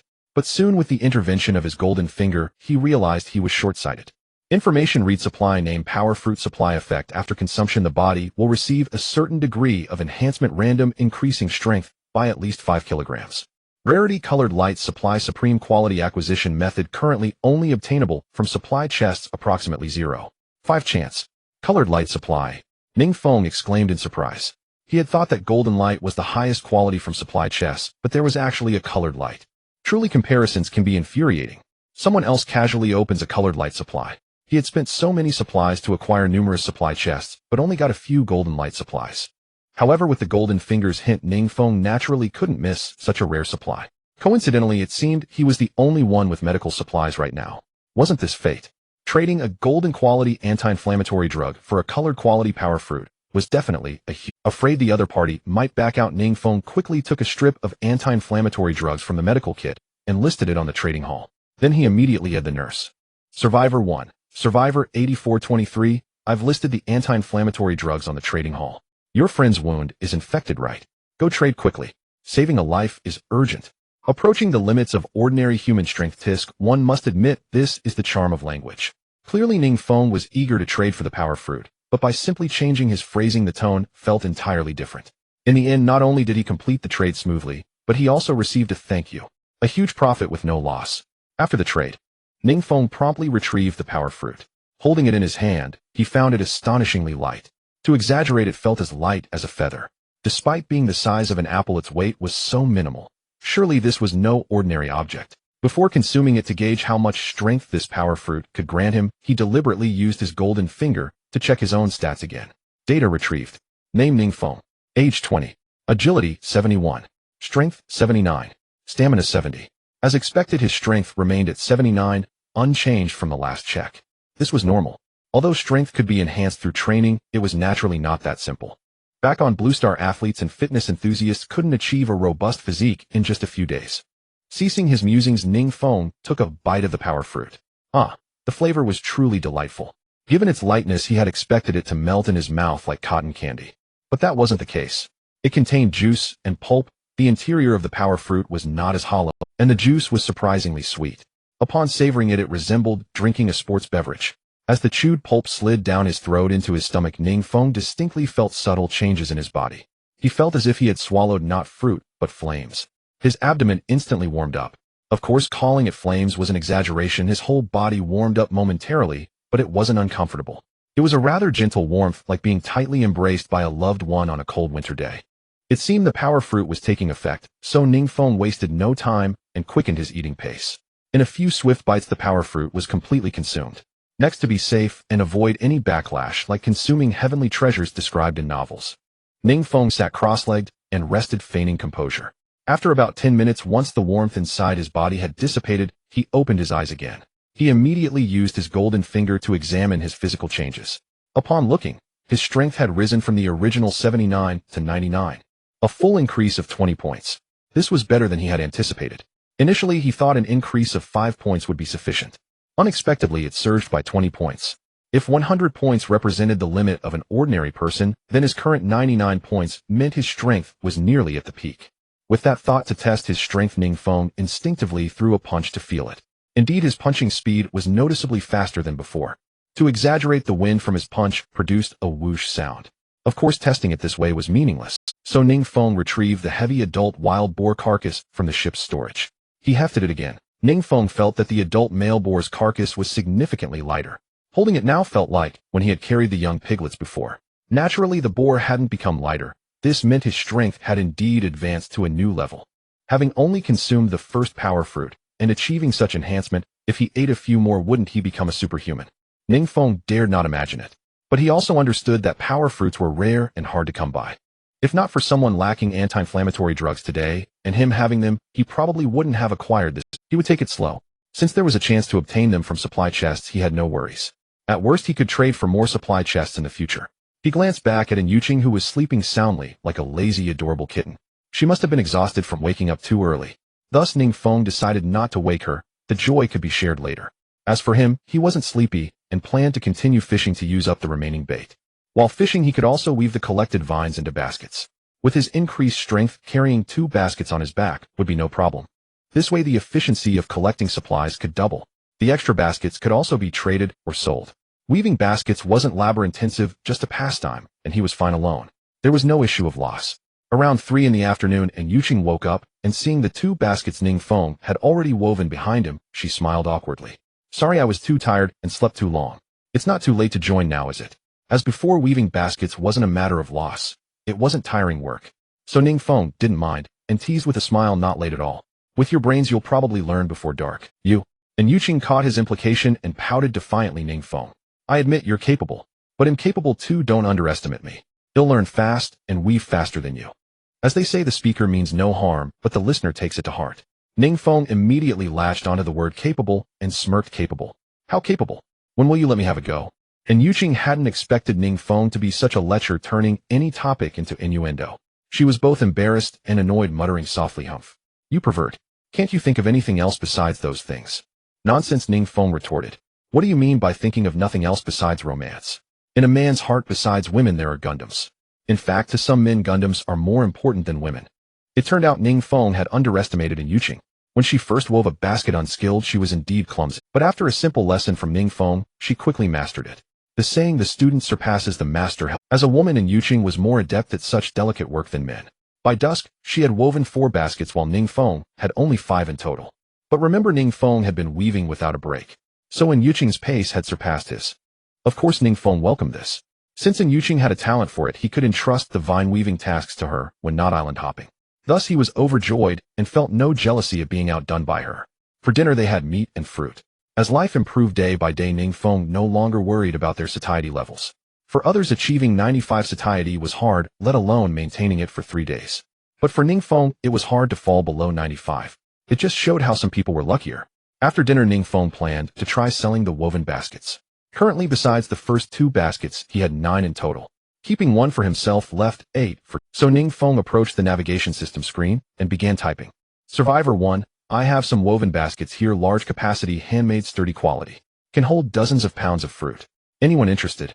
Tag me with your offer. As soon as the message was sent, many in the chat were drawn to the baskets and began tagging him. Survivor 7, Survivor 1, how much for the basket? Can I trade with fruit? Survivor 98772, Survivor 1, big shot. So you have the skill too? Having a basket now would be amazing. I want one so bad. Can you give it to me? He'll be your servant. Survivor 83721. Wow, isn't this the guy who sold anti-inflammatory drugs? You have medicine and baskets too. Did you not enter this world at the same time as us? How do you have everything? Need a sidekick? Many tagged Ning Feng, but most were freeloaders or offered items he didn't need. After browsing for a while, without seeing anything useful, he felt a headache coming. Didn't any survivors have anything good? Unwilling to give up, Ning Feng continued reading through the mentions. Finally, he found a big customer. Survivor 76213, Survivor 1, a bro, can I buy it with a supply chest? I was hoping to open a storage item from one, but since you have this, I want gamble on the odds. Ning Feng was naturally willing to make this deal. His baskets cost only a few vines. How could they be worth more than a supply chest? Moreover, he had hoped to trade baskets for supply chests or rarer items. He had no shortage of fruits, meat, or water, so trading for those was pointless. So Ning Feng replied directly. Survivor 1, Survivor 76213, bro, I'll list it now. You can buy it from the trading hall with a supply chest. With that, Ning Feng immediately listed the basket on the trading hall for one supply chest. Soon the survivor bought it without hesitation. Then Ning Feng continued hawking in the chat. Unfortunately, after more than 10 minutes, no more deals were made. It wasn't that the baskets were unwanted, most who wanted them lacked items that attracted him, so there was no need to sell. Thus Ning Feng stopped wasting time on advertising. Since baskets could fetch supply chests, he would list the remaining 7 at the same price. Perhaps some people didn't check the chat and missed it. After listing the 7 baskets, Ning Feng retrieved the as usual, and Yuqing was in charge of opening it. Taking the chest from Ning Feng, after 2 previous golden light hauls, she had no worries.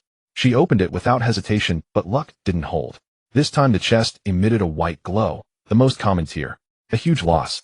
The person who traded the supply chest for the basket had made a killing. Otherwise this white-tier item would have been theirs. Oh well, opening supply chests was like gambling, one couldn't always win. No one knew what was inside until opened, so there was no blame or talk of gain or loss. But then again, since this opening yielded nothing good, Ning Feng now had an excuse to punish Yuqing. He looked at her and said sarcastically, "Miss, and remember what I said before." Huh. And Yuqing was puzzled, not understanding his intent, but his expression suggested it wasn't good. She asked nervously, "What did you say?" "Ahem, didn't I say I'd punish you if you didn't get something good?" Ning Feng raised an eyebrow and smirked. At this, Yuqing quickly stepped back, covering her chest, looking alert. "You, don't touch me. Didn't we agree this morning that if nothing good came out, it wasn't my fault? We can't get lucky every time." Ning Feng nodded dismissively. "Yeah, I did say that. But morning was morning, now is now. I didn't promise it would always be that way, did I? You bastard." And Yuqing pouted, cursing him silently with every dirty word she knew. "TCH, say what you want. But are you going to go back on your word and be a liar? If you want to be a liar and a bastard make quite a pair. I am not a liar. So what punishment do you want?" And Yuqing gritted her teeth. "Hey, don't say I'm bullying you. How about a kiss? That's not a bad deal for you, is it?" Before he could finish, Ning Feng felt a soft, damp touch on his cheek. Ah, this woman was indeed bold in love and hate. But such sudden tenderness was too brief. Before Ning Feng could savor it, and Yuqing quickly pulled her lips away, blushing. "Is that enough now?" Actually, Ning Feng had meant a kiss on the lips. But before he could clarify, and Yuqing had already kissed his cheek. Now getting a lip kiss was probably impossible. He'd have to let her off for now. There was plenty of time ahead.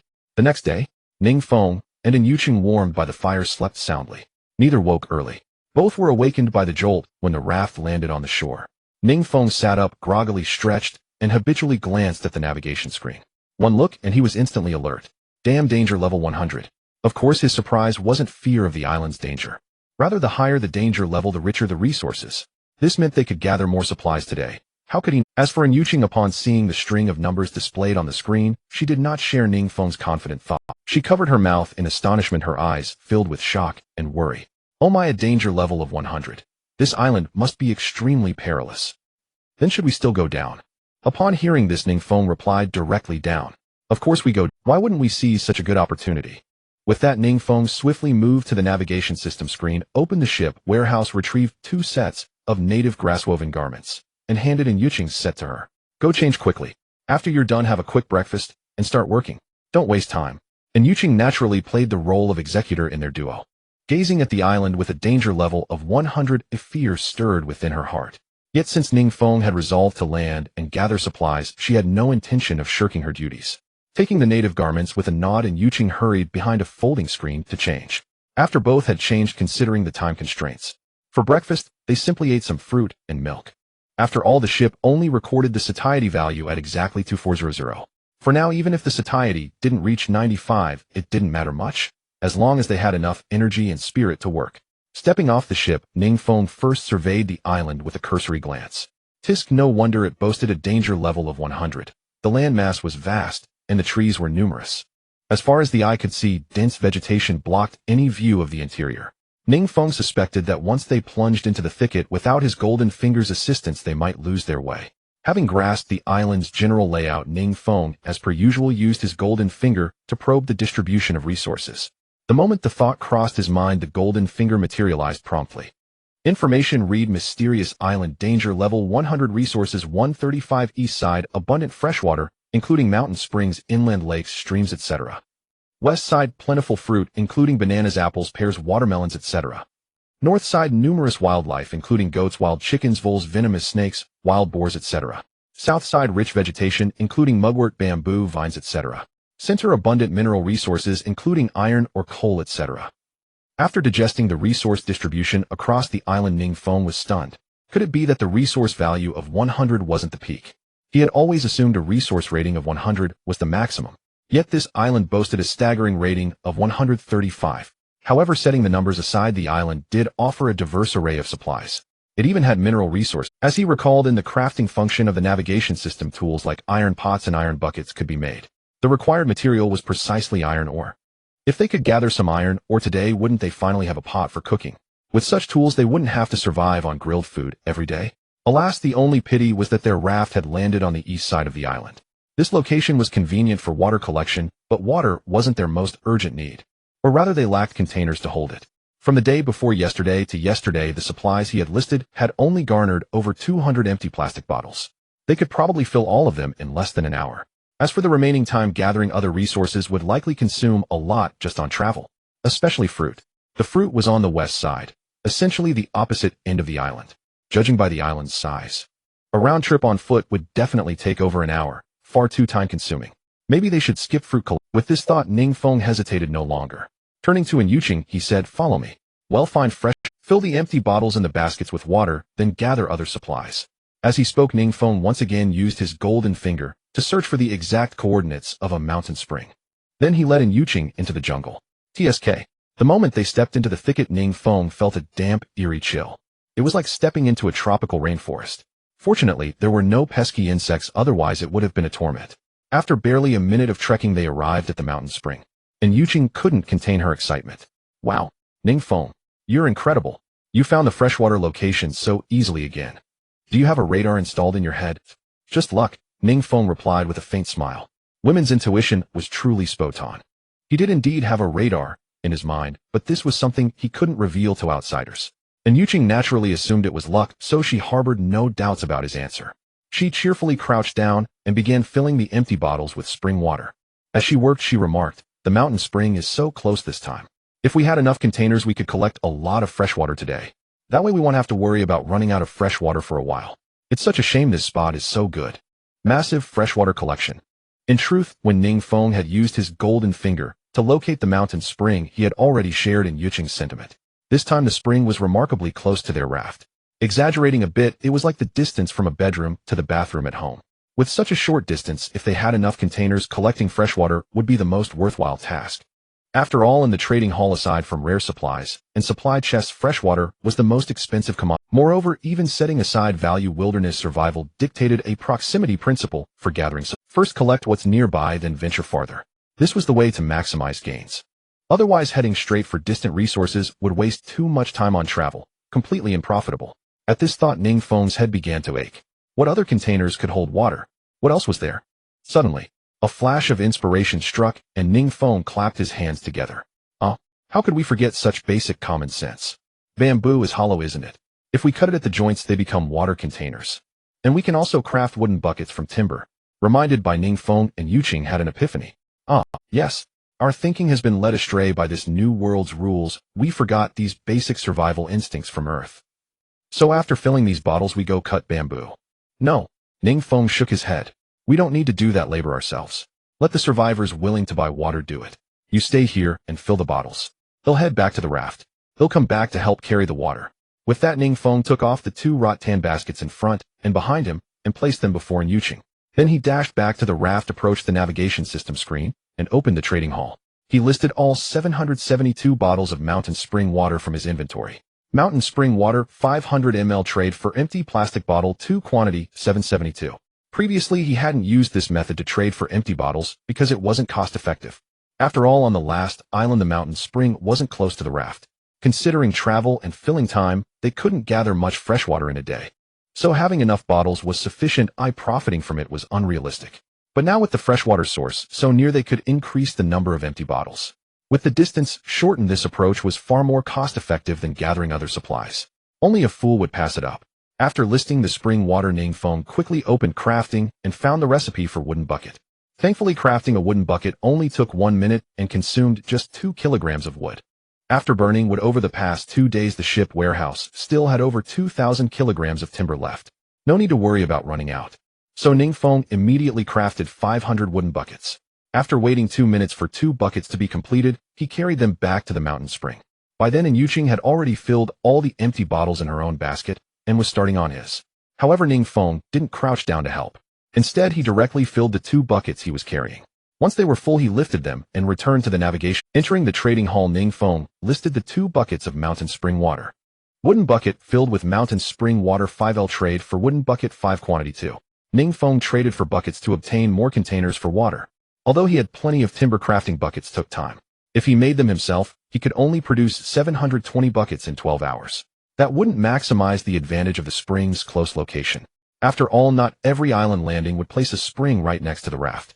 If he didn't seize this opportunity, who knew how long it would be before the next one? As for the price, Ning Feng didn't think it was steep. A single bucket required only 2 kilograms of wood. Even if survivors didn't have axes, they could break off thinner branches by hand. A slender tree would surely weigh no less than 10 kilograms, right? So for those survivors, breaking off a tree and spending 5 minutes crafting 5 buckets would earn them a full bucket of fresh water. For them, it was a good deal. After all, without a golden finger, finding freshwater wasn't easy. Spending half a day searching for a water source versus breaking a nearby tree to trade for a bucket, any fool would know which to choose. Thus, Ning Feng's trade was a win-win. He had no doubt it would sell. Sure enough, the 2 buckets were snapped up the moment. Instantly, Ning Feng had 10 more wooden buckets in hand. He carried them back to the mountain spring. This time, Yuqing had already filled the empty bottles in his basket. Ning Feng instructed, a full bucket weighs about 7 kilograms. When you go back, help me carry 2 buckets. And Yuqing naturally didn't refuse, as she never shirked tasks within her capability. Taking 2 buckets from Ning Feng, she filled them with water, then strapped on her rattan basket, 1 bucket in each hand, and headed toward the raft. Ning Feng didn't dawdle either. After filling 2 buckets, he slung 1 basket on his back and another in front with a bucket in each hand, and made his way back. Fortunately, he had been lucky enough to trade for a strength fruit yesterday, which amplified his power. Otherwise, he wouldn't have been able to haul so much water at once. Of course, the strength fruit only boosted his strength, not his stamina. He was still just as tired, but for a more comfortable life ahead, a little exhaustion now was worth it. Compared to this, Ning Feng felt that life on Earth was far more tiring. Excavating mineral resources. After several trips back and forth filling all the buckets at the spring and transporting them to the raft, Ning Feng listed them using the same method. While waiting for them to sell, Ning Feng took the opportunity to assign the next task. Looking at Yuqing, he said calmly, this island has a high danger level. Your task today is just to fetch water. Don't venture elsewhere to avoid another snake bite. As for the buckets, just sell them at the price I set. Trade for empty buckets, then repeat the cycle, fill list, fill list. I reckon you can manage over 1,000 buckets in a day without any problem. You might have to work a bit harder today. Ning Feng admitted he was being a bit lazy. Transporting hundreds of buckets a day, even over a short distance, was grueling. But more than that, he was concerned for Yuqing's safety. Assigning her other tasks would require her to traverse more. The golden finger had clearly indicated the island's threats. Wild boars aside, venomous snakes were a real danger this time. If Yuqing got bitten while on another mission, it would be dire. Their emergency medical kit didn't contain so compared to risking her life, a little fatigue was trivial. Ning Feng had used his golden finger to confirm that the area around the spring was completely safe. He was doing this for her own good, and Yuqing understood his intentions. The memory of being bitten by a snake on the previous island was still fresh, but she had no desire to repeat that experience. So she nodded in agreement. All right, no problem. It'll handle the fresh water. And you be careful when you go deep into the island. What? Worried about me? Ning Feng raised an eyebrow with a smirk. Can't live without me anymore, can you? And Yuqing blushed and retorted, nonsense. Little did he expect that the nautical world would present him with such a twist. Doesn't that mean at this stage it's mutual benefit? And Yuqing was not a good liar. Her words were tough, but yet her expression had already betrayed her. Ning Feng, seeing this, smiled knowingly without exposing her thoughts. It seemed the woman he had been nurturing was finally ripening, ready to be savored. Alright, say whatever you like. I'm off to explore the island first. With those words, Ning Feng once again hoisted 2 rattan baskets onto his back, gripping a machete in one hand and a pickaxe in the other as he plunged into the jungle. Fortunately, the mineral resources were located near the center of the island, neither too close nor too far from the small raft. It was far nearer than the fruits on the western side. Guided by his golden finger, Ning Feng navigated through the jungle without fear of getting lost or encountering danger, moving forward with unobstructed ease. After trekking for about 20 minutes, Ning Feng finally emerged from the jungle, feeling as if the clouds had parted to reveal the sun. This area was barren, devoid of vegetation, suggesting that mineral deposits lay buried beneath the soil. To put it vividly, the island resembled a bald man with a Mediterranean hairstyle. Its center, strewn with mineral resources, prevented any plant growth, creating this peculiar scene. Good, very good. Compared to the damp jungle, Ning Feng naturally preferred working in this sun-drenched, dry, and bright spot. With his golden finger's guidance, Ning Feng precisely located the iron ore deposits and immediately began digging with his pickaxe. It was fortunate he had obtained these tools from the supply chest yesterday, including the pickaxe. Otherwise, with only a steel axe, mining these ores would have been no easy task, and he might have damaged the axe, resulting in a net loss. Mining was something Ning Feng had little experience with back on Blue Star, but with the aid of his golden finger, he felt no pressure in these tasks. At the very least, the golden finger's instructions were straightforward. Like digging soil, just break through the earth, and the ores would be revealed. Thanks to his enhanced strength, Ning Feng had only been at it for a few minutes before he had dug a pit about 40 centimeters deep. As he swung his pickaxe, once more a metallic clang echoed from within the pit.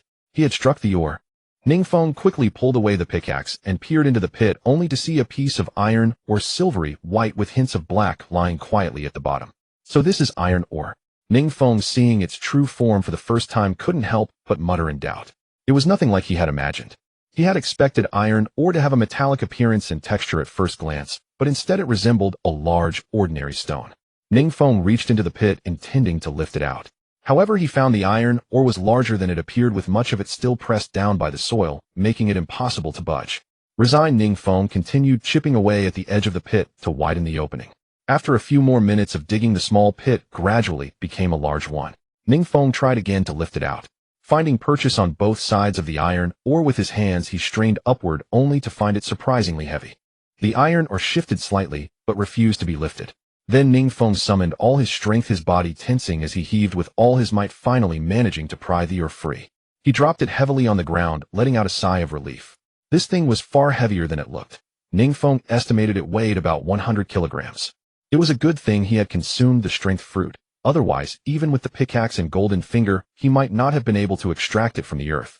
After the experience of extracting the first piece of iron ore, Ning Feng's mining efficiency gradually. In just one morning, he had unearthed 36 pieces of iron ore and nearly 300 kilograms of coal. Considering it was already mealtime, Ning Feng decided to take a break, transport some ores back to the raft, and grab a bite to eat.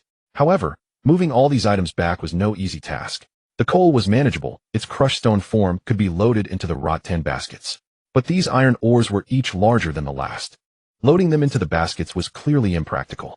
Ning Feng had no choice but to rely on his hands, carrying one ore at a time. So after filling both baskets with coal, he picked up an iron ore and headed back toward the raft. When Ning Feng returned to the raft, that woman in Yuqing was still busy filling barrels with water. Seeing her drenched in sweat and looking somewhat disheveled, he felt a pang of sympathy. They say women are made of water, but the way she was sweating like a waterfall, she might lose all her bodily fluids and easily suffer from heat stroke. So he quickly called her to stop. Alright, time for lunch. Take a break too. And Yuqing had been so engrossed in her work that she hadn't noticed Ning Feng's return. Startled by the voice behind her, she flinched. Then looking up at Ning Feng, she complained, "Why do you walk so silently? You scare me to death." However, when she noticed the iron ore in his hands, her attention was instantly captivated. "Hey, why are you carrying? You didn't spend the whole morning just looking for rocks, did you?" Hearing this, Ning Feng's lips twitched. "You're the one looking for rocks. Can't you see there's something special about this stone?" "Special?" And Yuqing hurried over and touched it. Doesn't seem special to me. Just an ordinary rock is— Damn it, this is iron ore. Iron ore. Iron ore. Our future pots and pans will all depend on this. Ning Feng finally lost his composure and snapped back. Only then did Yuqing realize the significance of the stone. She playfully stuck out her tongue to ease the awkwardness. Ahem, I'm just a girl, it's normal not to recognize these things. Well, thank you for your hard work. Empty words are useless. Ning Feng pouted in displeasure.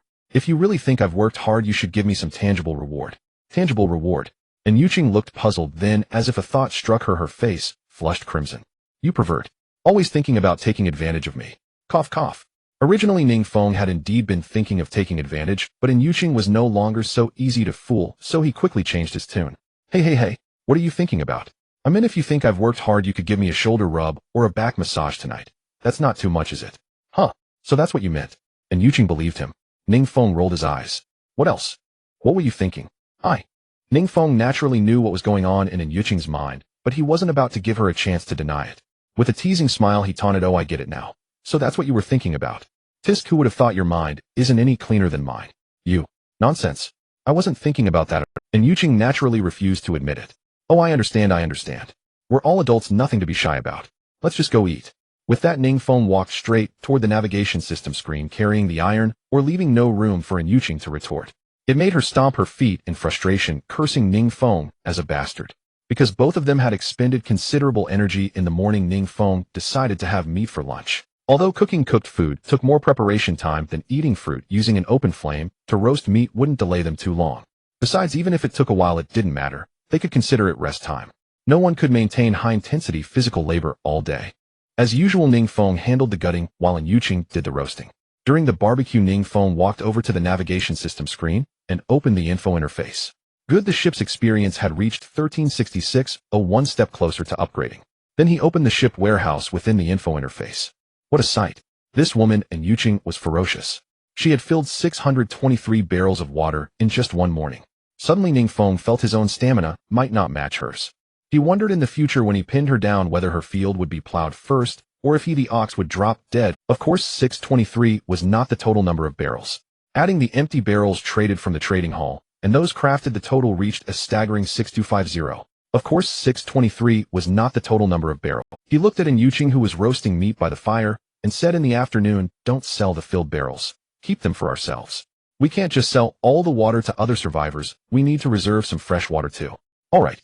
After receiving her response, Ning Feng stopped dwelling on the water issue. He directly opened the crafting interface. He found the iron pot crafting option and clicked on it. Good, crafting one iron pot only required 3 kilograms of iron ore. The crafting time wasn't too long, either, just 5 minutes.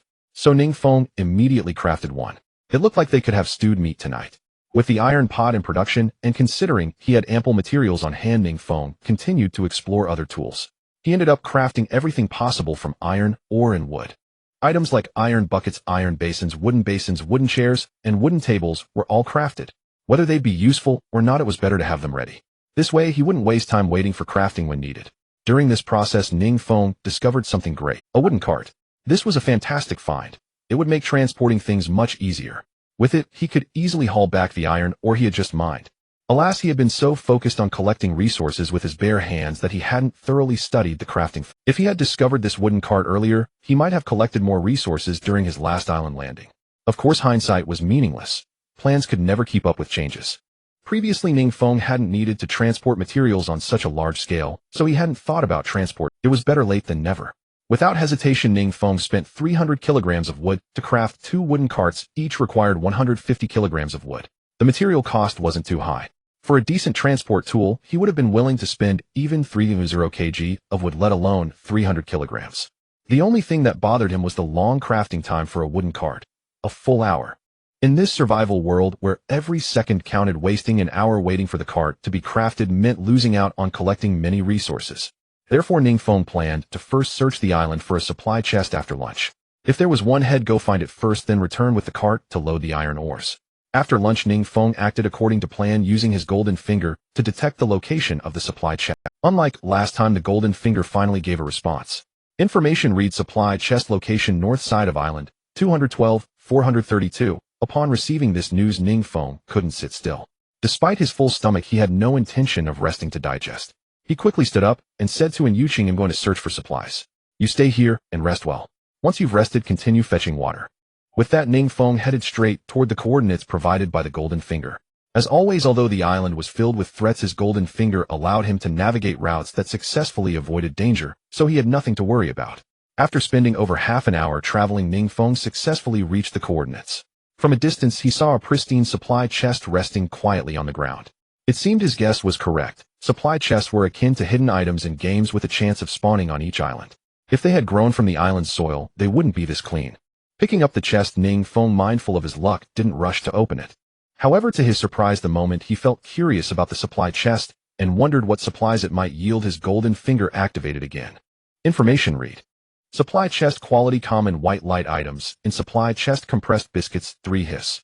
Ning Feng never expected that his accidental discovery would reveal this function of the golden finger. So the golden finger could also detect the quality of supply chests. Why hadn't he thought of this before? If he had known this function earlier, he would never lose out when opening supply chests in the future. What a pity. Ning Feng no longer had any doubts about the golden finger's abilities. Since it had identified the supply chest as common quality, there was no need for him to open it. However, not opening it didn't mean he couldn't sell it. He could even add a few resources and trade it with others for their supply. By trading continuously until he obtained a supply chest of at least gold quality, he would be guaranteed a profit. With this thought, Ning Feng had nothing to worry about. Excitedly, he picked up the supply chest and headed back, but on his way back an animal caught his attention. It was a goat. He had forgotten that he was currently on the northern side of the island, an area teeming with animals.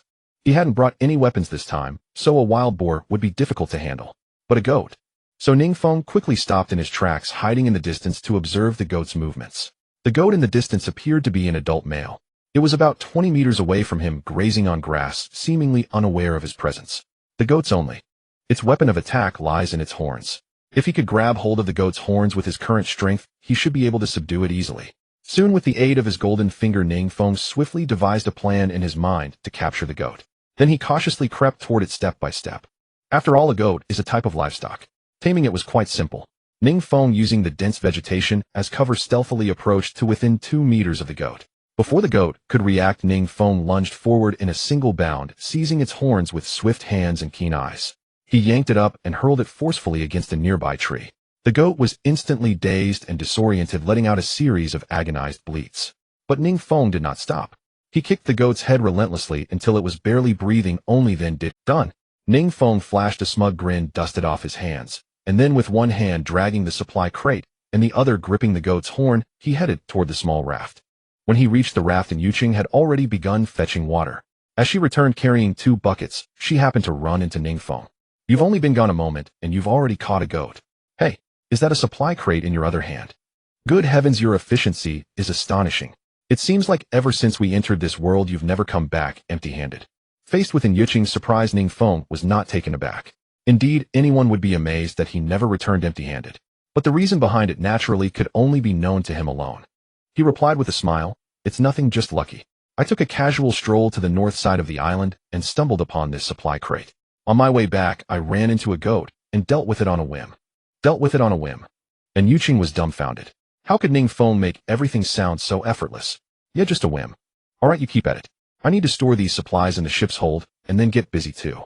The cart should be finished, and I still have to haul those iron ores back. After a brief explanation, Ning Feng walked over to the navigation system screen.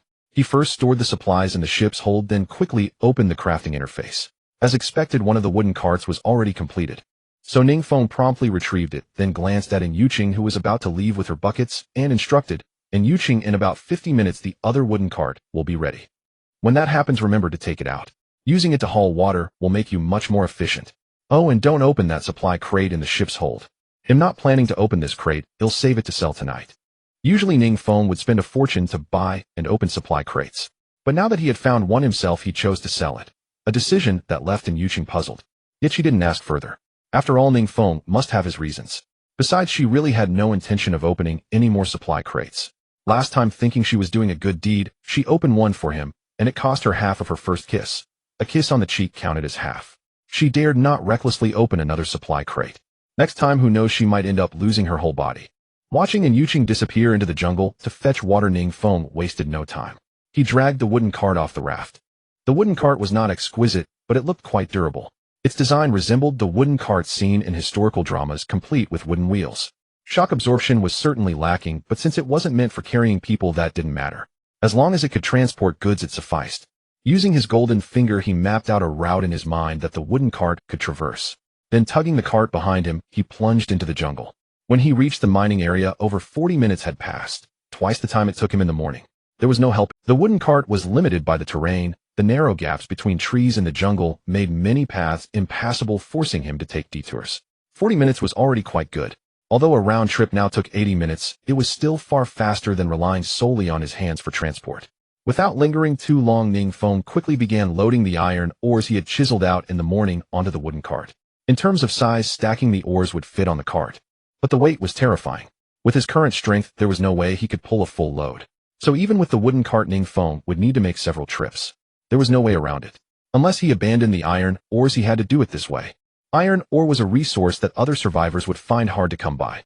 Perhaps he could even trade it for many goods. So Ning Feng was unwilling to waste these iron ores. Time was tight, and he didn't linger. After loading the cart, he tugged it back toward the raft. Fortunately, the route he planned was downhill on the return trip, which saved a lot of pulling effort. Otherwise, even with the boost from the strength fruit, he would have been exhausted. Back and forth he worked until 5:20 p.m. After storing all the iron ore and coal into the ship's hold, Ning Feng finally got an accurate weight. The iron ore weighed a full 2,341 kilograms, and the coal 531 kilograms. Staring at the stark numbers on the navigation system screen, Ning Feng let out a heavy sigh of relief. Phew, all that effort paid off. I finally managed to haul the iron ore back before 6 p.m. In the time that followed, though exhausted, Ning Feng had no intention of resting. However, he decided not to hunt any more animals. Time was one factor, the variety of animals was another. On this island, there were only wild chickens, wild boars, goats, and field mice. He wouldn't eat field mice. Little meat, hard to catch, low cost effectiveness. He already had a stock of wild boar, so there was no need to risk hunting more. And he had already caught one goat. He wouldn't eat field mice. Little meat, hard to catch, low cost effectiveness. He already had a stock of wild boar, so there was no need to risk. As for fruit, the only one that interested Ning Feng was watermelon. After all, biting directly into a watermelon was a blissful experience. Moreover, watermelons had the most juice, making them great for eating or selling.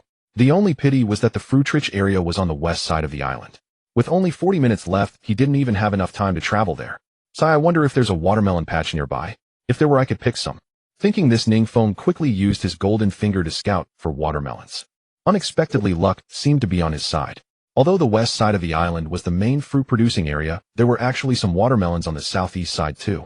His golden finger indicated they were 800 meters away. While the quantity there certainly wasn't as plentiful as the west side, it was more than enough for their needs.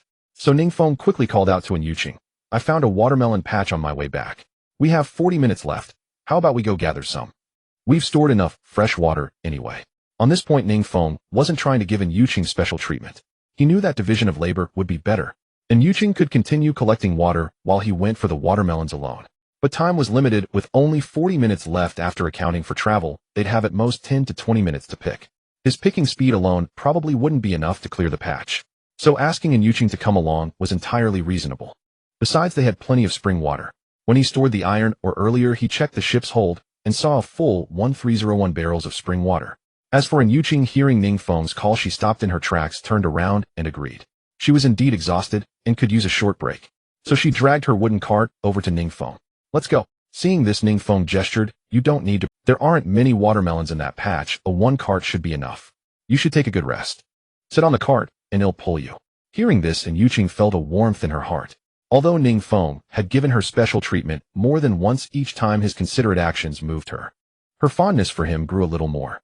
Suddenly she found men like Ning Feng roguish and handsome, playful, yet gentlemanly when serious, uniquely charming.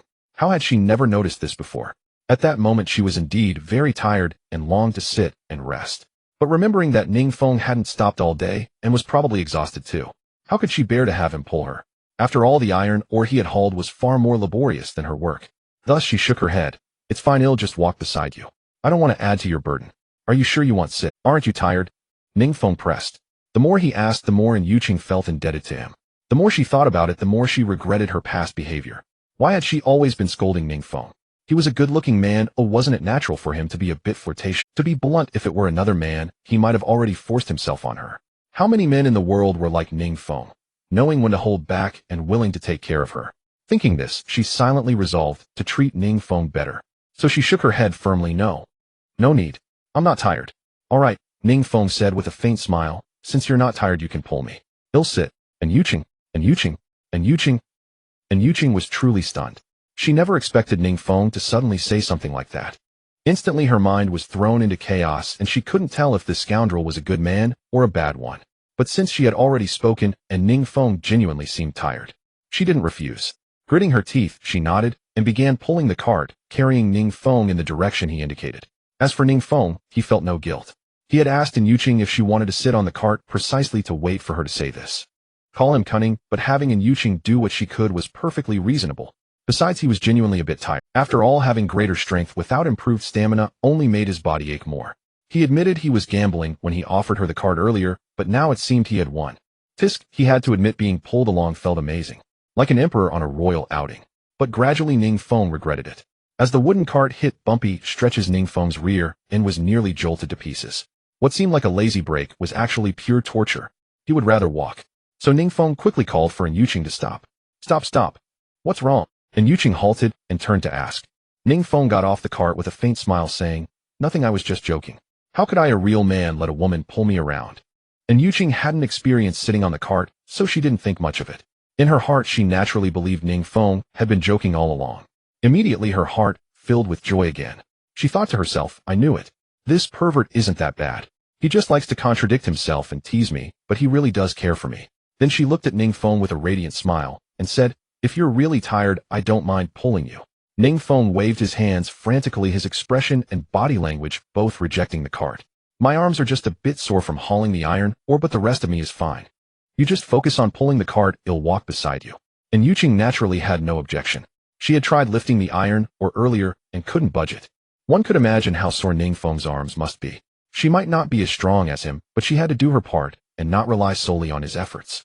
All right, then walk ahead and lead the way. The empty cart isn't that heavy. After a 7-minute trek, the two arrived at the watermelon patch. The patch was a lush expanse of green with round watermelons lying scattered across the ground. Ning Feng's eyes lit up with delight, and he couldn't help but laugh heartily. Haha, these watermelons look really plump. Yes. And Yuqing nodded in agreement, equally overjoyed. They look juicy, crisp, and sweet. Ning Feng nodded in approval. All right, time waits for no one. Let's make it quick. We can't afford to miss the Raft. With Ning Feng's reminder, and Yuqing didn't waste time admiring the patch. She hurried over to a watermelon, crouched down, wrapped her arms around it, and gave a firm tug, separating it from the vine. As she picked the first watermelon, she couldn't help sharing her joy with Ning Feng. This is my first time picking watermelons. It's so much fun. Ning Feng didn't dampen her enthusiasm and replied with a faint smile, Since you find it fun, hurry up and pick. We need to head back 15 minutes early, or we won't make it. And so as the sunset painted the sky, the two immersed themselves in the joy of harvesting watermelons. They picked until 5:45 p.m. As luck would have it, they finished right on schedule, and the patch was completely cleared. Over 100 watermelons lay quietly piled on the wooden cart. Wow, I feel so accomplished. Gazing at the bountiful harvest on the cart, and Yuqing cried out in excitement. Ning Feng, however, did not show the same. Excitedly, he calculated the time and urged, All right, hurry back.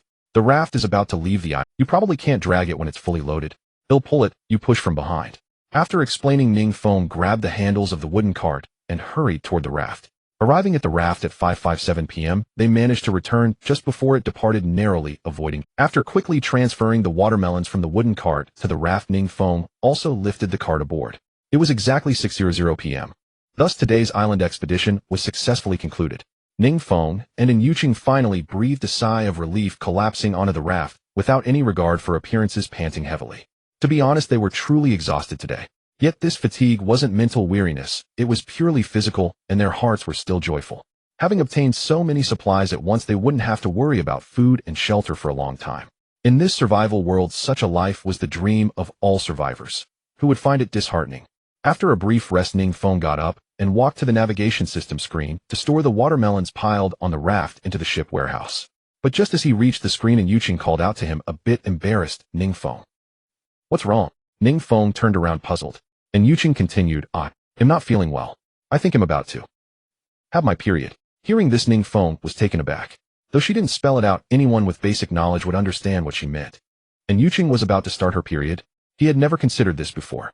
Now confronted with it, he realized the severity of the issue. This wasn't the civilized mainland anymore. Sanitary pads couldn't be scavenged from islands. Without them, how would a woman handle her monthly cycle? Of course, Ning Feng wasn't concerned for Yuqing's sake.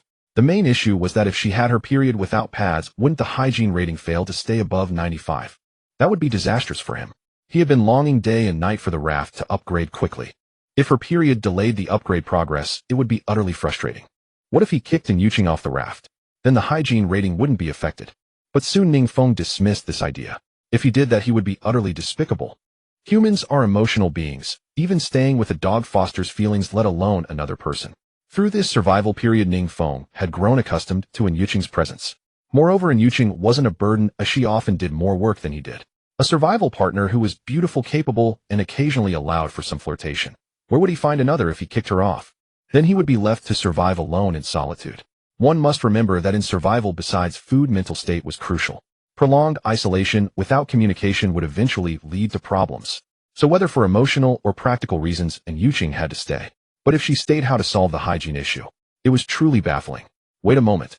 Let me check the trading hall to see if I can buy sanitary pads for you. Ning Feng had to try anything now. Although such items couldn't be found on islands, there were supply chests. Maybe someone had luckily obtained pads from one. He could only take a gamble. However, to his surprise, as soon as he activated the navigation system screen, a notification popped up. Notice detected that crew member Yuqing is about to experience a physiological reaction. Considering that survivors currently cannot collect or produce materials to handle this, a 7-day supply of sanitary pads has been issued. Sanitary pads have been automatically delivered to the ship warehouse. Please retrieve as needed. Ning Feng's tense heart instantly relaxed, and he quickly called Yuqing over. Yuqing, come quick. This survival world does have a human touch. It even provides sanitary pads. You don't have to worry about your period. Hearing this, the anxious Yuqing beamed with joy and hurried over. When she saw the text on the screen, she cheered excitedly. She was more thrilled than if she had won a multi-million prize on the mainland. Yay, I was so scared. I thought I'd have to rinse with water constantly. Ning Feng, quickly get me one. I suspect it might start tonight, so we'll put it on in advance. Ning Feng, now free from that worry, expressed slight dissatisfaction. This survival world is definitely discriminating. Why do women get free sanitary pads for their needs? Unfair, TCH. Yuqing rolled her eyes at Ning Feng and retorted, what's unfair about it? You don't have periods, so giving them to you would be pointless. How is it pointless? Don't men have physical needs too? Ning Feng argued. Even if they don't give us a silicone doll, at least a masturbation cup would be fair. Hearing this, Yuqing shot him a disgusted look. You pervert, always thinking about such things. I'm not talking to you anymore. I'm going to change my pad. That evening, the two had a very sumptuous dinner. Considering mutton's benefits of dispelling cold, nourishing deficiency, and warming blood, and since Yuqing was about to start her period, Ning Feng butchered the goat they had caught during the day. Also, since Ning Feng had crafted iron pots and pans using the craft function during the day, they no longer had to barbecue the mutton tonight. They boiled the mutton directly. For fruits and drinks, they had watermelon and milk. The two enjoyed them. Of course, Yuqing didn't touch the watermelon or milk, but the bowl of mutton soup she had was very satisfying. Though unseasoned and a bit gamey under these conditions, it was the best broth they could get. After dinner, it was a rare break for Yuqing. With her stomach aching slightly, she lay down on the wooden rocking chair to rest. Meanwhile, Ning Feng returned to the navigation system screen, intending to trade the supply chest he had found during. As for task distribution, there was no issue of unfairness. Sitting at the screen wasn't tiring, and since Yuqing wasn't as sharp-minded, he didn't trust her to handle these supplies. So it was better to do it himself. Opening the trading hall after a day, many of the supplies he had listed for trading, empty water bottles, had been sold. He had acquired over 200 more empty bottles. But Ning Feng no longer felt the same excitement as before. Now their ship warehouse held over 1,000 barrels of spring water. Why worry about freshwater resources? He would just keep the bottles for now. Back to the main point, Ning Feng listed the supply chest for trade supply, chest banana 1 for supply chest quantity 1. To attract someone to swap chests, he generously included a banana as a gift. For Ning Feng, thanks to his golden finger, he knew the chest contained 3 packs of compressed biscuits, so he made it. But for survivors without such an advantage, his offer seemed like pure charity. Though the banana was small, someone would. Sure enough, as soon as it was listed, someone traded immediately. Ning Feng sympathized with that survivor, but such was the world. Everyone was selfish. He could only apologize silently to that survivor. Ahem, after all, 3 packs of compressed biscuits weren't too bad. At least 3 meals were covered. Then Ning Feng quickly retrieved the traded supply chest and excitedly used his golden finger to check it. He was instantly stunned. Information reads: supply chest quality common white light, contents compressed biscuit 1. Damn. This unlucky guy is even worse than me. Ning Feng cursed loudly. He never imagined this trade would result in a loss. Withdrawing his earlier apology to that survivor, he silently cursed that survivor to never get good supplies, then listed the supply chest again. Soon he traded for another supply chest, but this time he wasn't as excited, fearing disappointment. But fate loved to toy with him. He actually hit the jackpot.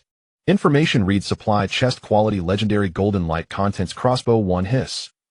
Exactly what I needed. While crafting during the day, Ning Feng had seen tools like bows and crossbows in the craft, but the materials were too rare, he couldn't gather them.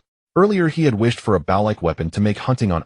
Who would have thought that what he wanted during the day would appear at night? Ning Feng didn't hesitate. Since the chest contained what he needed, he wouldn't trade it away. He opened it directly.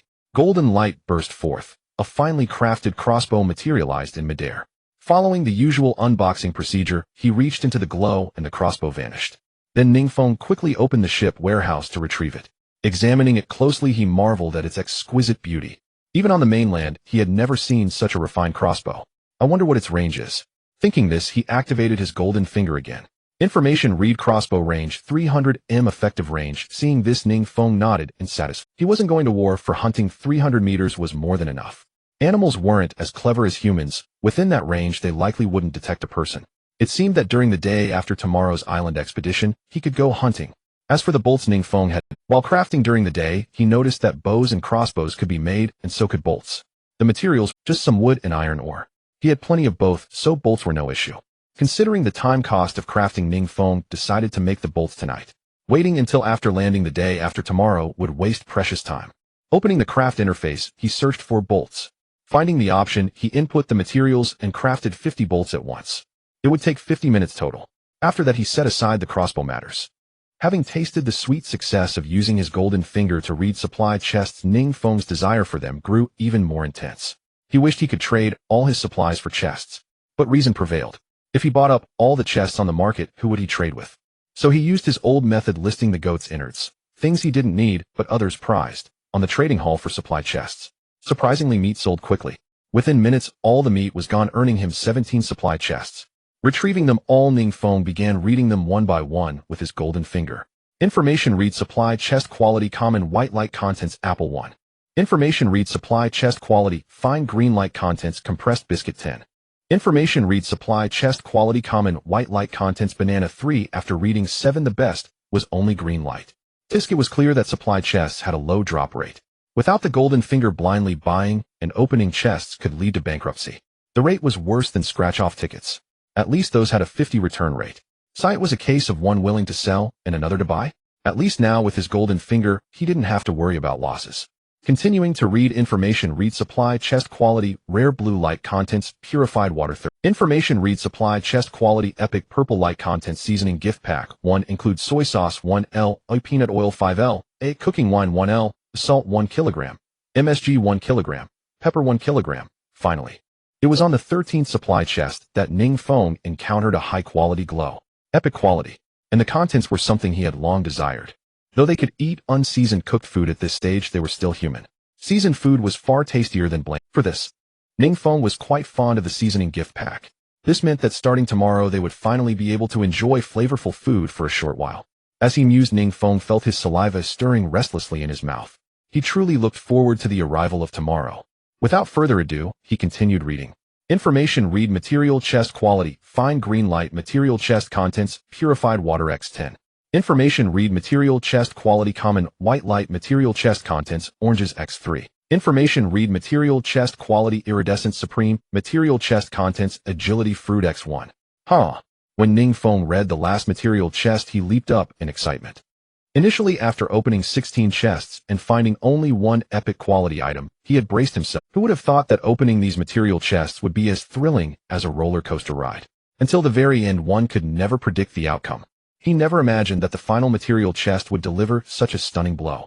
The previous items, crossbows and seasonings alike, were decent, but incomparable to this supreme treasure. They were all good supplies, but naturally they couldn't hold a candle to this supreme quality item. In fact, when collecting material chests, what Ning Feng desired most were these supreme class items. Especially items like the strength fruit that could enhance one's physique. After all, supplies could be gathered in various ways, but physical enhancement through training had its limits. Ever since experiencing the marvel of the strength fruit, Ning Feng had yearned for these enhancement fruits. Now his wish had finally come true. Consuming the agility fruit. Speed 10. 5 milliseconds. After reading all the material chests, Ning Feng sorted them by quality. He kept the fine, epic, and supreme chests aside, and put the remaining 14 material chests up for sale, using his previous method. After listing them successfully, while waiting for them to sell, Ning Feng planned to open the 3 chests he had kept to avoid accidentally listing them among a larger batch. That would have been disastrous. First, he opened the fine material chest, which yielded nothing special. Just 30 bottles of purified water. Ning Feng kept it not because he was short on water, but because he was interested in the 30 plastic bottles. Though he could now craft wooden barrels as containers, they had their limitations. Small as they were, water bottles could handle many tasks. The most obvious example was during barbecue. Drilling a few holes in the cap made seasoning far more convenient than using one's hands. Moreover, in the current market, the price of a material chest was generally around 30 bottles of water, meaning this fine chest wasn't a loss. Since it wasn't a loss, why would he list it? He didn't want to give other survivors an easy deal. After the fine chest's glow faded, Ning Feng proceeded to open the next epic quality material chest. In an instant, a purple light appeared. Ning Feng had seen such a glow once before when he obtained the steel axe, so it held no novelty. Considering it wasn't cooking time, Ning Feng didn't bother examining the seasonings inside the purple glow. Seasonings were all similar after all, with little variation in taste. At most, the containers differed in shape, so there was nothing to study. Finally, it was time for the supreme quality material chest that Ning Feng had long anticipated. Ning Feng had never opened a supreme quality item before, so he was curious to see just how spectacular the iridescent light would be. Holding his breath and focusing, he carefully placed his hands on the material chest and gently opened it. In an instant, an iridescent light burst forth, dazzlingly bright. Its brilliance was akin to staring directly at the sun. Ning Feng had to squint and furrow his brows to alleviate the discomfort in his eyes.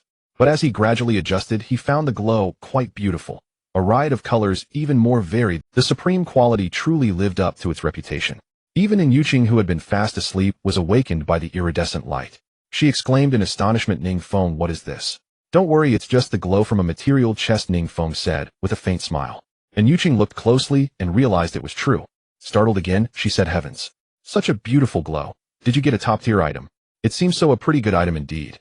Ning Feng chuckled. "I almost hate to reach in and disrupt this glow." He wasn't joking. The glow was stunning in both appearance and brightness. Wouldn't it be nice to keep it as a kind of lamp? Unfortunately, the item within the glow was too rare, so Ning Feng could only dream. Then he reached his hand into the iridescent radiance. The moment his hand entered, he felt a warmth. He hadn't expected such exquisite detail in a supreme quality material chest.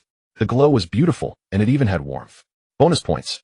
As Ning Feng's hand touched the agility fruit, the glow vanished. Then Ning Feng quickly opened the ship storage to retrieve the agility fruit. As usual, he read the information.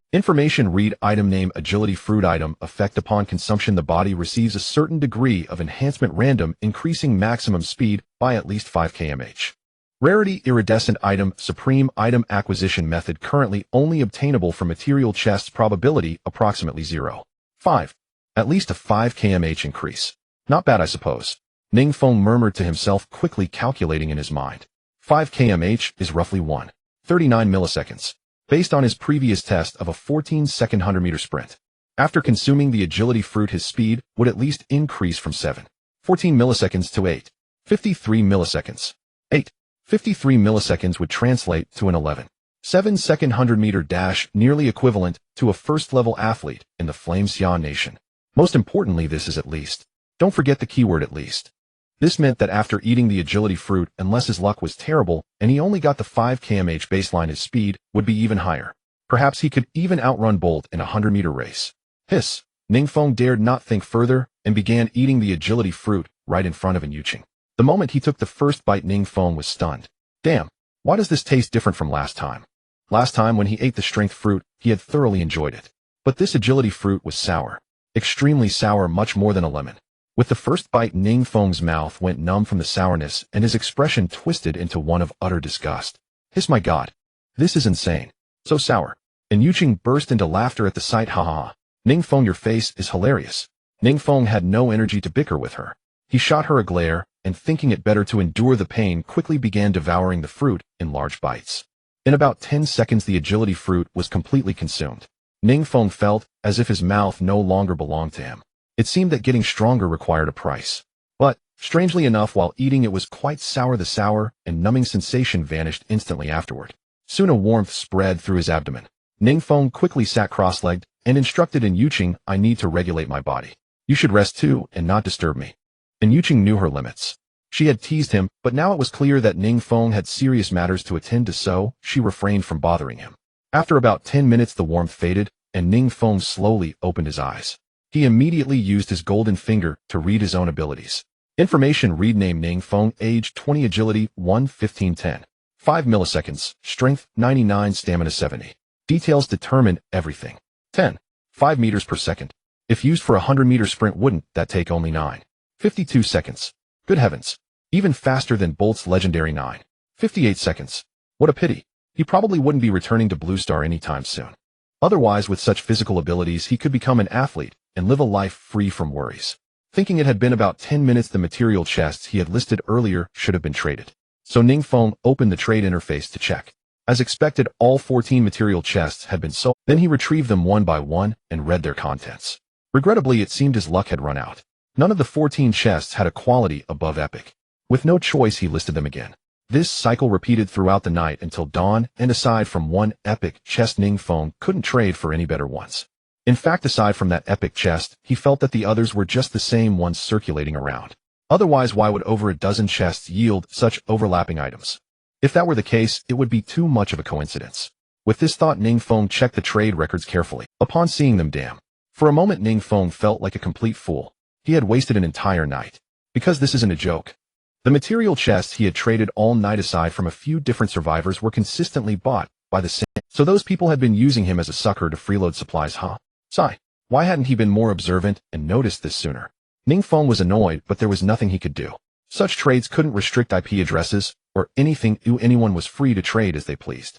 Unless he stopped listing items, he had to accept it if others chose to do this.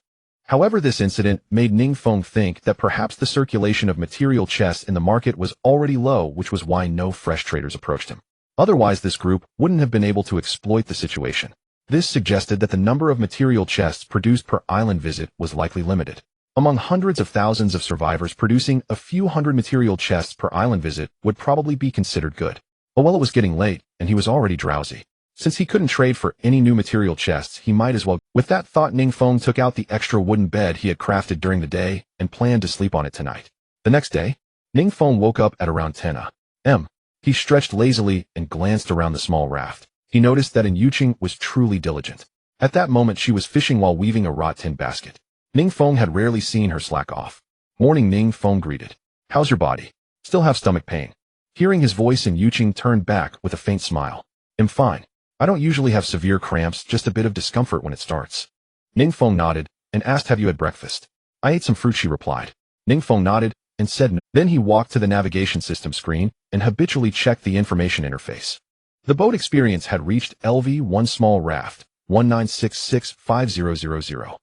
At a growth rate of 600 experience per day, it would take another 6 days to level up. That was quite fast, he thought. Then Ning Feng took out some fruit and 2 cartons of milk. One carton was naturally for Yuqing, but remembering she was on her period, Ning Feng didn't hand it to her immediately. Instead, he placed the milk against the edge of the iron bucket to warm it up.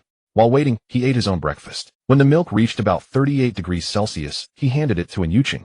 Drink something warm to soothe your... Ning Feng admitted he was trying to win in Yuqing's favor, but he wasn't being a simp. He just hoped her affinity toward him would quickly reach above 90, so he could make a move. In truth, winning over a girl didn't always require elaborate efforts or constant flattery. By paying attention to small details like this, he could earn many points in her heart. For example, warming the milk was neither tiring nor troublesome, a mere gesture. But the impression it left was entirely different. Sure enough, the moment Yuqing took the milk, Ning Feng could see admiration in her gaze. This small act alone had significantly boosted his standing. It seemed that winning Yuqing over was just around the corner. In the following time, Ning Feng didn't idle either. He joined in fishing and weaving rattan baskets. As for trading material chests, after last night's experience, Ning Feng decided not to bother with it anymore. He figured he would only get new chests after visiting the island tomorrow.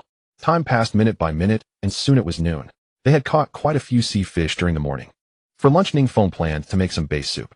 Though there were no side dishes with the seasonings now available, the base soup would surely be delicious. Just thinking about it made Ning Feng and Yuqing's mouths water. The outcome was unsurprisingly as expected. The warm and flavorful fish soup greatly stimulated their taste buds, bringing satisfaction to their hearts and a special warmth to their bodies. Ning Feng could guarantee that the bowl of fish soup in his hand was absolutely priceless in the present world. Even in Yuqing, who was usually silent during meals, couldn't help but let out a sound of enjoyment. MMO. This fish soup is the best soup I've ever had. Ning Feng teased. You have a little more? Our good days are just beginning. In the future there will be more and more delicious things. By then will you sigh with emotion every time you eat? Oomph. And Yuqing pouted. Mind your own business. For now this fish soup is the best. Alright, I won't bother you. As long as you like it. After lunch they took their usual afternoon nap. Upon waking they continued fishing and weaving wicker baskets. Though a bit dull, it was far better than idly staring into space. Time flew by amidst the busyness. In the blink of an eye night fell. After dinner Ning Feng returned to the navigation system screen, intending to check the trading hall for any bargains. In truth, he had also checked the trading hall occasionally during the day. Unfortunately, the survivors nowadays were all quite shrewd. Forget about finding bargains, even slightly rare resources were sold at exorbitant prices.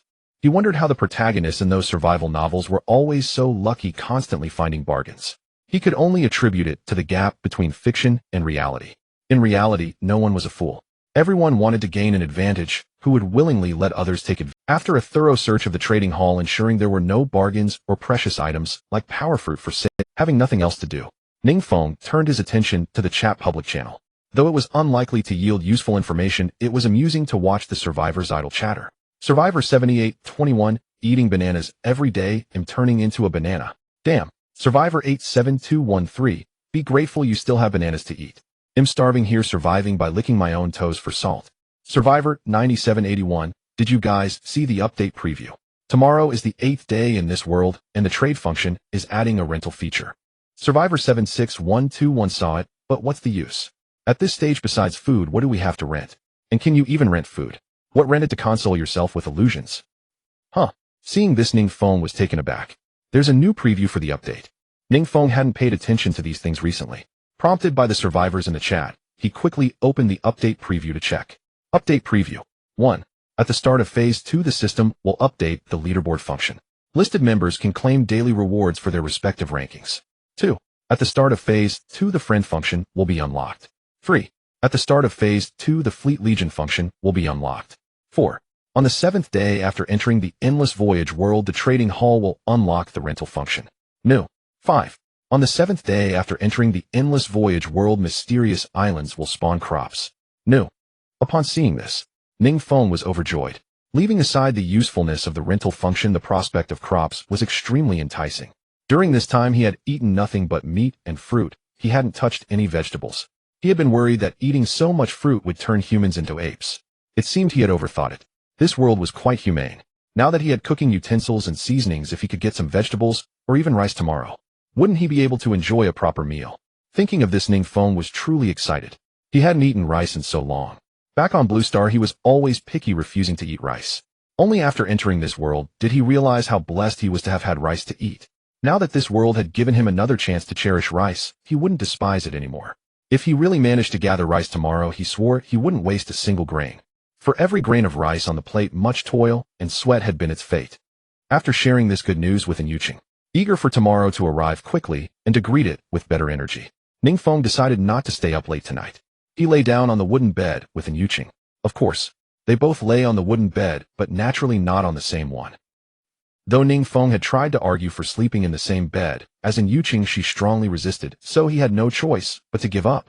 Now that he had finally raised Yuqing's affection towards him to 75, he didn't want to risk lowering it over such trivial matters. That would be a loss far outweighing the gain.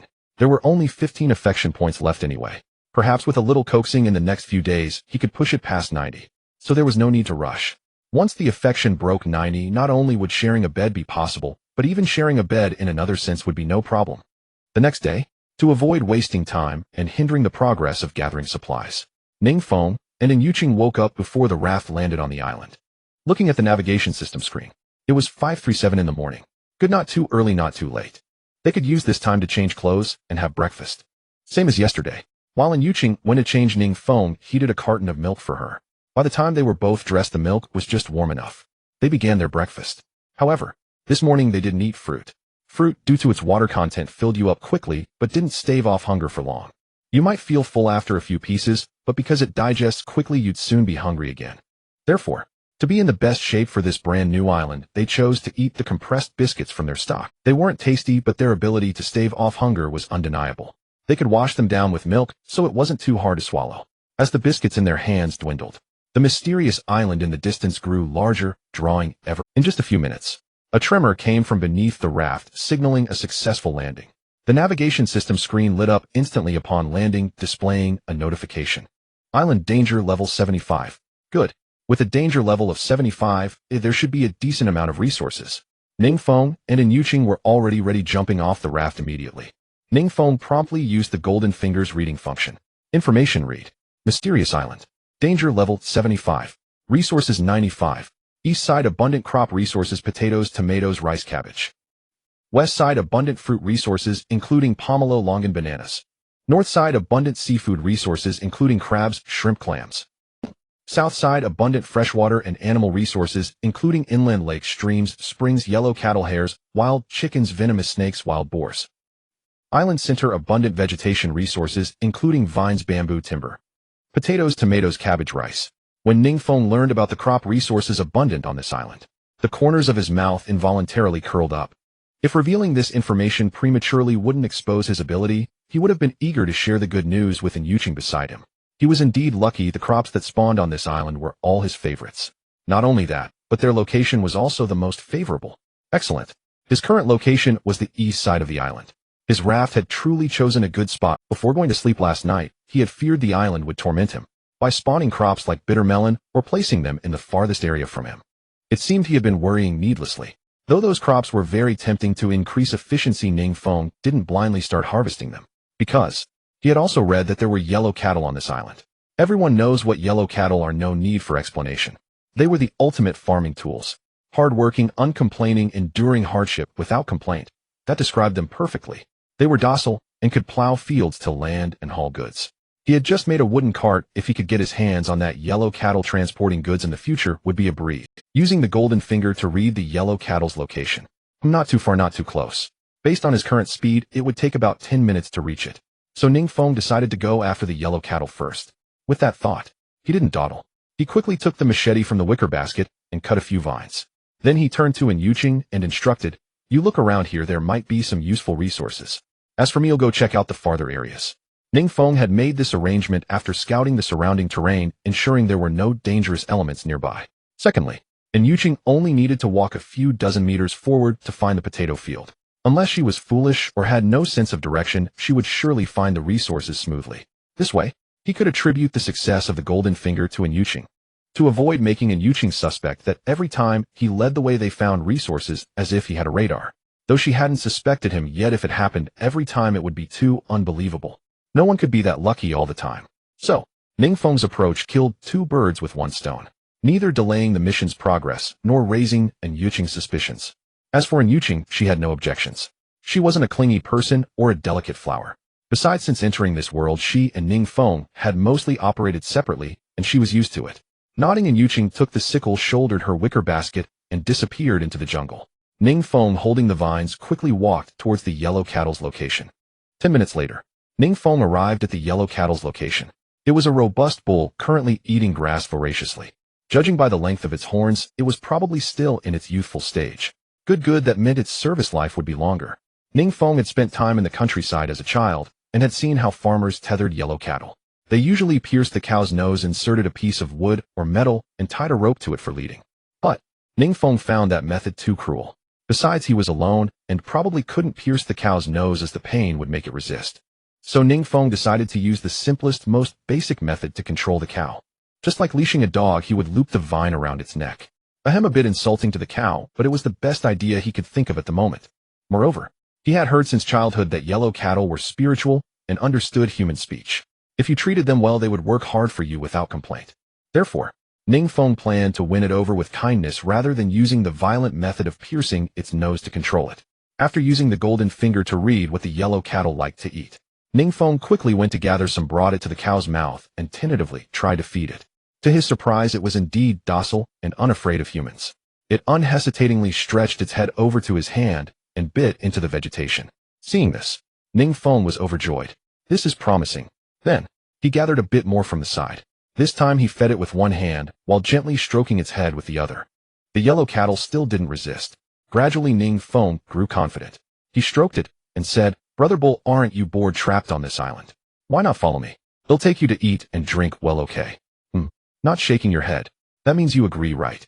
Ning Feng didn't care whether the cow understood or agreed, its current attitude was positive. So he didn't waste any more time. He tied the vine into a loop intending to put it around the cow's neck.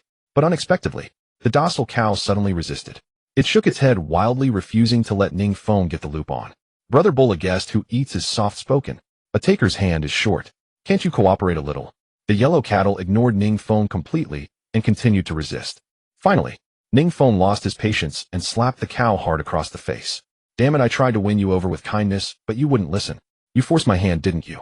Yellow cattle, yellow cattle, yellow cattle. The cow had probably never expected to be slapped by a human in its life. It was stunned, its mind blank, and it stopped moving. As for Ning Feng, it had been an instinctive reaction. He had been so annoyed by the cow's shaking that he couldn't help but slap it. Calming down and thinking about it, he found the scene somewhat dramatic. But it gave him a good opportunity. Quick as a flash, he slipped the vine over the cow's neck. At this point, the cow seemed to accept its fate, stopped resisting, and lowered its head to continue eating grass. "Brother Bull, following me might be a bit tiring, but I'll make sure you eat better and see the world. No point being a frog at the bottom of a well, or rather a cow." Ning Feng was a good person at heart. After slapping the cow, he hypocritically stroked its head, trying to soothe its emotions. Then, he didn't care if the cow had finished eating or not. He tugged on the vine and headed back towards the— Of course it must be eaten. One could only say that describing those honest people as old yellow cows is quite apt. This cow, even when treated like this by Ning Feng and interrupted from its meal, showed no sign of anger. It should be known that even dogs, often hailed as humanity's most loyal companions, can exhibit protective behaviors over their food. Yet this cow followed Ning Feng's lead without any resistance.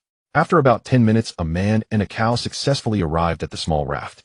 Ning Feng hurried back to the maritime system screen as quickly as possible. He remembered that in the crafting section, he could create a yoke near saw. The yoke is something that people in the city probably see rarely, who just know that without it the cow cannot pull a cart. To put it simply, it is the connector between the cow and the cart. With it, he can tie the rope to the cart's handle and the yoke, placing the yoke over the cow's back at the position that resembles a camel's hump. This way the cow can assist in pulling the cart. Upon successfully locating the crafting page for the yoke, he found that the required materials were not many, just wood and rope would suffice. Coincidentally, Ning Feng had previously opened a climbing rope from the resource treasure chest, which could be used as a substitute. After adding the materials, he only had to wait 45 seconds for it to be crafted. Using this brief interval, Ning Feng once again placed all the remaining resource treasure chests from last night onto the trading hall. Now that they had landed on the island, it was likely that a new batch of newcomers would find resource treasure chests shortly. By placing them early, he could also acquire resource treasure chests in advance. This way he could avoid encountering some impatient individuals who might directly open a resource treasure chest upon finding it. The listing was complete, and the yoke was just crafted. Ning Feng immediately took it out. The yoke looked nothing special, resembling a person shape. As for the quality, it felt acceptable to Ning Feng. At least it was quite smooth. He placed on the cow's shoulders, it shouldn't cause too much discomfort, and he wouldn't have to worry about splinters on the wood. However, before leaving, recalling the crossbow arrows from last night, Ning Feng also took out the crossbow and the crafted arrows to avoid wasting time later hunting for them. With that, everything was ready. Ning Feng then led the cow towards the potato field. In just a few minutes, Ning Feng successfully found Yuqing. As he expected, this woman was not foolish and had indeed found the potato field.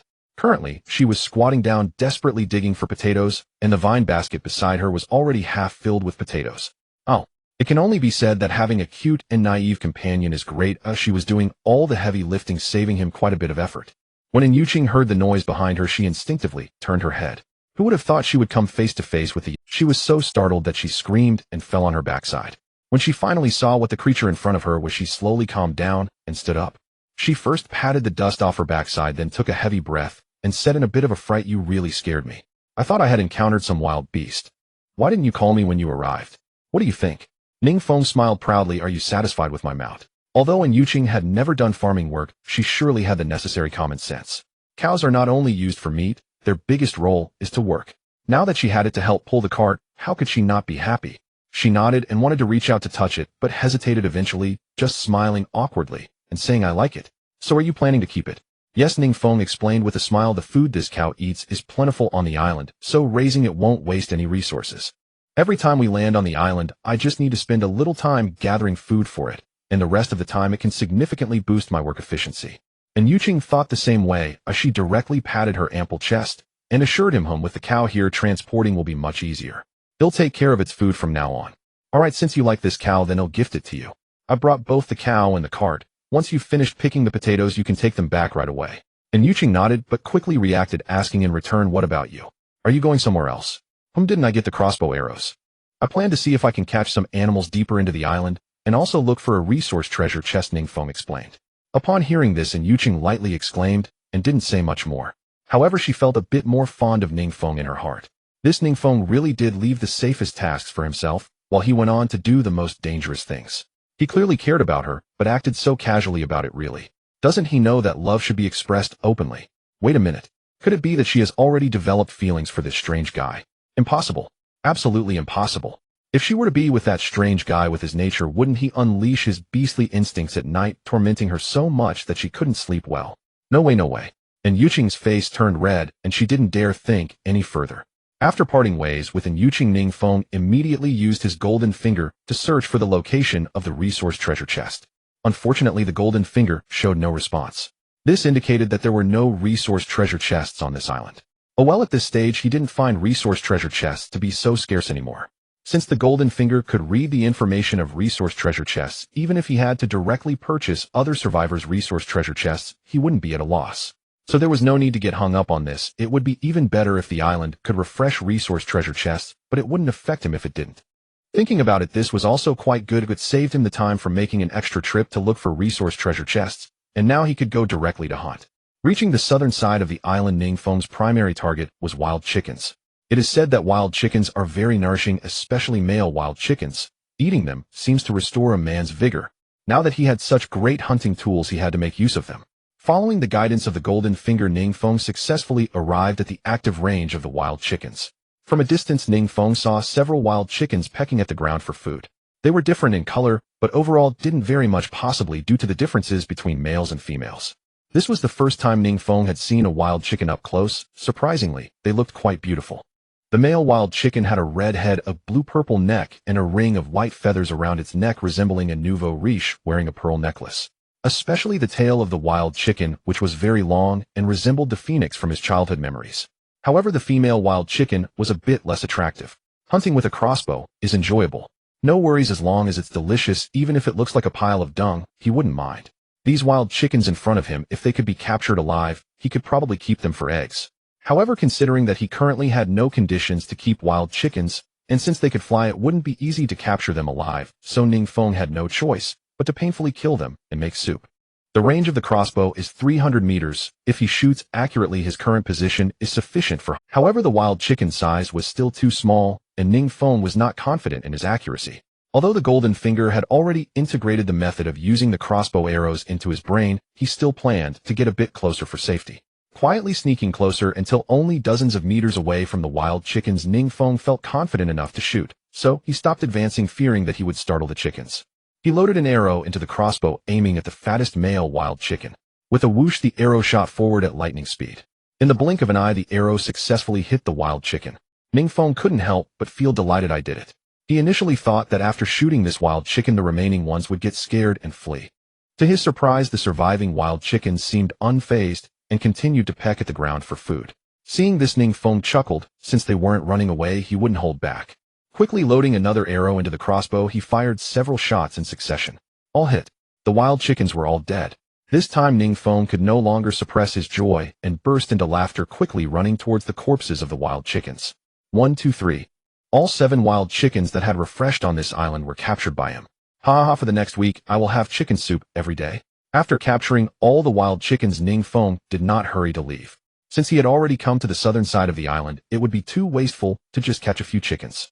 Therefore, Ning Feng planned to capture all the animals located on the southern side of the island. Of course, excluding venomous snakes. At least for now, he didn't want to deal with snakes.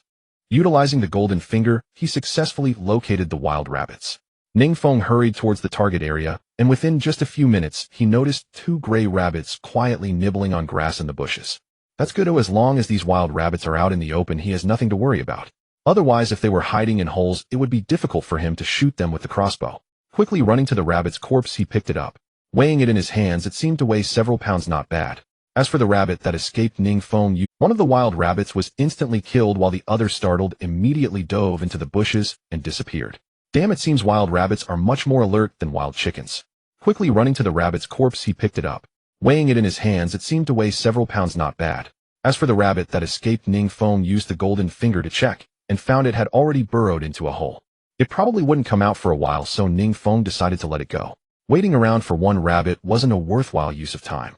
With the wild chickens and wild rabbits secured, the next target was the wild boars on this island. Although he still had plenty of wild boar meat in his ship's warehouse in a survival situation, who would complain about having too many resources? If he had to use a steel axe to hunt the wild boars like before, Ning Feng might hesitate. After all, wild boars are tough and fierce, and fighting them up close is likely to lead to accidents. But now he had a crossbow. He just needed to hide in the shadows and shoot secretly. This method of hunting, while not 100% safe, was at least quite secure. Thus he had no reason to hesitate or fear. After all, he had consumed a agility fruit, which boosted his speed. Even if he didn't kill the wild boar with the crossbow, he could run. With this in mind, Ning Feng didn't dawdle and continued to use his golden finger to locate the wild boars. Great! The golden finger indicated that there were 2 wild boars on this island. At this moment, the 2 wild boars were not in their den, which made it convenient for him to hunt.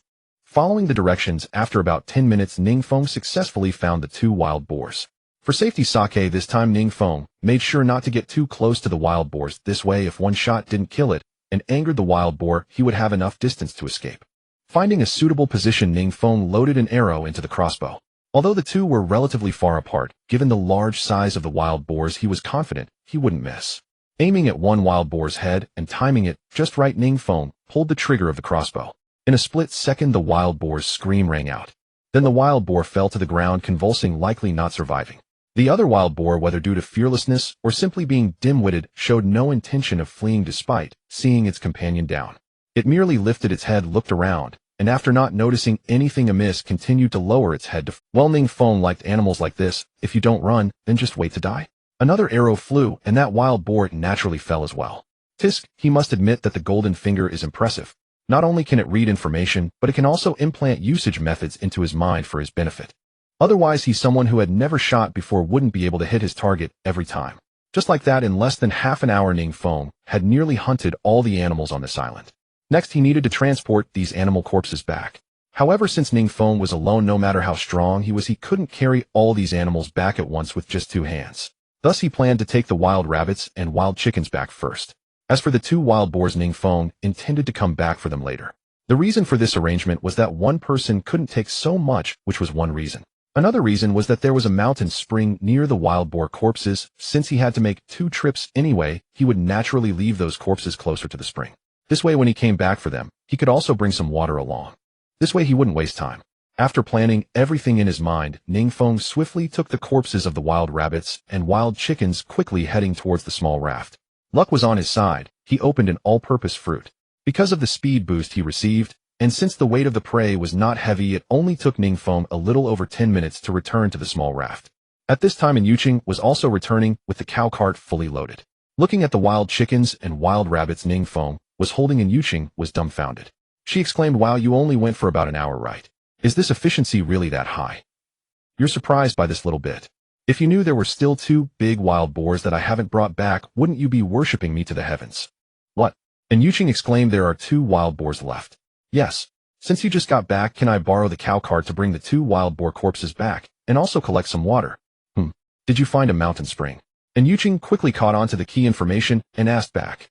"Yes, I happened to find the location of the spring while hunting." Ning Feng nodded. Unbearable. Isn't this too absurd? On such a vast island, in just 1 hour, he had hunted so many animals and even discovered a freshwater source. With abilities like Ning Feng's, what need did he have for a survival partner? He could probably live better alone than instantly. She felt a surge of gratitude toward Ning Feng once more. If it were someone else, they would have kicked her off the boat long ago, yet Ning Feng was still willing to keep her a burden around. Moreover, upon careful reflection, although Ning Feng was usually a bit lecherous, he did have principles. At least he never forced her to do anything. If it were someone else, they might have taken her by force on the very first day. Thinking this way, she felt that she had been the unreasonable one these past few days. Even if Ning Feng took some liberties, so what? At least he never forced her or despised her. Whenever she showed resistance, he would stop. Of course, judging Ning Feng by the standards of the mainland era, he was indeed a pervert. But this was no longer the mainland era, it was now a lawless apocalyptic civilization. Under these circumstances, Ning Feng only went as far as some light flirtation, which made him a complete gent. Since Ning Feng wasn't a bad person and seemed to have some interest in her, she suddenly felt like giving him a chance. If he were willing to confess to her, she might accept him. Ning Feng, of course, had no idea what Yuqing was thinking. Seeing her silent for so long, he took the initiative to speak. All right, what are you standing there for? Hurry up and unload the potatoes from the cart. You'll need them soon. Reminded by Ning Feng, and Yuqing snapped out of her reverie and nodded hurriedly. Oh, okay. Thus, with their combined efforts, all the potatoes from the cart were stored in the ship's warehouse within minutes. Ning Feng checked the total weight, 431 kilograms, enough to last quite a while. Then Ning Feng turned to Yuqing and instructed, there's probably not many potatoes left in the field, right? You'll use the ox cart to fetch some water and bring back the wild boar. You'll have to work hard and use the rattan basket to dig up the remaining potatoes. Then we'll go search for other supplies together. This division of tasks was quite reasonable, and Yuqing naturally had no objections. After nodding, she shouldered the rattan basket and headed back to the potato field. Ning Feng wasted no time either. He took as many empty wooden barrels as possible from the ship's warehouse and led the ox toward the wild boar carcass. Thus, in one morning, the animals, the freshwater source, and the potato field were all taken care of. For lunch, Ning Feng planned to have potato stewed chicken, a delicious and filling meal.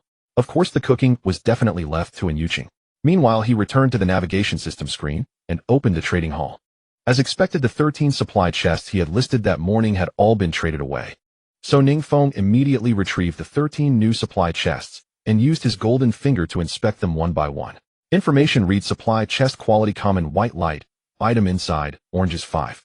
Information reads supply chest quality legendary gold light, item inside, spring mattress 1. Information reads supply chest quality epic purple light, item inside, fishing net 1.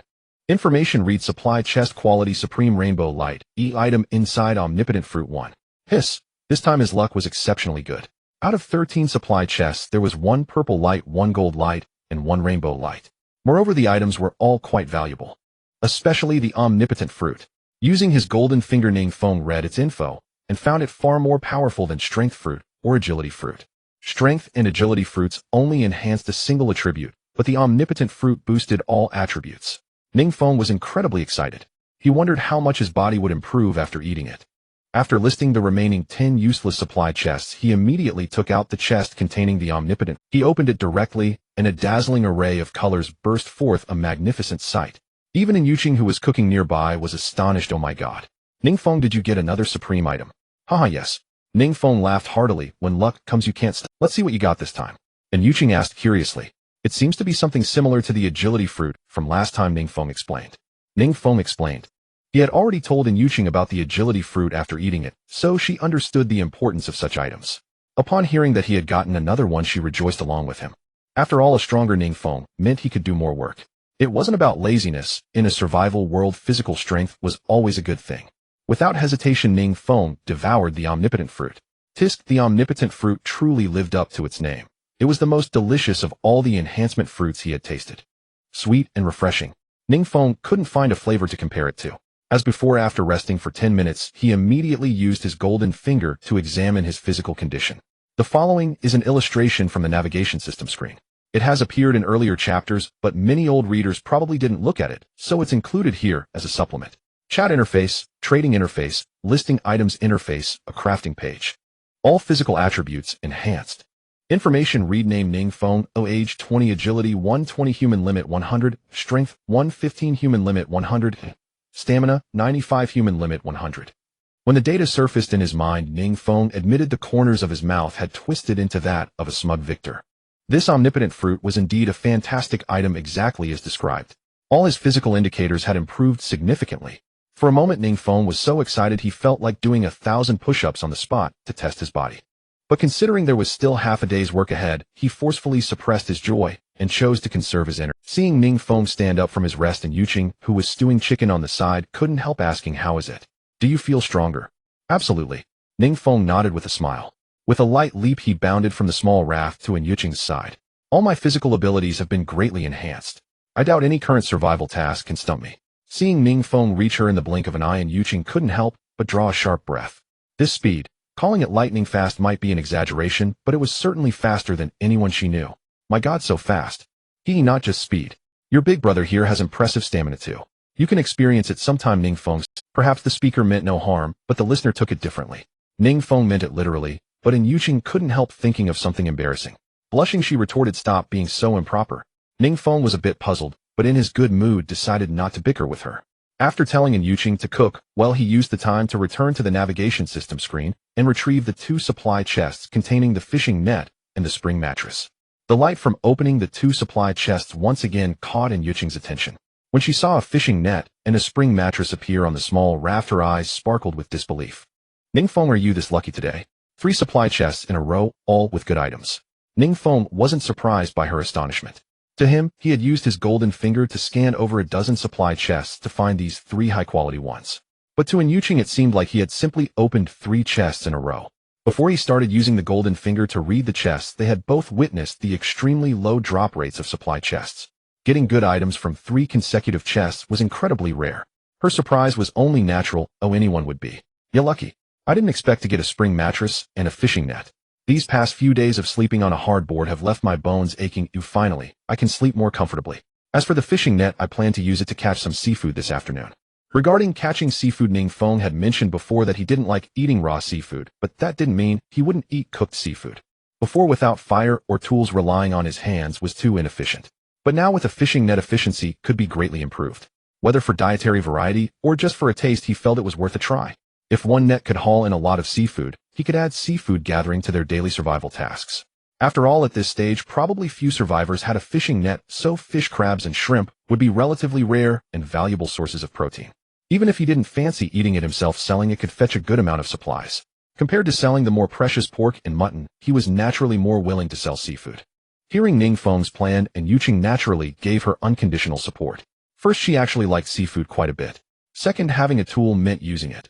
That was one of the principles of survival. So she patted her chest repeatedly and assured him, "Ning Feng, go ahead and fish with confidence this afternoon. I managed to find the potato field on my own this morning, so I can definitely find other fields this afternoon. You handle the sea's resources, and I'll handle the land's. Together we're unbeatable." And Yuqing, usually so serious, suddenly got carried away, which made Ning Feng laugh. Unbeatable together. That sounded more like a pair of fools. As for the potato field, she had only found it because it was close to the raft. If she couldn't even find that, she'd truly be useless. So Ning Feng didn't trust her words at all. If he really let her search for supplies on the island alone, he probably wouldn't be eating any other vegetables in the island. But everyone needed to save face.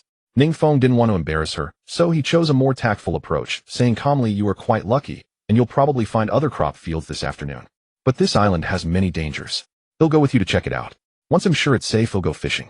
Otherwise, he'll be worried about you and won't be able to focus on fishing." And Yuqing was deeply moved by his word. She had indeed been a bit stubborn earlier. Now that Ning Feng was willing to accompany her, she was more than happy and didn't refuse.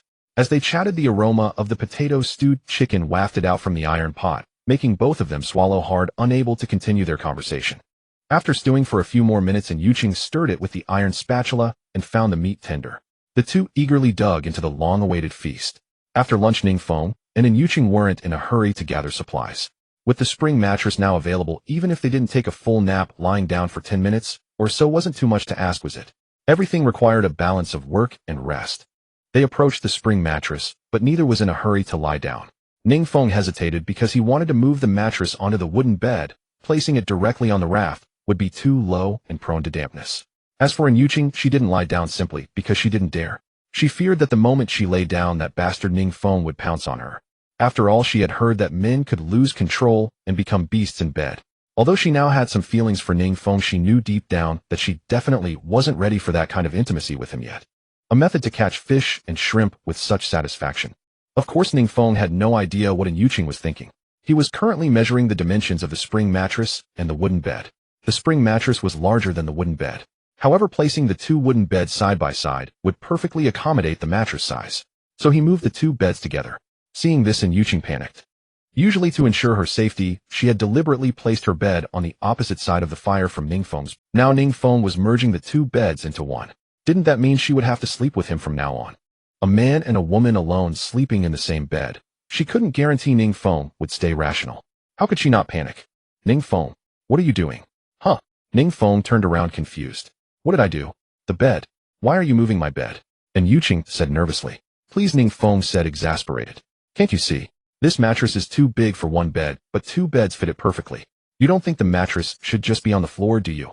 What if a big wave comes and wets it? How will we sleep then? And Yuqing understood the logic, but this meant she would have to share a bed with Ning Feng. Alright, I know what you're worried about. You're afraid it'll get handsy, right? Don't worry, even if we sleep in the same bed, it'll just sleep. That's all. Ning Feng wasn't lying about that.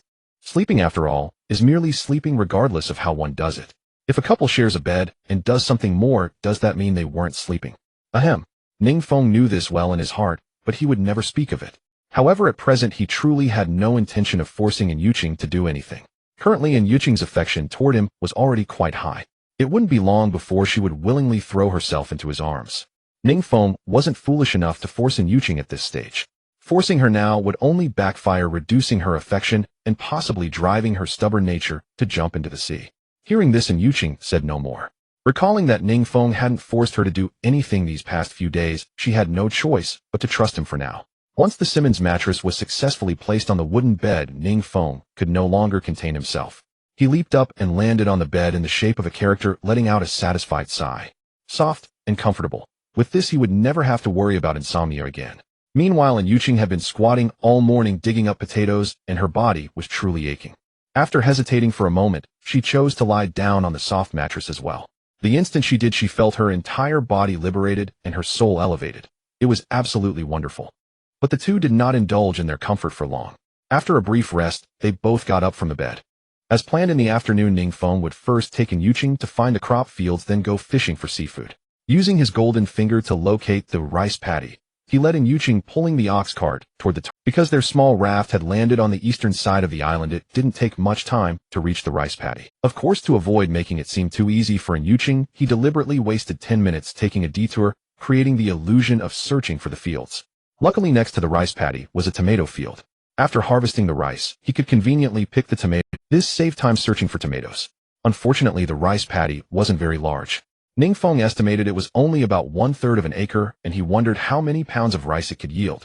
But as always, something was better than nothing.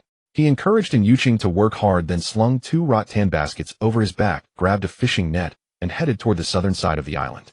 That area was abundant with seafood, and using the net should yield a good catch. The southern coast of the island was about a half-hour's normal walk from the rice paddy. But because Ning Feng had consumed the omnifruit, he jogged the entire way, covering the distance in just 10 minutes. With his enhanced physique, there was no need to worry about work efficiency. Upon arriving at the southern coast, just as his golden finger had indicated, the seafood was plentiful. Looking out, the shallow waters were teeming with fish, crabs, and shrimp foraging. Normally, with so many crabs, fish, and shrimp in the shallows, there should also be crabs on the beach. But there weren't. The beach was exceptionally clean, without a single crab. Ning Feng speculated that this world might not want survivors to catch crabs so easily. After all, crabs on the beach could be picked up by hand, right? That would mean many survivors could easily survive. This would go against the essence of survival. Of course, this was merely Ning Feng's personal guess, and he didn't bother to delve deeper into the truth. In any case, the current situation was favorable to him. He had a fishing net, while others didn't, allowing him to significantly widen the gap between himself and other survivors. Once the ranking system was activated, he might even surpass everyone and top the charts. And since crabs, fish, and shrimp were scarce, their prices would naturally be higher. Without further delay, after learning the casting technique through his golden finger, Ning Feng assumed the proper stance and flung the net. This net had magnets along its edges, causing it to open into a circle. Though called a fishing net, it was more like a type of cast net. Once thrown, the magnets quickly sealed the opening, trapping the fish and shrimp inside with no escape. Thus, there was no need to wait long. Seeing that the net had caught plenty of fish and shrimp, he promptly pulled it in. Good heavens, it was truly a full load of fish, shrimp, and crabs. In such a densely populated sea area, having a cast net was incredibly satisfying. He figured that even if Yuqing casually cast the net, she would still catch a good amount. In the end, the time spent far exceeded Ning Feng's expectations. In just 1 hour, both rattan baskets and the fishing net were packed to the brim with fish, shrimp, and crabs. Thinking there were no more containers to hold the seafood, Ning Feng decided to call it quits. After all, compared to fish, shrimp, and crabs, the rice and tomatoes in the fields were more worth collecting. If he hurried back now, he might even have time to harvest the cabbage field before the raft left the island. At the thought of having rice, vegetables, meat, and seafood for dinner tonight, Ning Feng couldn't help but salivate. It had only been 8 days since he entered this world, and he was already free from worries about food and clothing. In 5 more days, the small raft would be upgraded. Could it possibly turn into a yacht or something by then? At that point, all aspects of life, food, clothing, shelter, and transportation, would be taken care of. Just thinking about it, Ning Feng eagerly anticipated the day of the Raft's upgrade. And Yuqing almost suffered heatstroke. Since he was returning fully loaded, Ning Feng naturally took longer than when he had come. It took about 17 or 18 minutes for him to get back to the small raft. Then Ning Feng immediately stored the seafood from the net and baskets into the ship's warehouse. Otherwise the seafood would spoil and rot if left out of seawater for too long. After storing it, Ning Feng didn't rest. His physical fitness was excellent and the previous work hadn't caused him any fatigue. So he grabbed 4 bottles of spring water and rushed back to the rice paddy where Yuqing was. When he arrived, half of the rice paddy had already been harvested. Seeing Yuqing drenched in sweat with a flushed face, Ning Feng quickly called her to stop. If she kept working like this, she would surely collapse from heat stroke. You really are something. If you're tired, just rest. There's no need to push yourself so hard. Oh, we're not short on food. Handing her a bottle of spring water, Ning Feng scolded her with dissatisfaction. Though his tone was reproachful, Yuqing could hear the concern beneath it. For a moment, Yuqing's heart felt warmer than her sun-scorched body. She knew Ning Feng cared about her. She took the water with a smile, took a generous sip, and said nonchalantly, "It's fine, I can handle it. I don't want to be useless." Seeing that Yuqing still didn't take it seriously, Ning Feng grew even more irritated and snapped, "Don't want to be useless. Does being stubborn make you a hero? Under our current conditions, health is the most important thing. If you collapse, there's no hospital. Do you really think the medicine in our first aid kit can keep you alive? If you die from being stubborn, you won't even have the chance to be useless, understand?" Ning Feng was genuinely angry.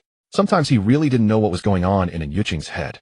Taking just a few minutes to rest could alleviate physical discomfort and allow her to continue working. But she insisted on being stubborn. If this led to health problems, it would only slow down their progress, and she might not be able to work at all in the future. Wasn't such a simple truth obvious to Yuqing? He certainly hoped she would do more work, but he didn't want her to be nothing more than a mindless laborer. Otherwise, wouldn't Yuqing just become a puppet who only knew how to work? Of course, if Yuqing truly became an undying puppet, he wouldn't exactly mind. But since she couldn't control life and death, working so recklessly would eventually put her life in danger. If she really had an accident, wouldn't even the person doing the work be gone? Living one more day meant one more day of work. Ning Feng knew the difference between having enough every meal and having a feast just once. So whether out of emotional concern or practical interest, he had to stop Yuqing and scold her to teach her a lesson. Seeing this, Yuqing realized Ning Feng was truly angry and quickly straightened up. She apologized weakly, "I'm sorry. From now on, if I feel unwell, I'll rest. I won't make you worry." "Humph," Ning Feng snorted coldly. "Just make sure you understand that yourself.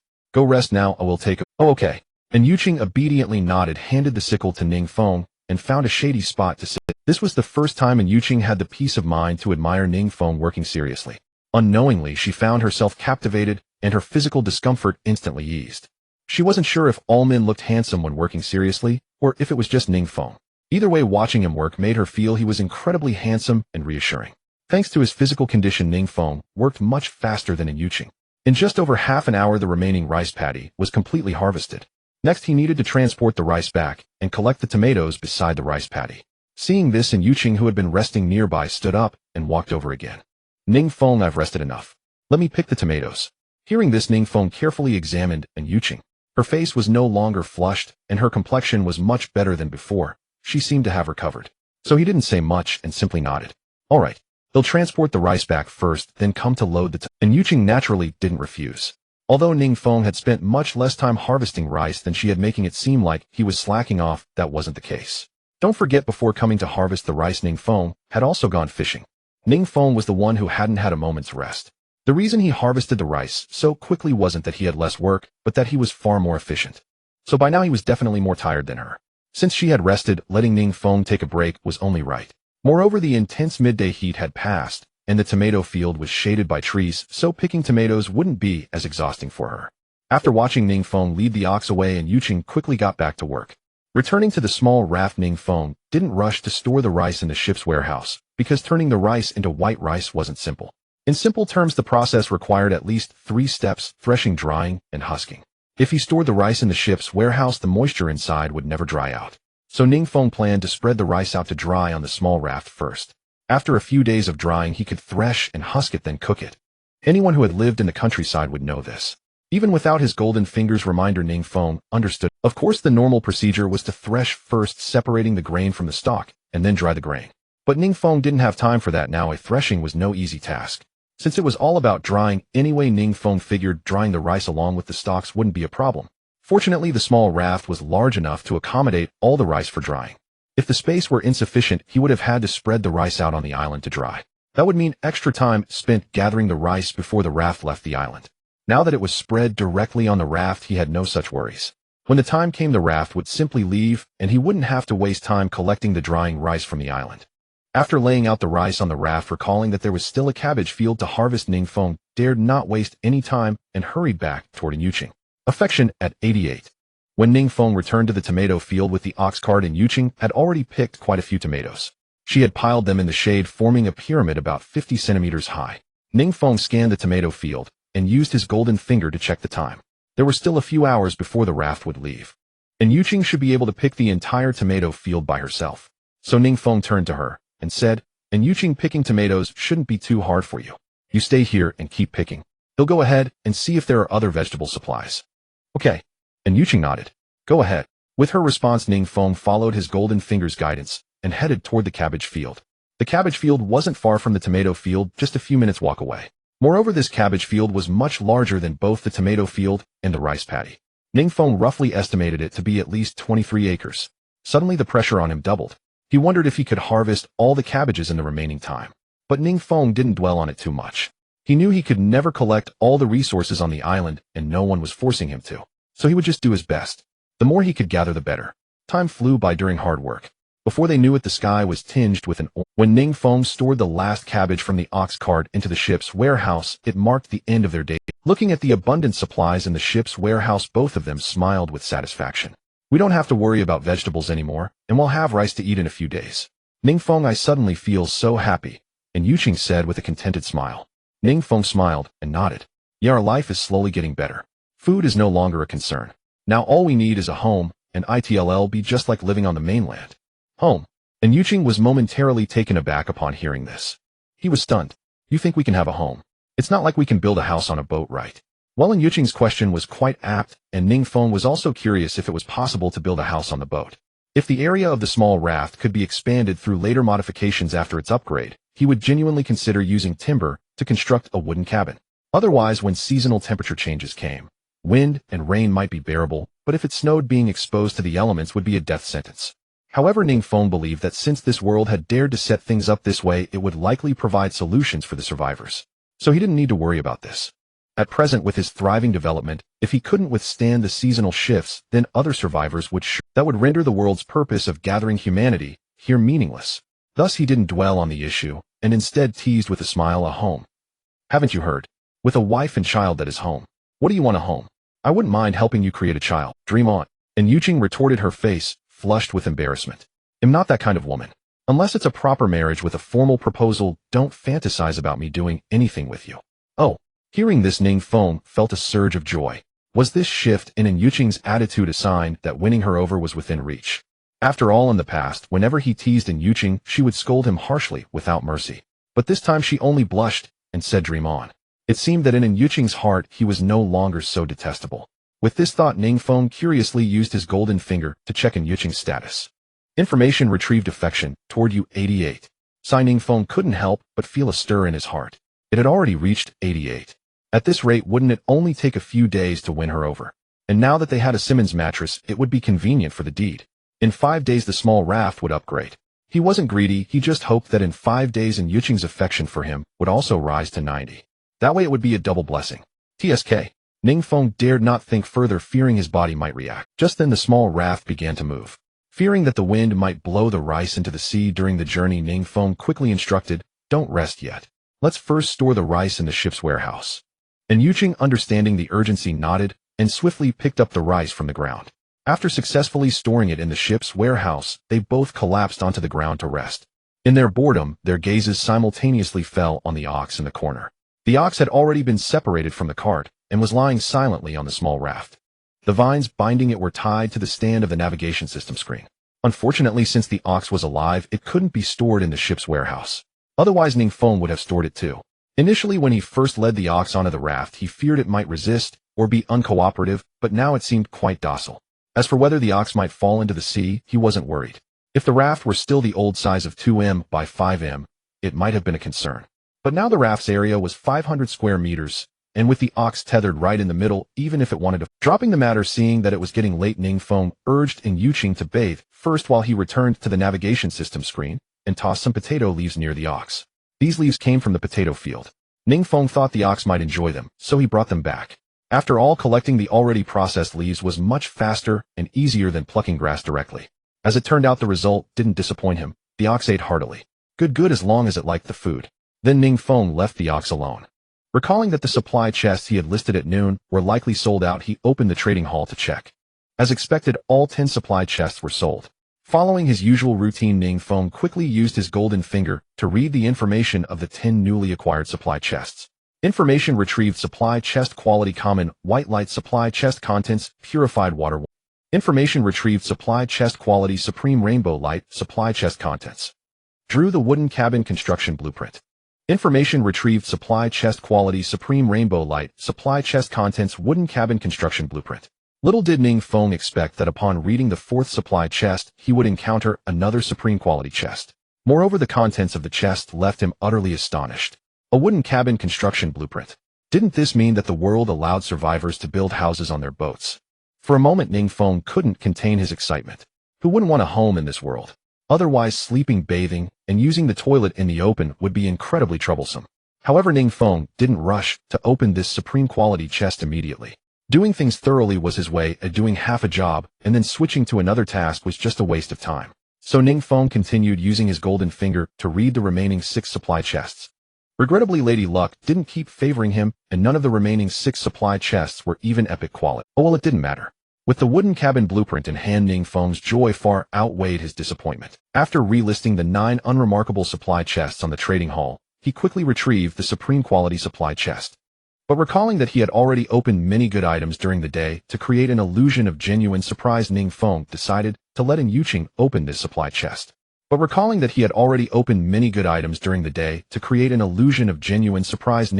in just 10 minutes, Ning Yuqing finished her bath, dressed in clean clothes, and emerged from behind the screen, holding a wooden bucket in one hand and the dirty woven native grass clothes in the other. Why the wooden bucket? Simple. Since they now had an ample supply of fresh water, they no longer bathed with seawater. Could remove surface dirt, but it wasn't clean water itself, making it unrealistic to achieve a thorough cleanse. Therefore, ever since they started collecting mountain spring water in wooden buckets, they used that for rinsing. Moreover, with fire available, and since Ning Yuqing was currently on her period, she would heat water in an iron pot beforehand, and then use the warm water to bathe behind the screen. Seeing Ning Yuqing emerge, Ning Feng immediately handed her the supply chest.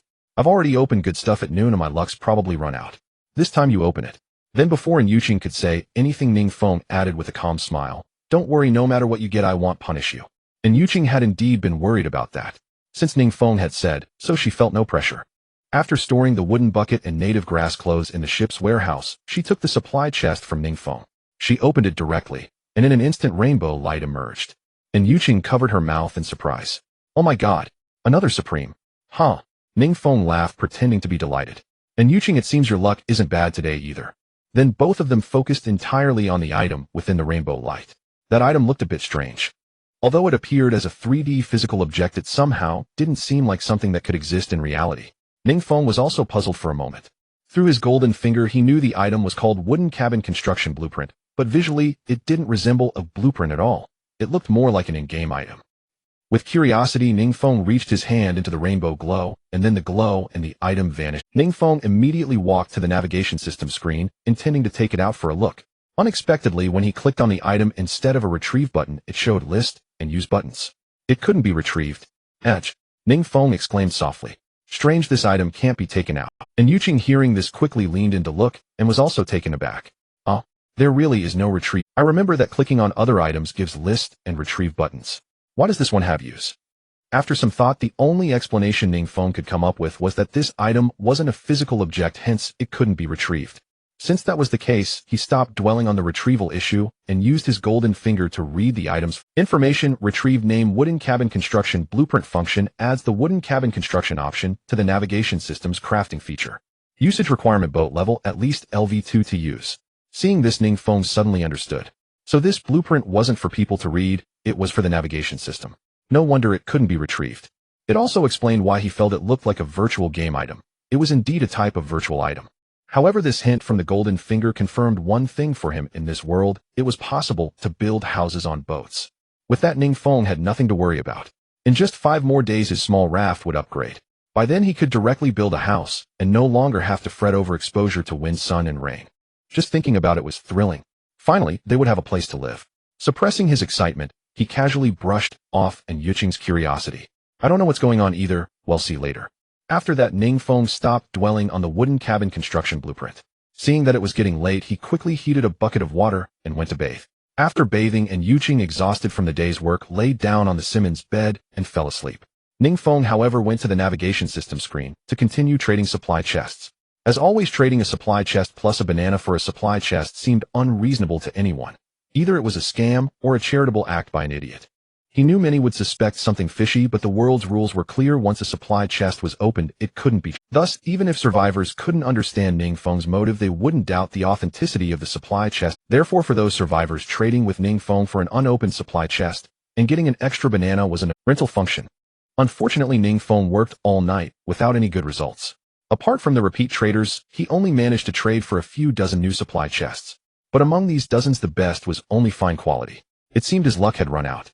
The same issue persisted. Although the known survivor count was in the hundreds of thousands, only about 100 or so could find supply chests on islands. Excluding those who kept them for themselves and didn't want to sell, the number of supply chests he could actually buy was probably, since he had been busy for so long without trading for any high-quality supply chests, he'd likely have to wait until the next island landing to get more valuable ones. So Ning Feng stopped wasting time and energy. After eating some fruit and drinking a bottle of milk, he lay down on the Simmons bed and fell asleep. Of course, he was now sleeping in the same bed as Yuqing, and she was already asleep. If he wanted to do something, he certainly could. But at such a moment, he had to restrain himself. And Yuqing's affection for him had already reached 88. There was no need to lower it by taking advantage of her. That would only be a loss. Moreover, Yuqing likely expected him to try something, so going against that expectation might surprise or even delight her. With luck, his gentlemanly behavior might even raise her affection for him further. So that night, Ning Feng slept very properly. The next day, Ning Feng was awakened by a slapping sound. Opening his eyes, he saw the rising sun above him. Sitting up in bed, he looked toward the source of the noise and was surprised to find that it was a fish Yuqing had caught slapping against the raft. Beyond that, Ning Feng was impressed by how diligent Yuqing was. Without being told, she had already taken the rice stored in the ship's warehouse the night before and laid it out to dry. "Sorry for waking you," Yuqing said with an embarrassed smile as she fumbled to grab the flopping fish on the raft. "It's fine.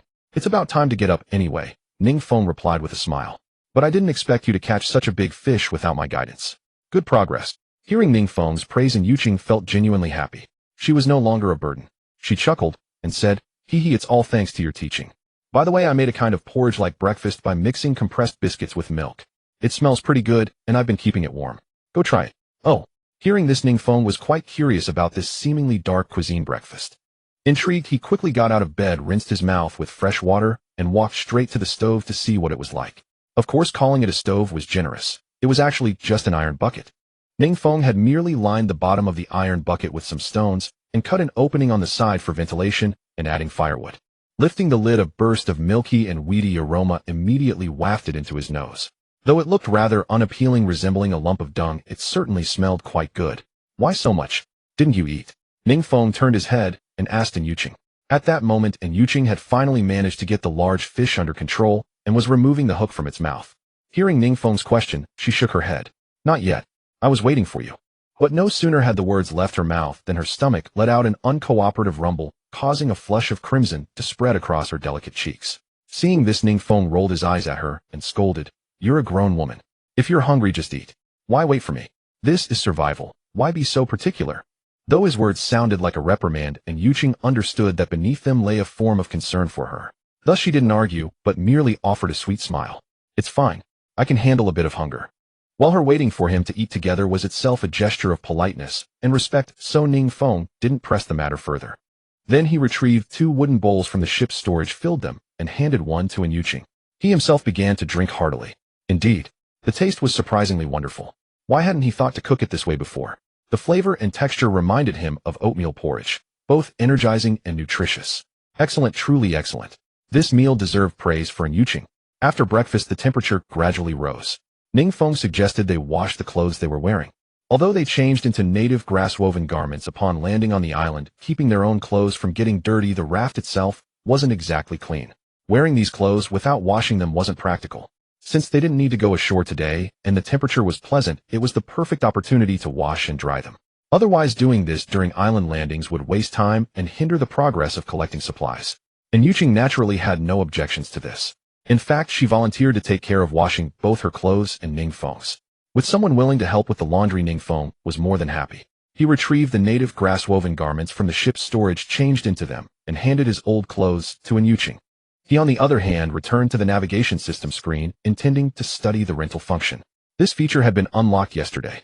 But yesterday had been an island landing day, and he wasn't about to waste time researching a new feature at the expense of gathering supplies. He first opened the rental hall to take a look. Whoa! It was just as chaotic as the trading hall. People were renting out all sorts of things. With a casual swipe of the screen, Ning Feng spotted someone renting out their own personal underwear.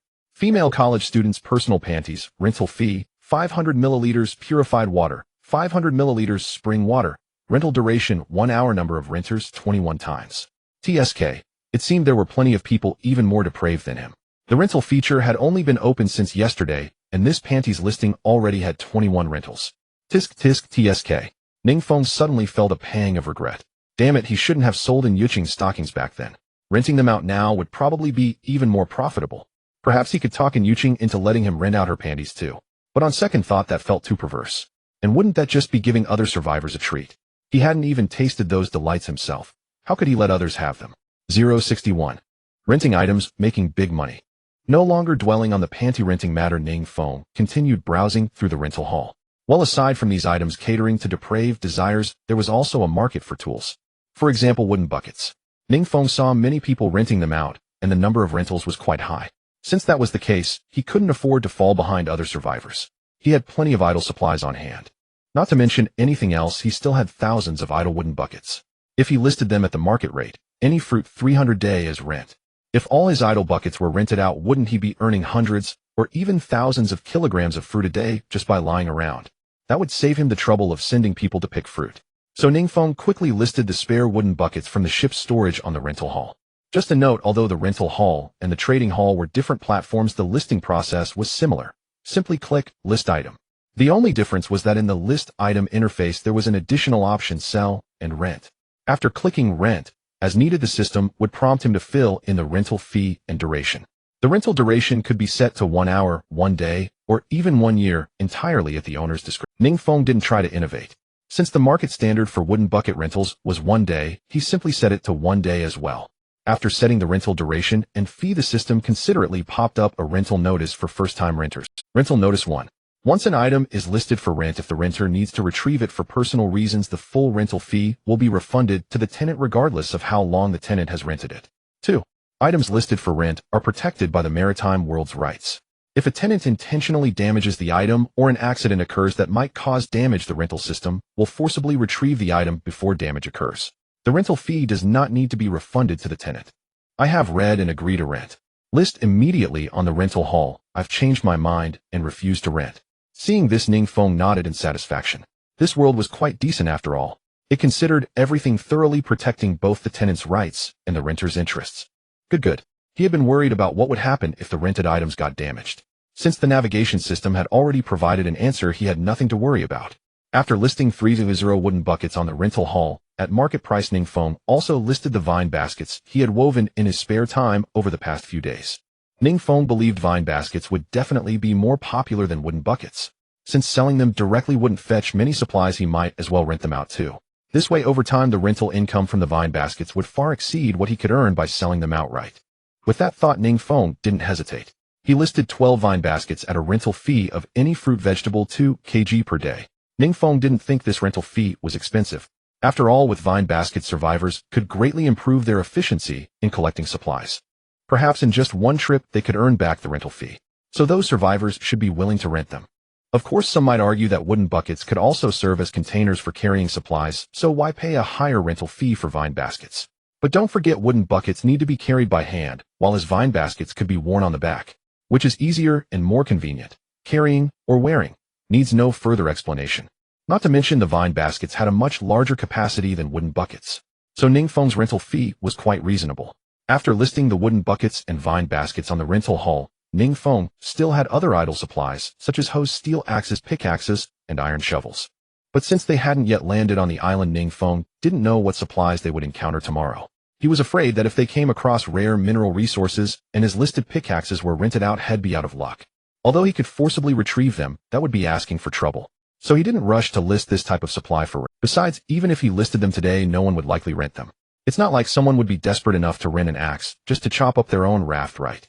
So it was better to wait and see if he needed them tomorrow. If not, he could rent them out then. However, fishing rods were something he could rent out. The sea fishing set he had obtained from the supply chest included many rods. Even if he and Yuqing each used one, there were still several spare ones. These could also be rented out. Of course, considering that meat resources were currently quite valuable in the trading hall, Ning Feng wouldn't set the rental fee for fishing rods too cheap. Otherwise, it would affect the price of fish he sold in the future.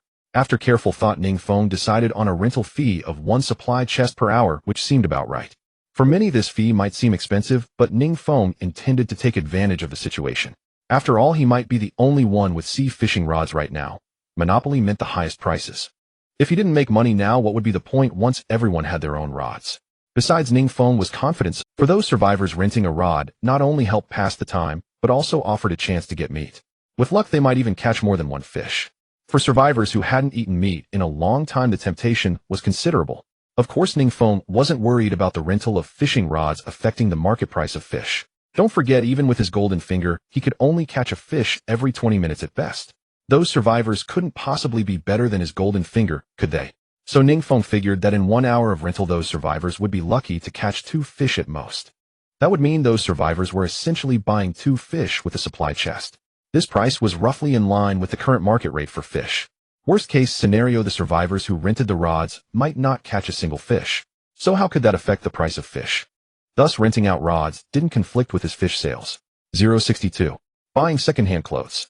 After figuring things out in his mind, Ning Feng didn't hesitate. He picked out 2 rods that were better suited for him and Yuqing. Then he listed the remaining 6 rods on the rental hall at a fee of 1 supply chest per hour.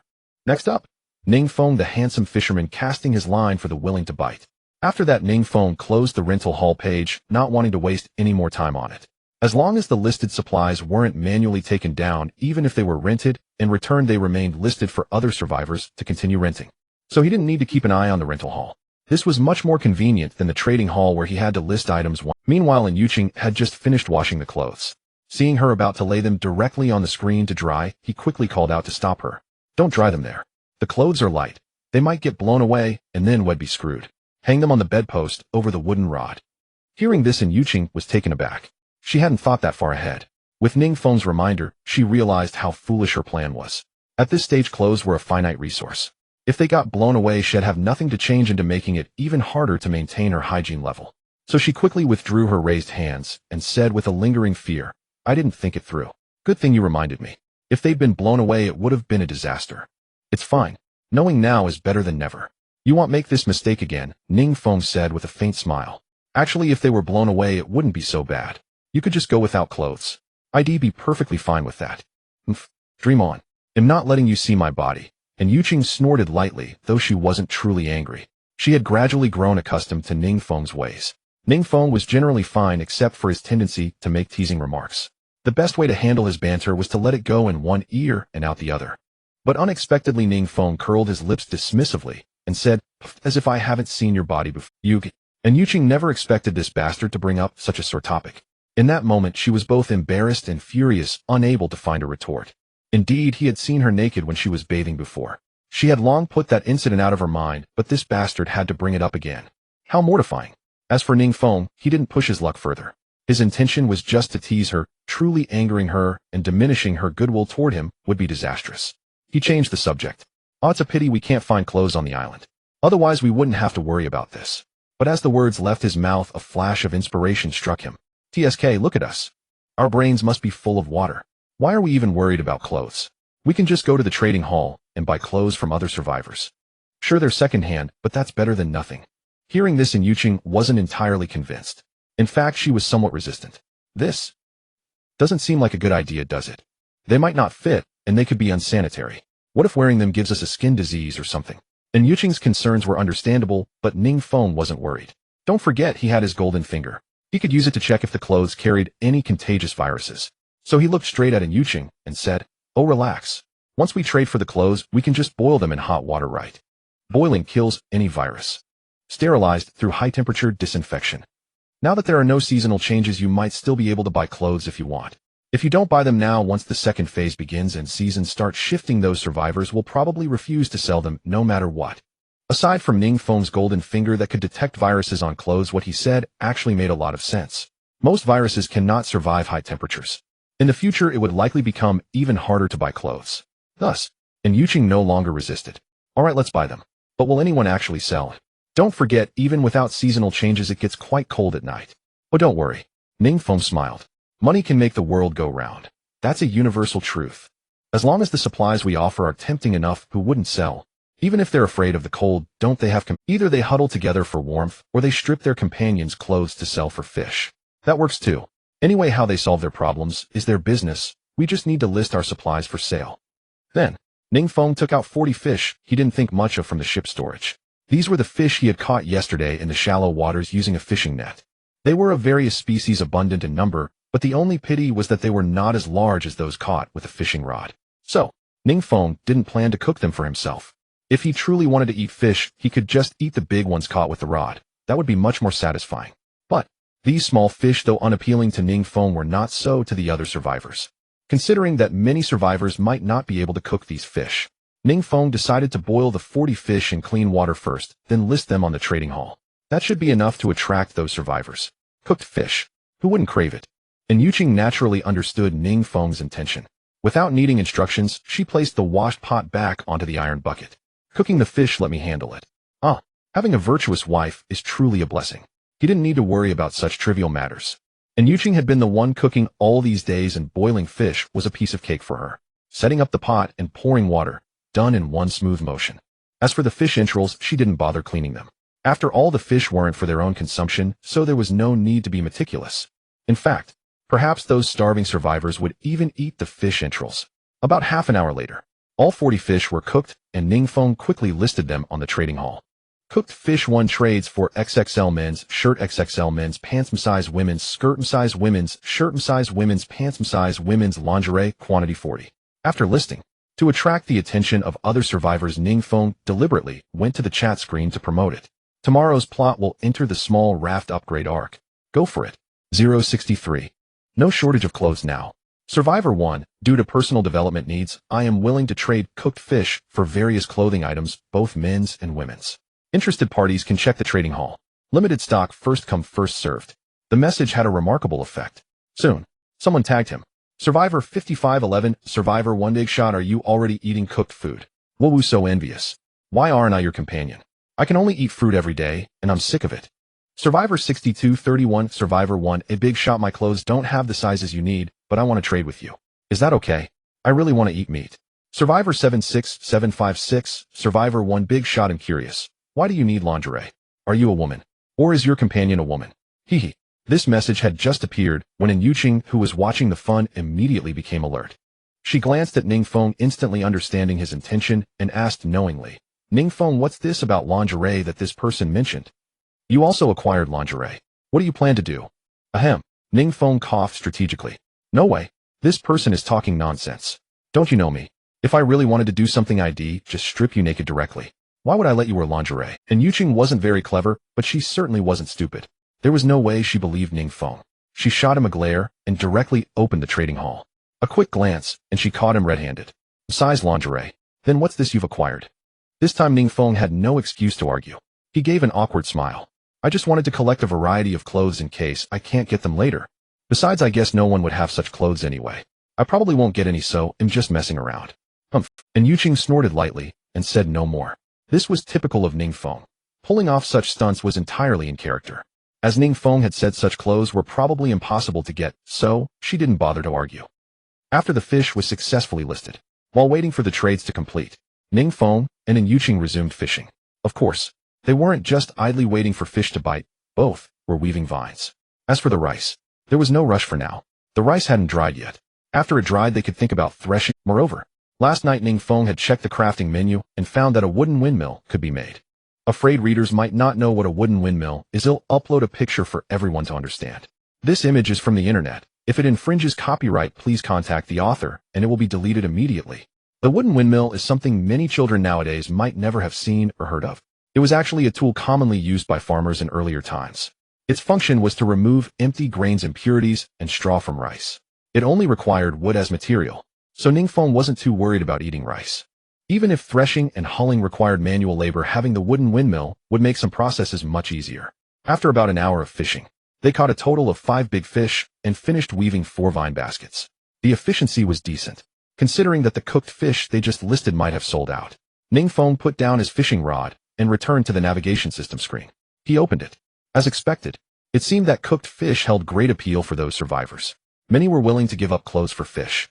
Of course, Ning Feng didn't rule out the possibility that some clothes were forcibly stripped from companions, because among the clothes many showed signs of tearing, with several ripped open.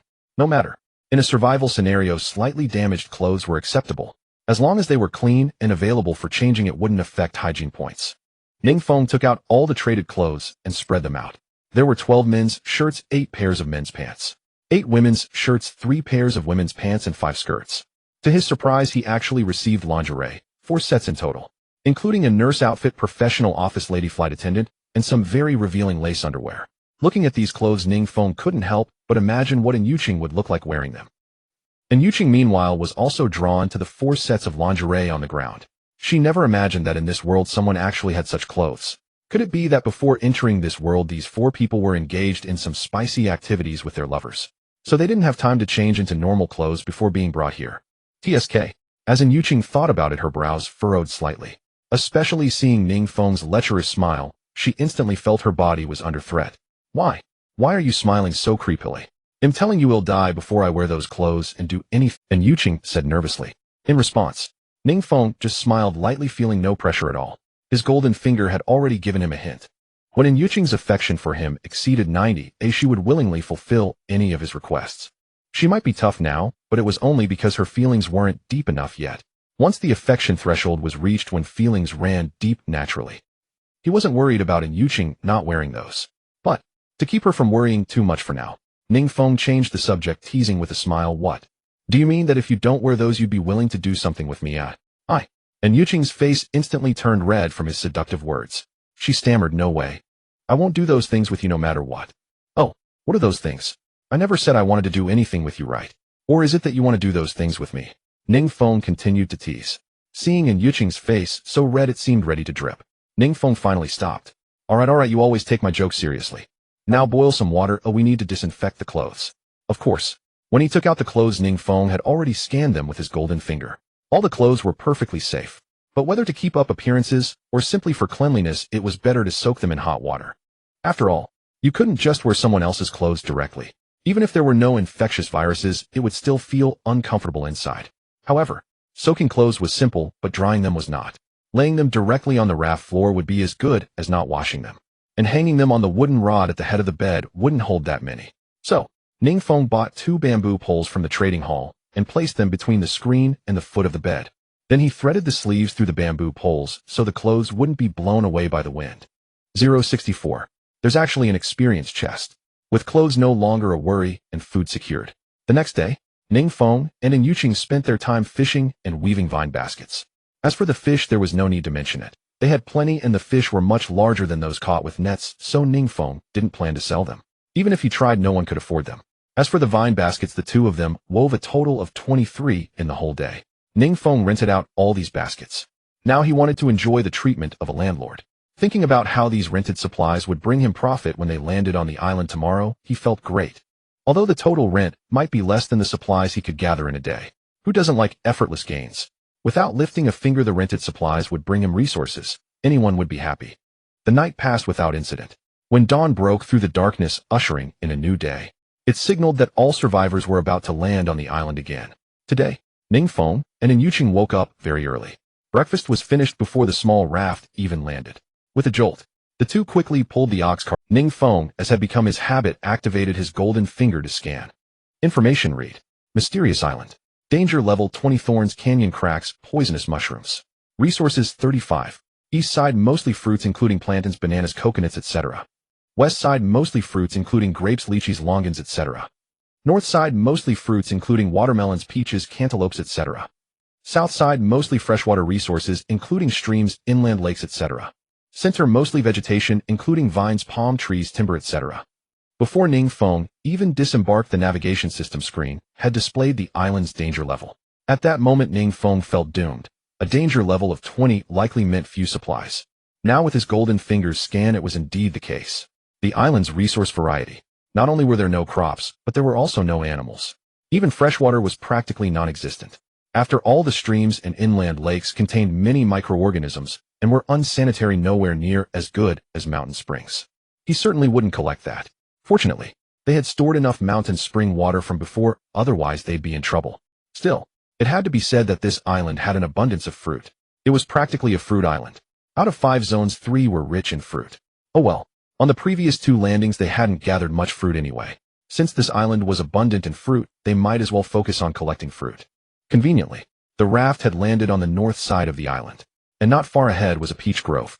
Ning Feng turned to Yuqing and said, "This island's danger level is low, so supplies are probably scarce. Let's split up. That way we have a better chance of finding supplies. You go straight ahead, I'll go right. If neither of us finds anything, well, check the left side of the island. Take the ox cart with you. I'm fast. If I find supplies, I can come back for the cart." Upon hearing this, Yuqing didn't think much and nodded, then pulled the ox cart straight ahead. After watching Yuqing disappear into the bushes, Ning Feng quickly used his golden finger to locate the supply chest. Unexpectedly, even though the island wasn't rich in supplies, a supply chest had spawned.